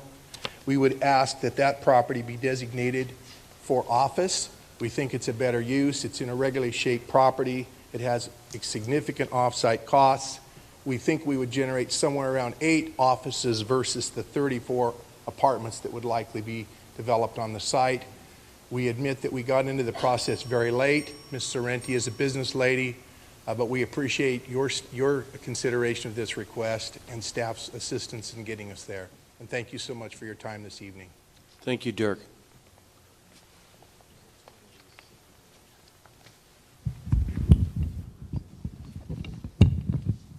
Good evening. Mr. President, Mayor, members of the staff, members of the City Council, my name is Jeff Roberts. I work for Granville Homes. Our business address is 1396 West Herndon Avenue. We would like to ask your indulgence to make a presentation here this evening, and we have either multiple speakers could do it, or I could make the presentation in probably a few less minutes. So if it's your pleasure, we would take the latter option. So, yeah, go ahead. Okay. Go ahead, Mr. Roberts. Thank you very much. We really appreciate the opportunity to speak here today. Process that we have been involved with very intensely for about 5 years. We've tried to attend virtually every citizens advisory meeting, every workshop, just about every option we could provide input, we have done so. We've provided written comments, a lot of oral testimony at workshops and hearings, and we appreciate the opportunity to speak here tonight. And we waited till the end because we do have a few things that we do need to say, so appreciate that. We're on the supply side, or the implementation side of this plan. We're a builder, an active builder here in the community, and build in all 4 quadrants of the community, including downtown, and we are anxious to keep going in all the quadrants of the community and downtown, if there's any way we can. There's a lot of good in this plan. Most of it is okay. Most of the policies are okay. Most of the land uses seem to be okay. but there's some fine tuning that we think it needs to make the plan more business friendly. And we've got some real concerns, and I do need to express those here this evening. I want to break the presentation into two parts. Part one would be land use changes, and part two would be policy changes. And what we've done, I put some graphics on your desk up there regarding land use, and there's a map that looks like this with one page behind it. That map shows 4 quadrants, and then the graphic behind it shows the list of planned modifications that we have proposed. I need to tell you, we originally submitted 59 plan modifications. Over 50 of those were to try and retain what we had in the way of land use designations already. So they were not new designations. Some of them are, but most of them were not. So what we've tried to do is to put these into 4 quadrants. And I'd like to very, very briefly go through these. You have all the information before you. It was all submitted well ahead of time with this hearing. And it was presented to the Planning Commission just a few days ago. So in the southeast quadrant, which would be south of Shields and east of Blackstone alignment, we have 5 properties in the vicinity of Fowler and Clinton. All 5 of these properties would be what I would call a fine-tuning of the land use pattern of our property there, which is a horizontal mixed-use project. We have tried for about 6 years to develop that property with light industrial uses, and I can tell you after many dollars in the ground and much time spent marketing and dollars spent marketing, it really hasn't worked. So we have elected to try and fine-tune that land use into more of a mixed use with multifamily, single-family residential, and some commercial. And those 5 amendments are represented there in your package this evening, and you have those before you. In the northeast part of town, we have some selected amendments in the Copper River area. Mr. McDonald had already talked about one in the Copper River area, and we are partners with Mr. McDonald on a lot of property there, but there are a total of 11 properties, and these, again, are a fine-tuning. Copper River is a little bit different. It has a very finite number of sewer capacity, or amount of sewer capacity, and we cannot exceed that, and we have a master conditional use permit that makes everything fit, and we can't move beyond that. So we have proposed a fine-tuning of this. Staff had actually proposed some high-density designation in there that just won't work. We don't have enough sewer capacity. In the southwest part of town, we have actually 17 properties totaling about 380 acres in the area that we call Mission Ranch, formerly called Running Horse.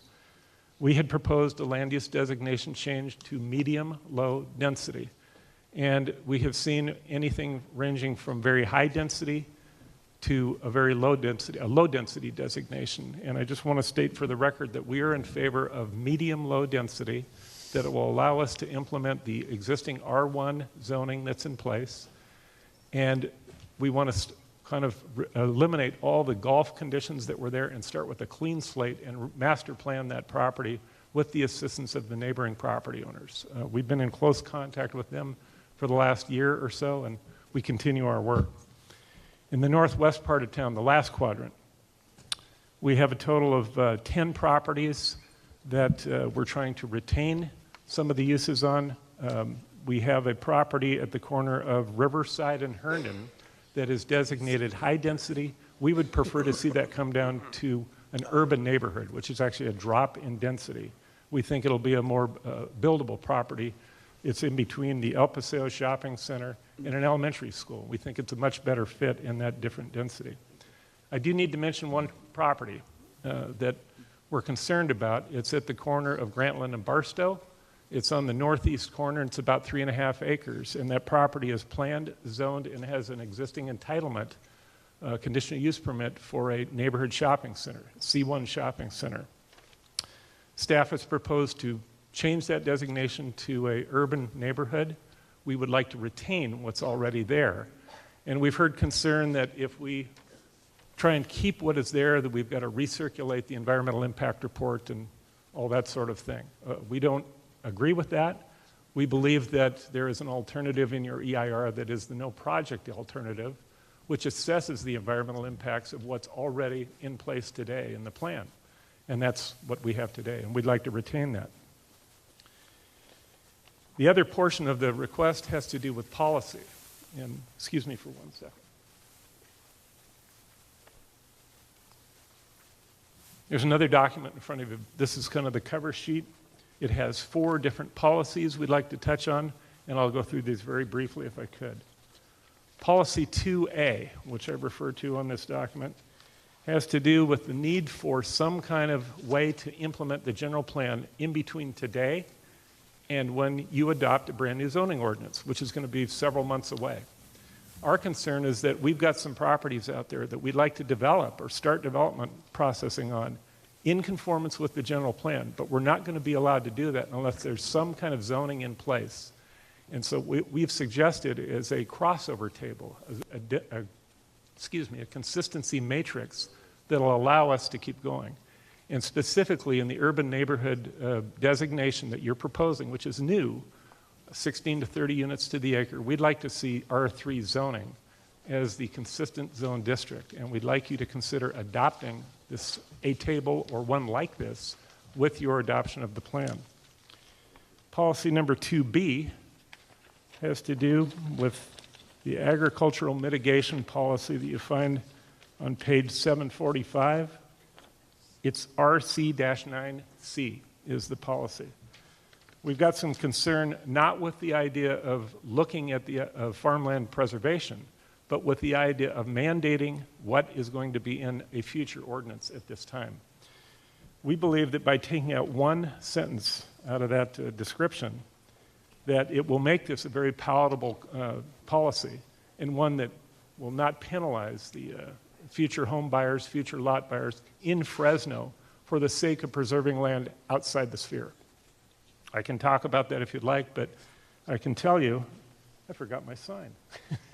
I want to tell you there is a big difference in the cost of land in communities that have ag mitigation versus those that don't. It's not a common use here in this state, but you can look to see $15,000 to $20,000 difference in land cost just because developers have to mitigate for the price of ag land. So that we don't see any reason to penalize developers in new development areas in the city for the sake of preserving land on the outside of the sphere. Policy number 3, 2C it's called. We're proposing a modification of 2 policies in the plan that have to do with new growth areas and the formation of CFDs, community facilities districts. We would like to eliminate wording that states these new districts have to pay for unknown, and I repeat, unknown police and fire services. You have the ability to charge that today in your new CFDs, but you've not done that. And we don't think there would be equity in charging property owners on one side of the street an unknown fee for maintenance or ongoing facilities fee, yet people on the other side of the street don't have to pay it. So we would like you to consider eliminating the wording as shown on your graphic. And wrapping up, the last policy has to do with the roughly half development, the roughly 50-50 infill versus new development ratio. You've proposed some wording. We think it's good. We think it's very good. And you've proposed some language in your commentary, which we think is even better. And what we would like to see you consider is taking the commentary wording that talks about how you expect to see things happen and move that into the policy statement. If that's done, we think you're going to provide clarity not only to the development community, but to everyone that might have visited here this evening, and you'll understand how things are going to progress forward. So in summary, Mayor, members of the council, Mr. President, we do want to help implement this new plan, this new vision for the city, but we need the right tools to do so. And we think with some fine-tuning of this document before you today, we can get there. And so we're anxious to help, and thank you very much.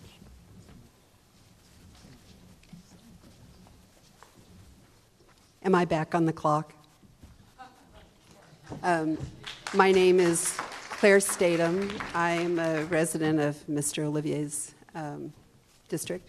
I live at 3977 North Mariposa.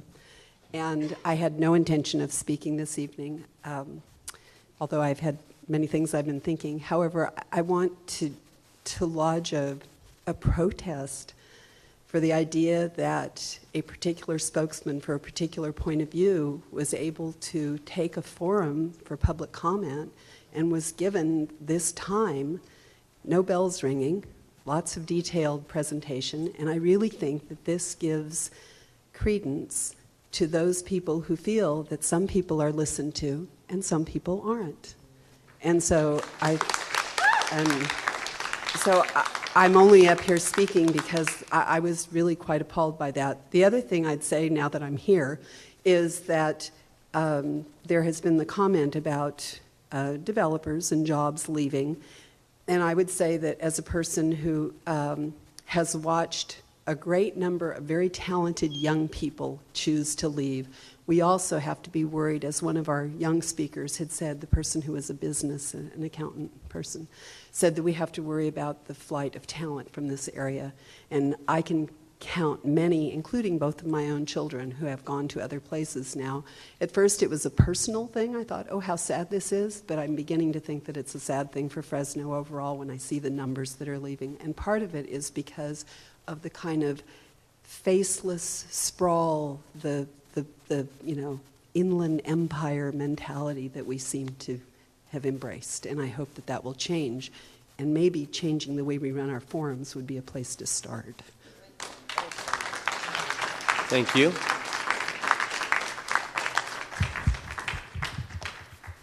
Good evening. My name is Sandra Brock. I live in zip code 93675. I'm basically affiliated with the city as hired help, and I wanted, out of respect, to let all the citizens have a chance to have their say, and all the people who put capital into the city for development to have their say. And I'm not trying to get the last word, but out of respect, I let them go ahead. I got up at 1:30 this morning and I worked on my PowerPoint, and I'd like to show it to you all. Okay. I'm here to address one of the plan modifications filed by Granville as a professional planner of 27 years experience, not necessarily as a city employee. And this is with regard to the Running Horse property. It's a joke, Running Horse is dead. Well, Running Horse isn't really dead. It's not dead in the sense that Ruffian, the racehorse, is dead. It's more dead in the sense that Seattle Slew, the racehorse, is dead, in that Seattle Slew has descendants that still live today. The Running Horse plan amendment and rezone are still in force today. The whole project isn't dead. There's not much difference between that project and a developer who went out and did a plan amendment rezone tract map and sold it, except the sale of the Running Horse property was not voluntary. But the EIR done for it still pertains to the zoning. And I'm concerned that the dwelling unit yield not be increased so greatly by replanting it medium-low and taking away 219 acres of open space that you would have to do a supplemental EIR because you would have another roughly 800 dwelling units that weren't covered in the original EIR. I'm here to support the staff's alternative. They actually did a brilliant job when they assigned the low density designation to it, because the project will build out at about the same density of units per acre. It'll still be a quality project. There is open space shown in it. It's owned by Fresno Irrigation District. Unlike the flood control district, they don't usually share their facilities for recreation, but I'm sure we could talk to them. And if not, we could probably add some open space as development there is implemented, because we'll have new subdivision design standards and new rules about walkable, accessible, complete communities. I would not like to see property approved for 3/4 of a square mile of a featureless, faceless, medium-low use with no amenities. That's going to reduce walkability. It's not going to give people the parks and public facilities that they need. So I think the staff's alternative is greatly preferable. The staff's alternative also recognizes the veterans' home is there, which the plan modification request by Granville does not respect. All it shows is 3/4 of a square mile of yellow, medium-low. So I don't have a corporation. Nobody can give me extra time to talk, so I'll end my talk here, and I'll thank you very much for your your patience, and I hope you don't think I was too snarky. Thank you, Sandra. Good evening. I'm Ashley Warner with Leadership Council for Justice and Accountability. I wasn't going to make any comments because I believe that our co-director, Veronica Garibay, and my other colleagues and residents that have been here tonight have totally got that all covered, but I did just want to give a short response to Mr. Roberts' comments, just a couple of them. One, he made several requests to lower densities that are in the plan documents. We would definitely be opposed to that. We presented a very large amount of comments in the Master Environmental Impact Report. We don't believe that the city gave a sufficient response to them. We, in fact, thought it was really cursory, and especially with regards to significant and unavoidable impacts. The city identified, or in the MEIR, that there would be significant unavoidable impacts to air quality. Density is a way to mitigate air quality impacts. It's shown to reduce vehicle miles traveled. If you further reduce your density, that's going to further contribute to air quality impacts. So we think it's going to further harm your compliance with standards of CEQA, and we already don't think that you're doing enough, given the fact that such air quality impacts are identified. So I would propose that you do not further lower densities. And in fact, we've made various suggestions where you increase them that were not responded to. So we would propose that you, in fact, actually do incorporate those suggestions that are in our letters that you have. And another reason to do that is that, you're not in compliance with your housing element right now. You have Program 2.16A, which we've let the city know. We've been in correspondence with you that you're under a commitment through your own housing element to rezone more than 500 acres of land to higher densities. And this is a way to make sure that you meet your affordable housing requirements. You guys are over 4 years late on this. So now is not the time to further regress on that. So let's keep our densities at least at what we're proposing. I also wanted to just bring up the farmland point. As we noted in our EIR comments, the plan actually was proposing to do nothing to address the fact that this plan will result in the loss of 15,000 acres of farmland. So this one policy that Mr. Roberts is proposing be eliminated is the one policy that now will do anything about addressing the loss of farmland as a result of this plan. So I also suggest that you don't eliminate that policy or modify it. And finally, I think we all know and recognize that it's critical that development pay their fair share now. That's part of the reason we're in the hole we're in with the city for a lot of reasons. So please stay strong and keep that policy in there. Thank you.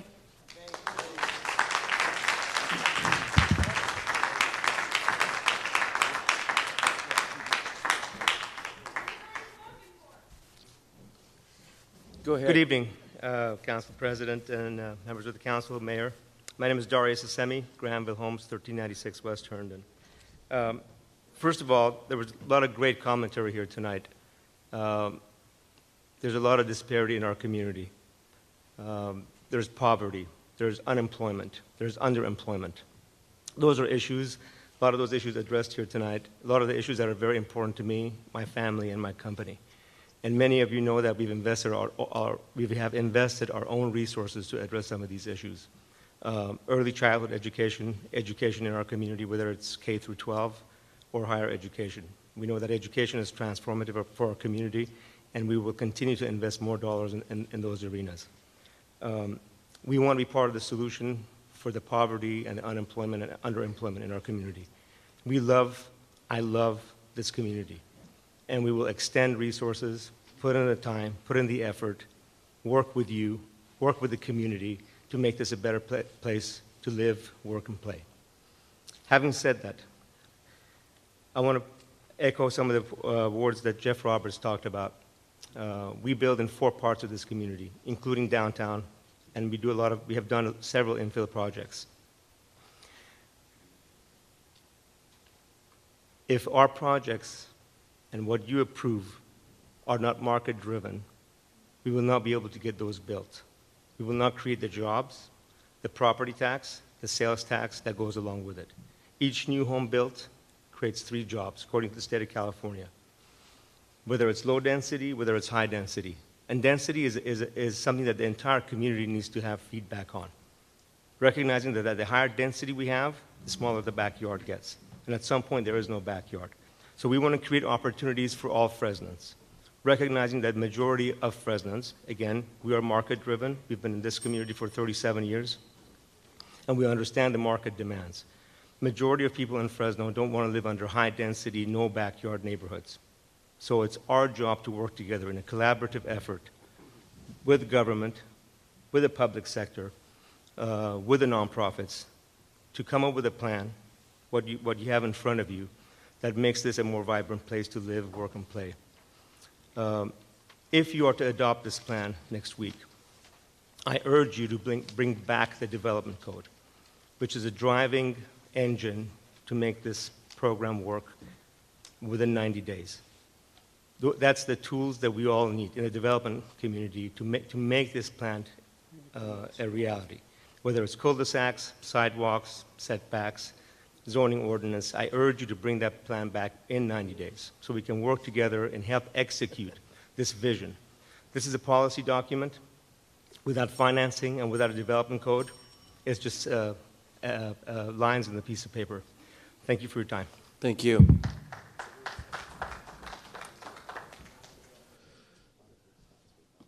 All right. Anybody else would like to comment tonight? Microphones are open. You've already taken 3 minutes? Yeah, if I could be granted the opportunity to redeem myself. You know, I think we need a council member to call you up, and I will do that, so to make it official. All right, then.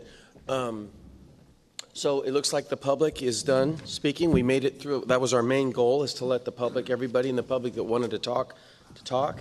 And so now we are going to close public comment session of our agenda tonight, and we're going to allow council members to, and staff. Jennifer, it looks like you want to say something else? We'll reset the staff recommendation. Why don't you do that? That's a good starting point before council talks. So the administration is going to reset the conversation for us. And sir, then I'll call you back up when I get my time. Thank you, Council President. Wanted to have an opportunity to put the recommended actions back up to just revisit those of them very briefly. So staff is recommending that Council approve a resolution which certifies the final EIR and all the associated actions. Staff is recommending that Council approve a resolution adopting the proposed general plan, including the clarification to RC9C Farmland Preservation Program to apply to properties within the city limits. To approve a resolution adopting plan modifications as recommended by staff and incorporating the plan modification corrections that were adopted by the Planning Commission, which include 3H, 3H2, 5G, 21F, 46A, and F12 to revert to the initiation draft map, and 27, which was reflected incorrectly. And lastly, to approve a resolution authorizing the development director to make any corrections that are necessary to maintain consistency with your approved plan. Thank you. Thank you, Jennifer. All right, then. Normally I have a screen that shows the order in which council members pop up. However, Oliver, you ready to go? I am. You kind of made a motion like you're ready to go. Yeah. So Councilman Baines, if you'll get us started. Thank you, Council President, and I want to be maybe the second council member at least to just really acknowledge the public process and the public input we heard today. I thought it was fantastic, and someone spoke a little while ago and said that they were proud to have been a Fresnan this night, and I share in that sentiment.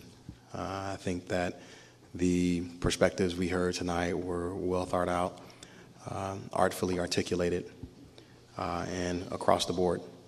And to me, it's the exclamation point on a wonderful process. So I thank everyone who stayed to comment, who stood in the long line, who stayed this late hour and cared about this process this much.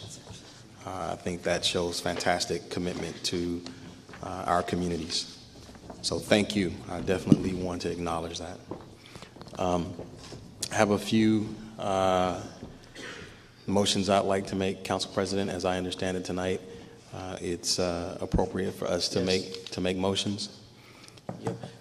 And The first one I think I'd like to make is to have us develop a program with community stakeholders to address compatibility of industrial and heavy commercial uses and zonings with established neighborhoods. Second that. Second. Next, I would like to, and my constituent isn't here that rose this issue, but I would like to, there's an area bound by Hughes, Whitesbridge, Valentine Avenues, and Kearney Boulevards, approximately 320 acres, and I want to change the zoning designation from low density to medium low density while keeping the parks. I also, Councilmember Zhang is my second. I also want to, and my constituent again, this is another one of his issues, but I wanted to, the area north of North Avenue between Walnut and West, again, approximately 320 acres. It is currently designated at medium low density. I would like to change that to medium density while keeping the parks as well. Second as well. I have a series of parcels in the northwest corner of Cedar and North. I don't know, I had a stakeholder speak about that, but I don't see them here. They mentioned several APN numbers that will be affected by high-speed rail. And it is right now zoned as heavy industrial. They would like to change this to light industrial or highway commercial. I don't know, Planning Director, can it be an or do we have to choose one? Okay. Okay. We want to certainly change it from heavy industrial to either light or highway commercial. Those APN numbers are 487-18-03, 04, 05, 06, 10, and 11. Second. You might want to read that again for her. Madam Clerk, do you need me to read that again? Okay. The APNs that they include are APN number 487-18-03. And I think the easiest way to say it is 03 through 06, and then 10 and 11.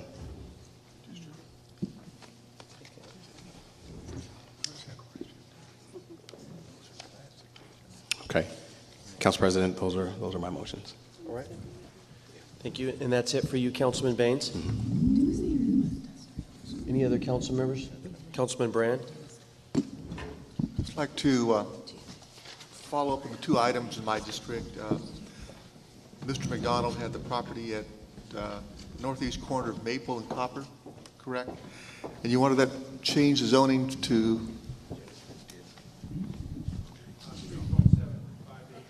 Right. Okay. All right. So I'd like to have that put in as a amendment on that property. Is that the right way to do that, City Manager? Is that correct? Okay. And the second one would be Mr. Puschel had the property, and I've been by there many times. The Dirk, do you want to get it come up?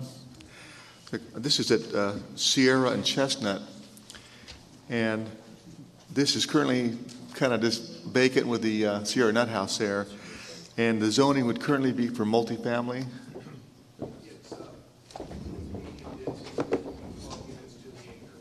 And you'd like to change that to commercial?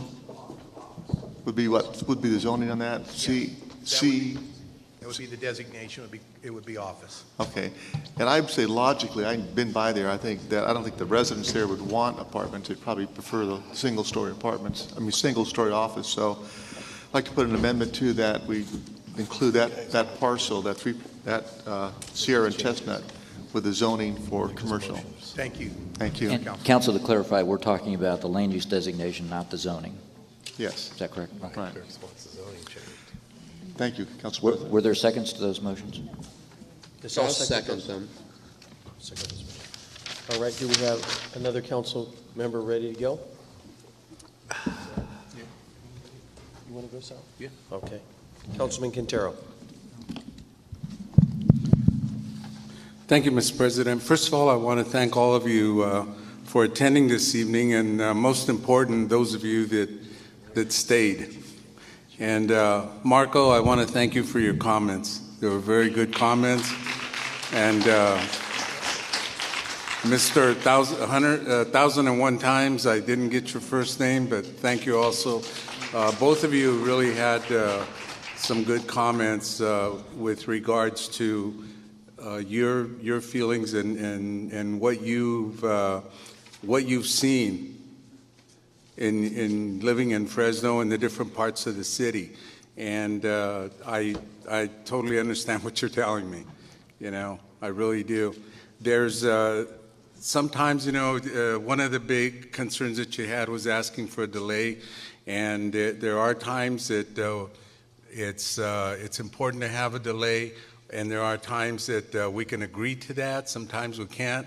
But in case we don't agree with you tonight, I look forward to working with you on the next big issue. But I just want to tell you that it was really important on what you had to say, as well as the other organizational members that were here. But for me, it was both of you that had the good comments that I totally understood. So I want to thank you for that. And Jennifer, I may need some help on the clarification. I wanted to thank the staff for responding to some of the questions and concerns I have. Mine aren't really developer interests, but more community interests. And I've shared these with you already, but I want to make them as part of the public record for this evening. And I want to thank you for one of the concerns that we had was for the property owners that had last-minute changes to their parcels, that what would be the process for ensuring their submitted plans are grandfathered in. And you made that as part of your slideshow presentation in terms of addressing that particular concern that we had. So I appreciate that. And there is one of the biggest projects. It's started in probably 2002 to date, and I think I'm ready to ask the Historical Society to take the sign and use it for historical purposes. It says coming in 2008 is the Fancher Creek Shopping Center. And they did share some of the comments that they had, 3 items requested for consideration. And Arnaldo, I think you saw some of those concerns, and it was just clarification, I believe, that they had on that, and that was the northeast corner of Fowler Avenue and Fancher Creek Drive should be shown as C for commercial. And that was the presentation that Ms. Segala made this evening, and that was one of them. The other clarification was requested the parkway and trail throughout the Fancher Creek community from Clovis to Temperance be designated as park in 2012, and it is not noted in either Exhibit A or Exhibit B. And that's the green space that we're so sorely lacking in Southeast. Number 3, the water recharge basin shown on the property adjacent to Clovis Avenue requested that the planned recharge basin for Fancher Creek Town Center be shown as a water recharge basin, and that isn't noted in there yet in their plan. So request that be shown as a water recharge on that. Then Jennifer, also on the presentation that you made on this, and this is one of the comments that we heard over and over from the different organizations, as well as some of the Southeast residents. It was that, and you put it in here. You said that that we should have a policy on green space that would we be able to, you're making a change that says update the parks master plan. Would there be somehow that we can establish a policy to prioritize building parks in the areas that have the least amount of green space? That we say, okay, this is where our biggest need is, rather than just, I mean, I don't know the process that you use, but if we could have some type of wording that say, if it's Southeast Fresno that has the least amount of green space, that's where the next park is going? Or City Attorney, can you help us with that? You're asking for an addition to the policy to state that we prioritize park space where in the areas that have the least amount of green space. Yes, and I believe it's southeast and southwest for the least amount. Well, factually, I don't know. Yeah. Councilmember Quintero, in discussion with the team, we believe that could be taken care of as part of the Parks Master Plan update that did they turn it? Says it's on. I think you just have to speak closer. Take it off of the thing. You good? It's on. It's on now, Jennifer. You're on, Jen. Okay, so the intent is to, or our recommendation is to make that as part of the Parks Master Plan update. That would be a great place to prioritize which parks would need to be identified and constructed, and how the funding and financing would take place for each of those as they came online. Yes, if there's some type of a process or priority that we can identify that we can follow, but it's still that it becomes a priority, and we get that into the general plan, you know, as a part of a document or policy, and we'll be happy to work with you on that. I just wanted to offer a comment, if you'll let me. I'll call you up. No, I'm calling you up. Now, okay. I know you're shocked. I know you're shocked. Yes, okay. One of our proposals had been, I believe it's policy POOS1B. I could be wrong, it could be 2B, but I think it's 1B. And our proposal for a long time has been to change the language from emphasize addressing park deficiencies, and I believe it's something like the areas that have the least park space, to change it to prioritize, because that actually has a more concrete meaning under the plan. So that's an area where you could address the concern you're raising. We can work on that one. Okay, we'll work with you. Thank you. Thank you. Okay, moving right along. Councilmember Quintero, to clarify, are you intending each one of these requests to be motions? Yes. Okay. Are there seconds for these motions? Well, I want to do it all as one. Oh, you can do it all at once? Okay. If that's okay. Yes. The other, sorry. Okay. What's the timetable for the master plan for the parks?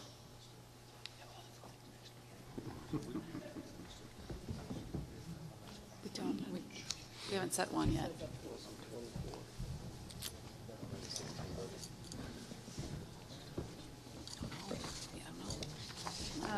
The Parks Master Plan would be updated after the adoption of the general plan. We would begin that update process. I can't give you a definite term as to how long it's going to take to do that, but obviously that, depending on the council action, would determine the priority of that plan. Okay, well, hopefully it's approved, and we will, like, as I stated earlier, our office will be happy to work with you on that.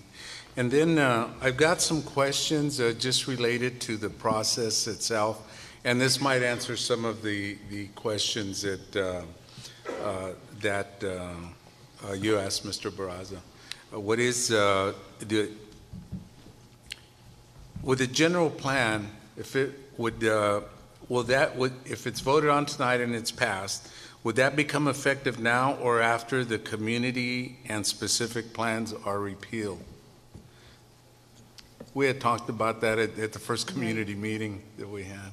So upon adoption, so the general plan, if the council votes in a week and the council approves the general plan, it becomes effective 30 days after it's adopted. The community and specific plans are not being repealed or amended as a part of this action. What we had committed to a week ago was that we would not bring that back to the council until any protections that exist in those plans are carried over into a new document, whether it's the development code or the initiation and subsequent adoption of future community and specific plans. So all of those would carry over. So each plan would have to be initiated and repealed as part of a legislative action of this body. So that will not occur with the adoption of the general plan or even within 30 days after the adoption. Okay.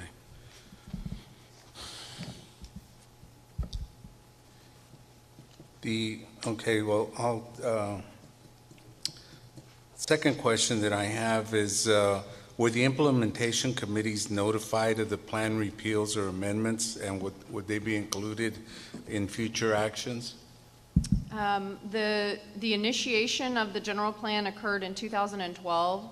It is my understanding that at the time that they were initiated, that there was not a specific outreach to those groups.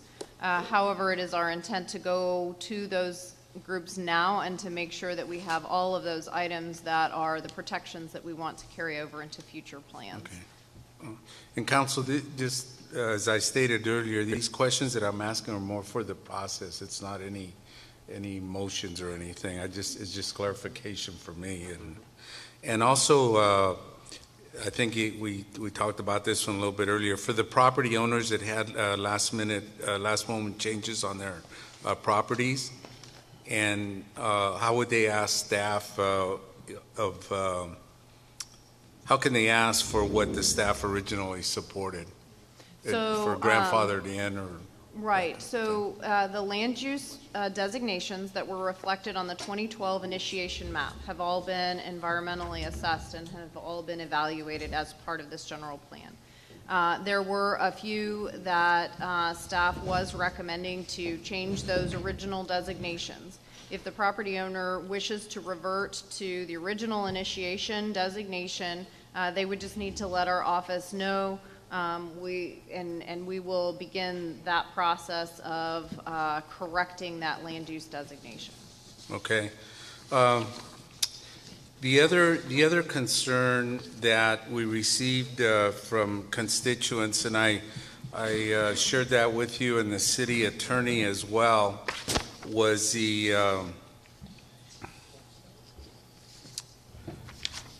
one particular piece of property in Southeast would be the corner.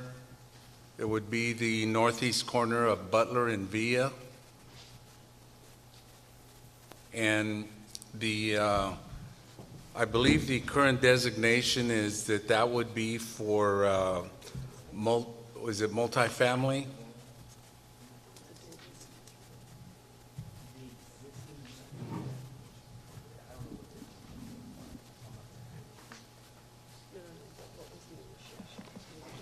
Well, I know it's for multifamily, okay?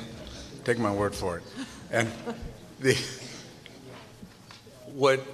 big concern for the residents, both city and county residents, and I've worked on some of those properties in that area with Supervisor Debbie Puchigian on that, and we've worked pretty well on that, is that we're saturated with apartments in that area, and we have Sunnyside High School is packed to the gills, Greenberg Elementary packed to the gills, Ayer School packed to the gills, Story Elementary, and this is just going to make things worse in terms of our educational system in that particular area.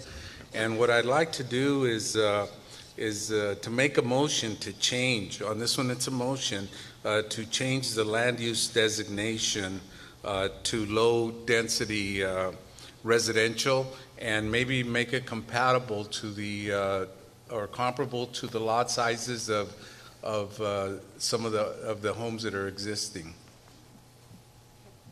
in that area. So, okay. I'll second your motion. I got a second. And so anyway, that's pretty much it. But I do want to, I want to share a little bit of information with you. I was thinking today, as long as I've been here, I've seen more general plans than all these council members put together.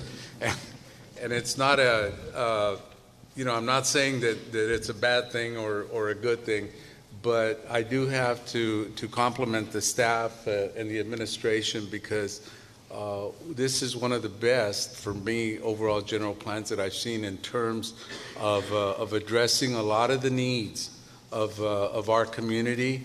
And as I think Councilmember Baines stated earlier about the tale of two cities, and it really addresses the things that we're looking at in terms of the existing infill that needs to get addressed in terms of the growth. And this is one, like I said, it's one that takes care of a little bit of everything compared to previous plans that we had. So thank you for all your hard work. I really appreciate it. Thank you, Mr. President. Council President, can I clarify? Councilmember Brand, was that second Yes. for all of them, or You just? ran those all? Yes. Okay, Yes. thank you. Okay. Councilman Jean? Council President, just a quick procedural question, and I'll ask the City Attorney. City Attorney, today is just motions, and correct? That's correct. Won't be any voting today on the motions. Okay, and then all motions have to be today? It's not necessarily required that all motions be today, but it would be helpful if they are, so they can be analyzed before the council votes on them. Okay, no, I appreciate, thank you very much. I just want to make sure that I had, that's been somewhat of a long evening. Thank you, that was my question. That's it? All right, cool. You want me to go next? I'll go. Thank you, Council President. I join the accolades of my colleagues Baines and Quintero. Thank you all. It's been a great experience for us up here in the council. We've been meeting since 1 o'clock today, so it's been long for all of us. But this is intricate to this process and intricate to the future of our city. So thank you all for being here and your input. I'd like to make a motion as well to amend this plan. And I'd like to amend the Granville properties as presented, and that would be citywide, especially at Fowler and Shields. That's right in my district. And the policy changes or modifications as well, except 2B, which I think was amended in the staff presentation. That's my motion.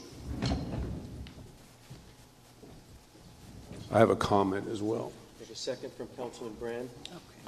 My comment is regarding the park policy request, and I appreciate that, but I've lived south of Shaw in my home for 41 years, and District 4 is primarily south of Shaw, and we have a lot of needs there, a lot of green space needs. I've talked to the college students at our break at length about some of our needs in District 4, so I don't want that policy priority to be at the expense of some of the other districts, especially District 4, because we are south of Shaw and we have great needs as well. So I don't think they're mutually exclusive, but I just want to keep us all involved with that development as it comes along. So thank you very much. All right. Councilman Olivia, are you going? Okay. All right, then it's my turn, I guess. So I'm going to make several amendments as well. The first, but you know what? Before I do that, I told you I would call you back. It's been a long day. I will. Okay. All right, cool. You bet. You bet. So my very first amendment is I would like to amend the general plan to include this language concerning the Forestier underground gardens.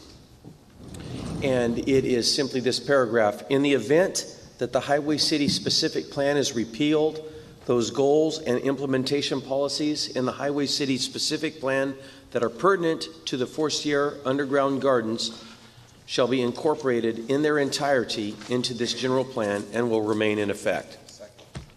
All right, so I would like to include that language in the general plan, and Councilman Zhang, who shares that with me right on the border of Districts 1 and 2, is seconding that motion. Next, I would like to, and Jennifer, you might have to help me as you did with Councilman Quintero, because throughout the evening I must not have written down my notes as well as I thought I did. When Mr. Rittenauer came forward from Daryl's Mini Storage, he had a designation change that he needed to make. And I don't remember from what designation to what. Do you recall exactly what he wanted to change from what to what? He had 3 of them. Low density residential.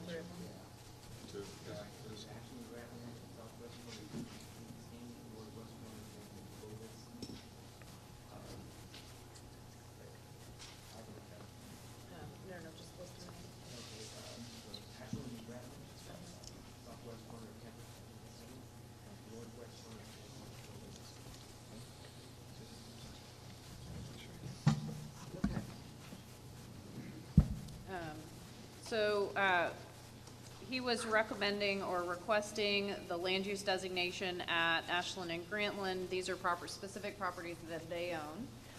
At Ashland and Grantland, southwest corner of Temperance and Kings Canyon, and at the corner of Jensen and Clovis. And so he wants for a designation that will allow for the continued use of mini storage and the storage facilities that he has. So we'll evaluate those and we'll come back with what that could be, what the options are, and whether or not they could, that the council would want to make those changes. Right. And so he talked about buying that land and setting it aside specifically for that reason and operating with the city of Fresno in that knowledge for an awful long time until just recently that designation changed. And I personally don't think that's quite right of us to do that, change that designation just in the last couple of weeks. So I'm going to amend the general plan to change those designations to as his request. Okay. Do I have a second for that? All right. Councilman Brand seconds me on those Rittenauer amendments. Thirdly, Bill Robinson spoke, and his number in this project list, what some have called the hopper, is number 47, and I'd like to amend the general plan to approve that designation as he requested. Do I have a second for that? Second. All right. Councilman Capriolio seconded me for that. Finally, I would like to talk about industrial zoning, and I also had a meeting with Building Healthy Communities, and League of Women Voters was also there. Andy Levine, I know, spoke tonight. He was in this meeting. Venice Curry was in this meeting. And so there were several people that spoke tonight about industrial zoning, and in the past, I had talked about, when we had a conversation about industrial zoning in the past, I had talked about moving some industrial zoning to District 2, northwest Fresno. And some people thought that I was just bluffing or kidding or making light of their thoughts about industrial zoning, but I really wasn't. And so with meeting with some of the constituents that make up Building Healthy Communities, I let them know that I was serious about that. And so I've requested our staff to purposefully move and redesignate some land along Golden State in District 2 Northwest Fresno to industrial designation. So I'm asking that those changes be included in the plan, in the general plan, and so that everyone will know that I was very serious about moving some industrial land into Northwest Fresno. And so do I have a second for that? I'll second it. All right. Councilman Baines seconded that. Those are my 4 amendments to the general plan, and so I'm done for the night. So I think we're all done. Mayor, did you have anything you wanted to add tonight? You've got 3 minutes. I'm just kidding. Hey, you gave Jeff Roberts 10. Yeah. I really can't add much to the discussion tonight, other than thanking the members of the public who have been so involved in this process. It really has been transformative over the last 4 years, and as we've discussed earlier in the week, certainly I understand the feelings about the final 3 weeks and wanting things to go a little different way, but I also am taking a step back and looking at where we are.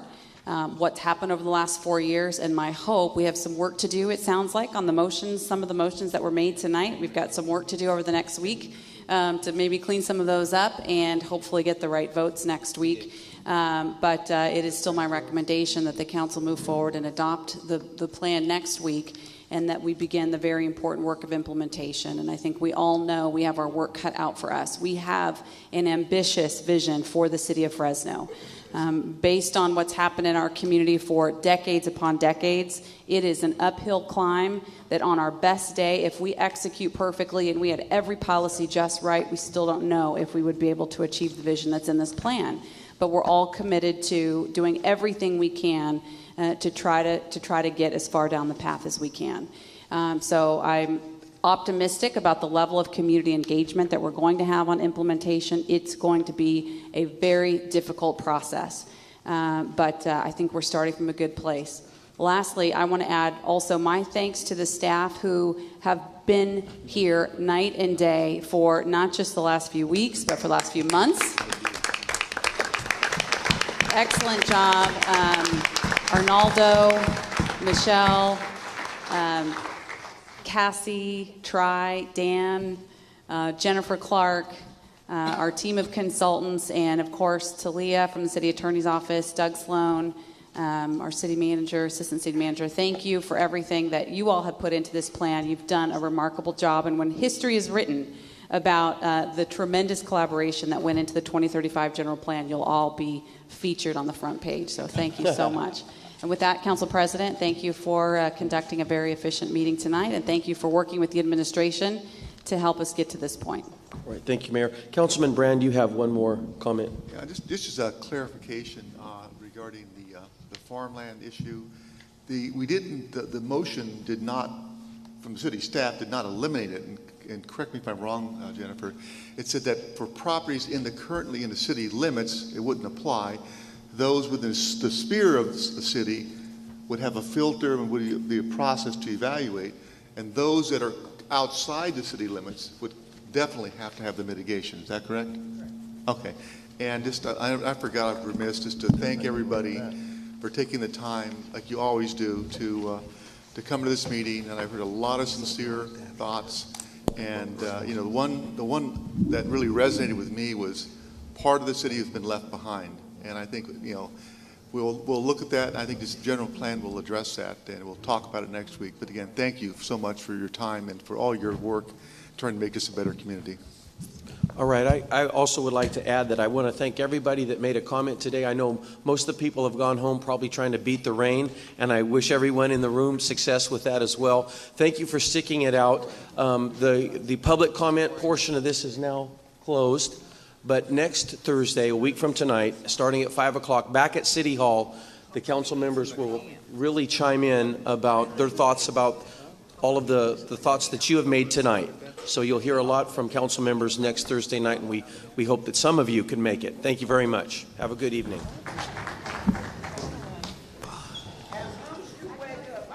I'm wide awake, girl. Don't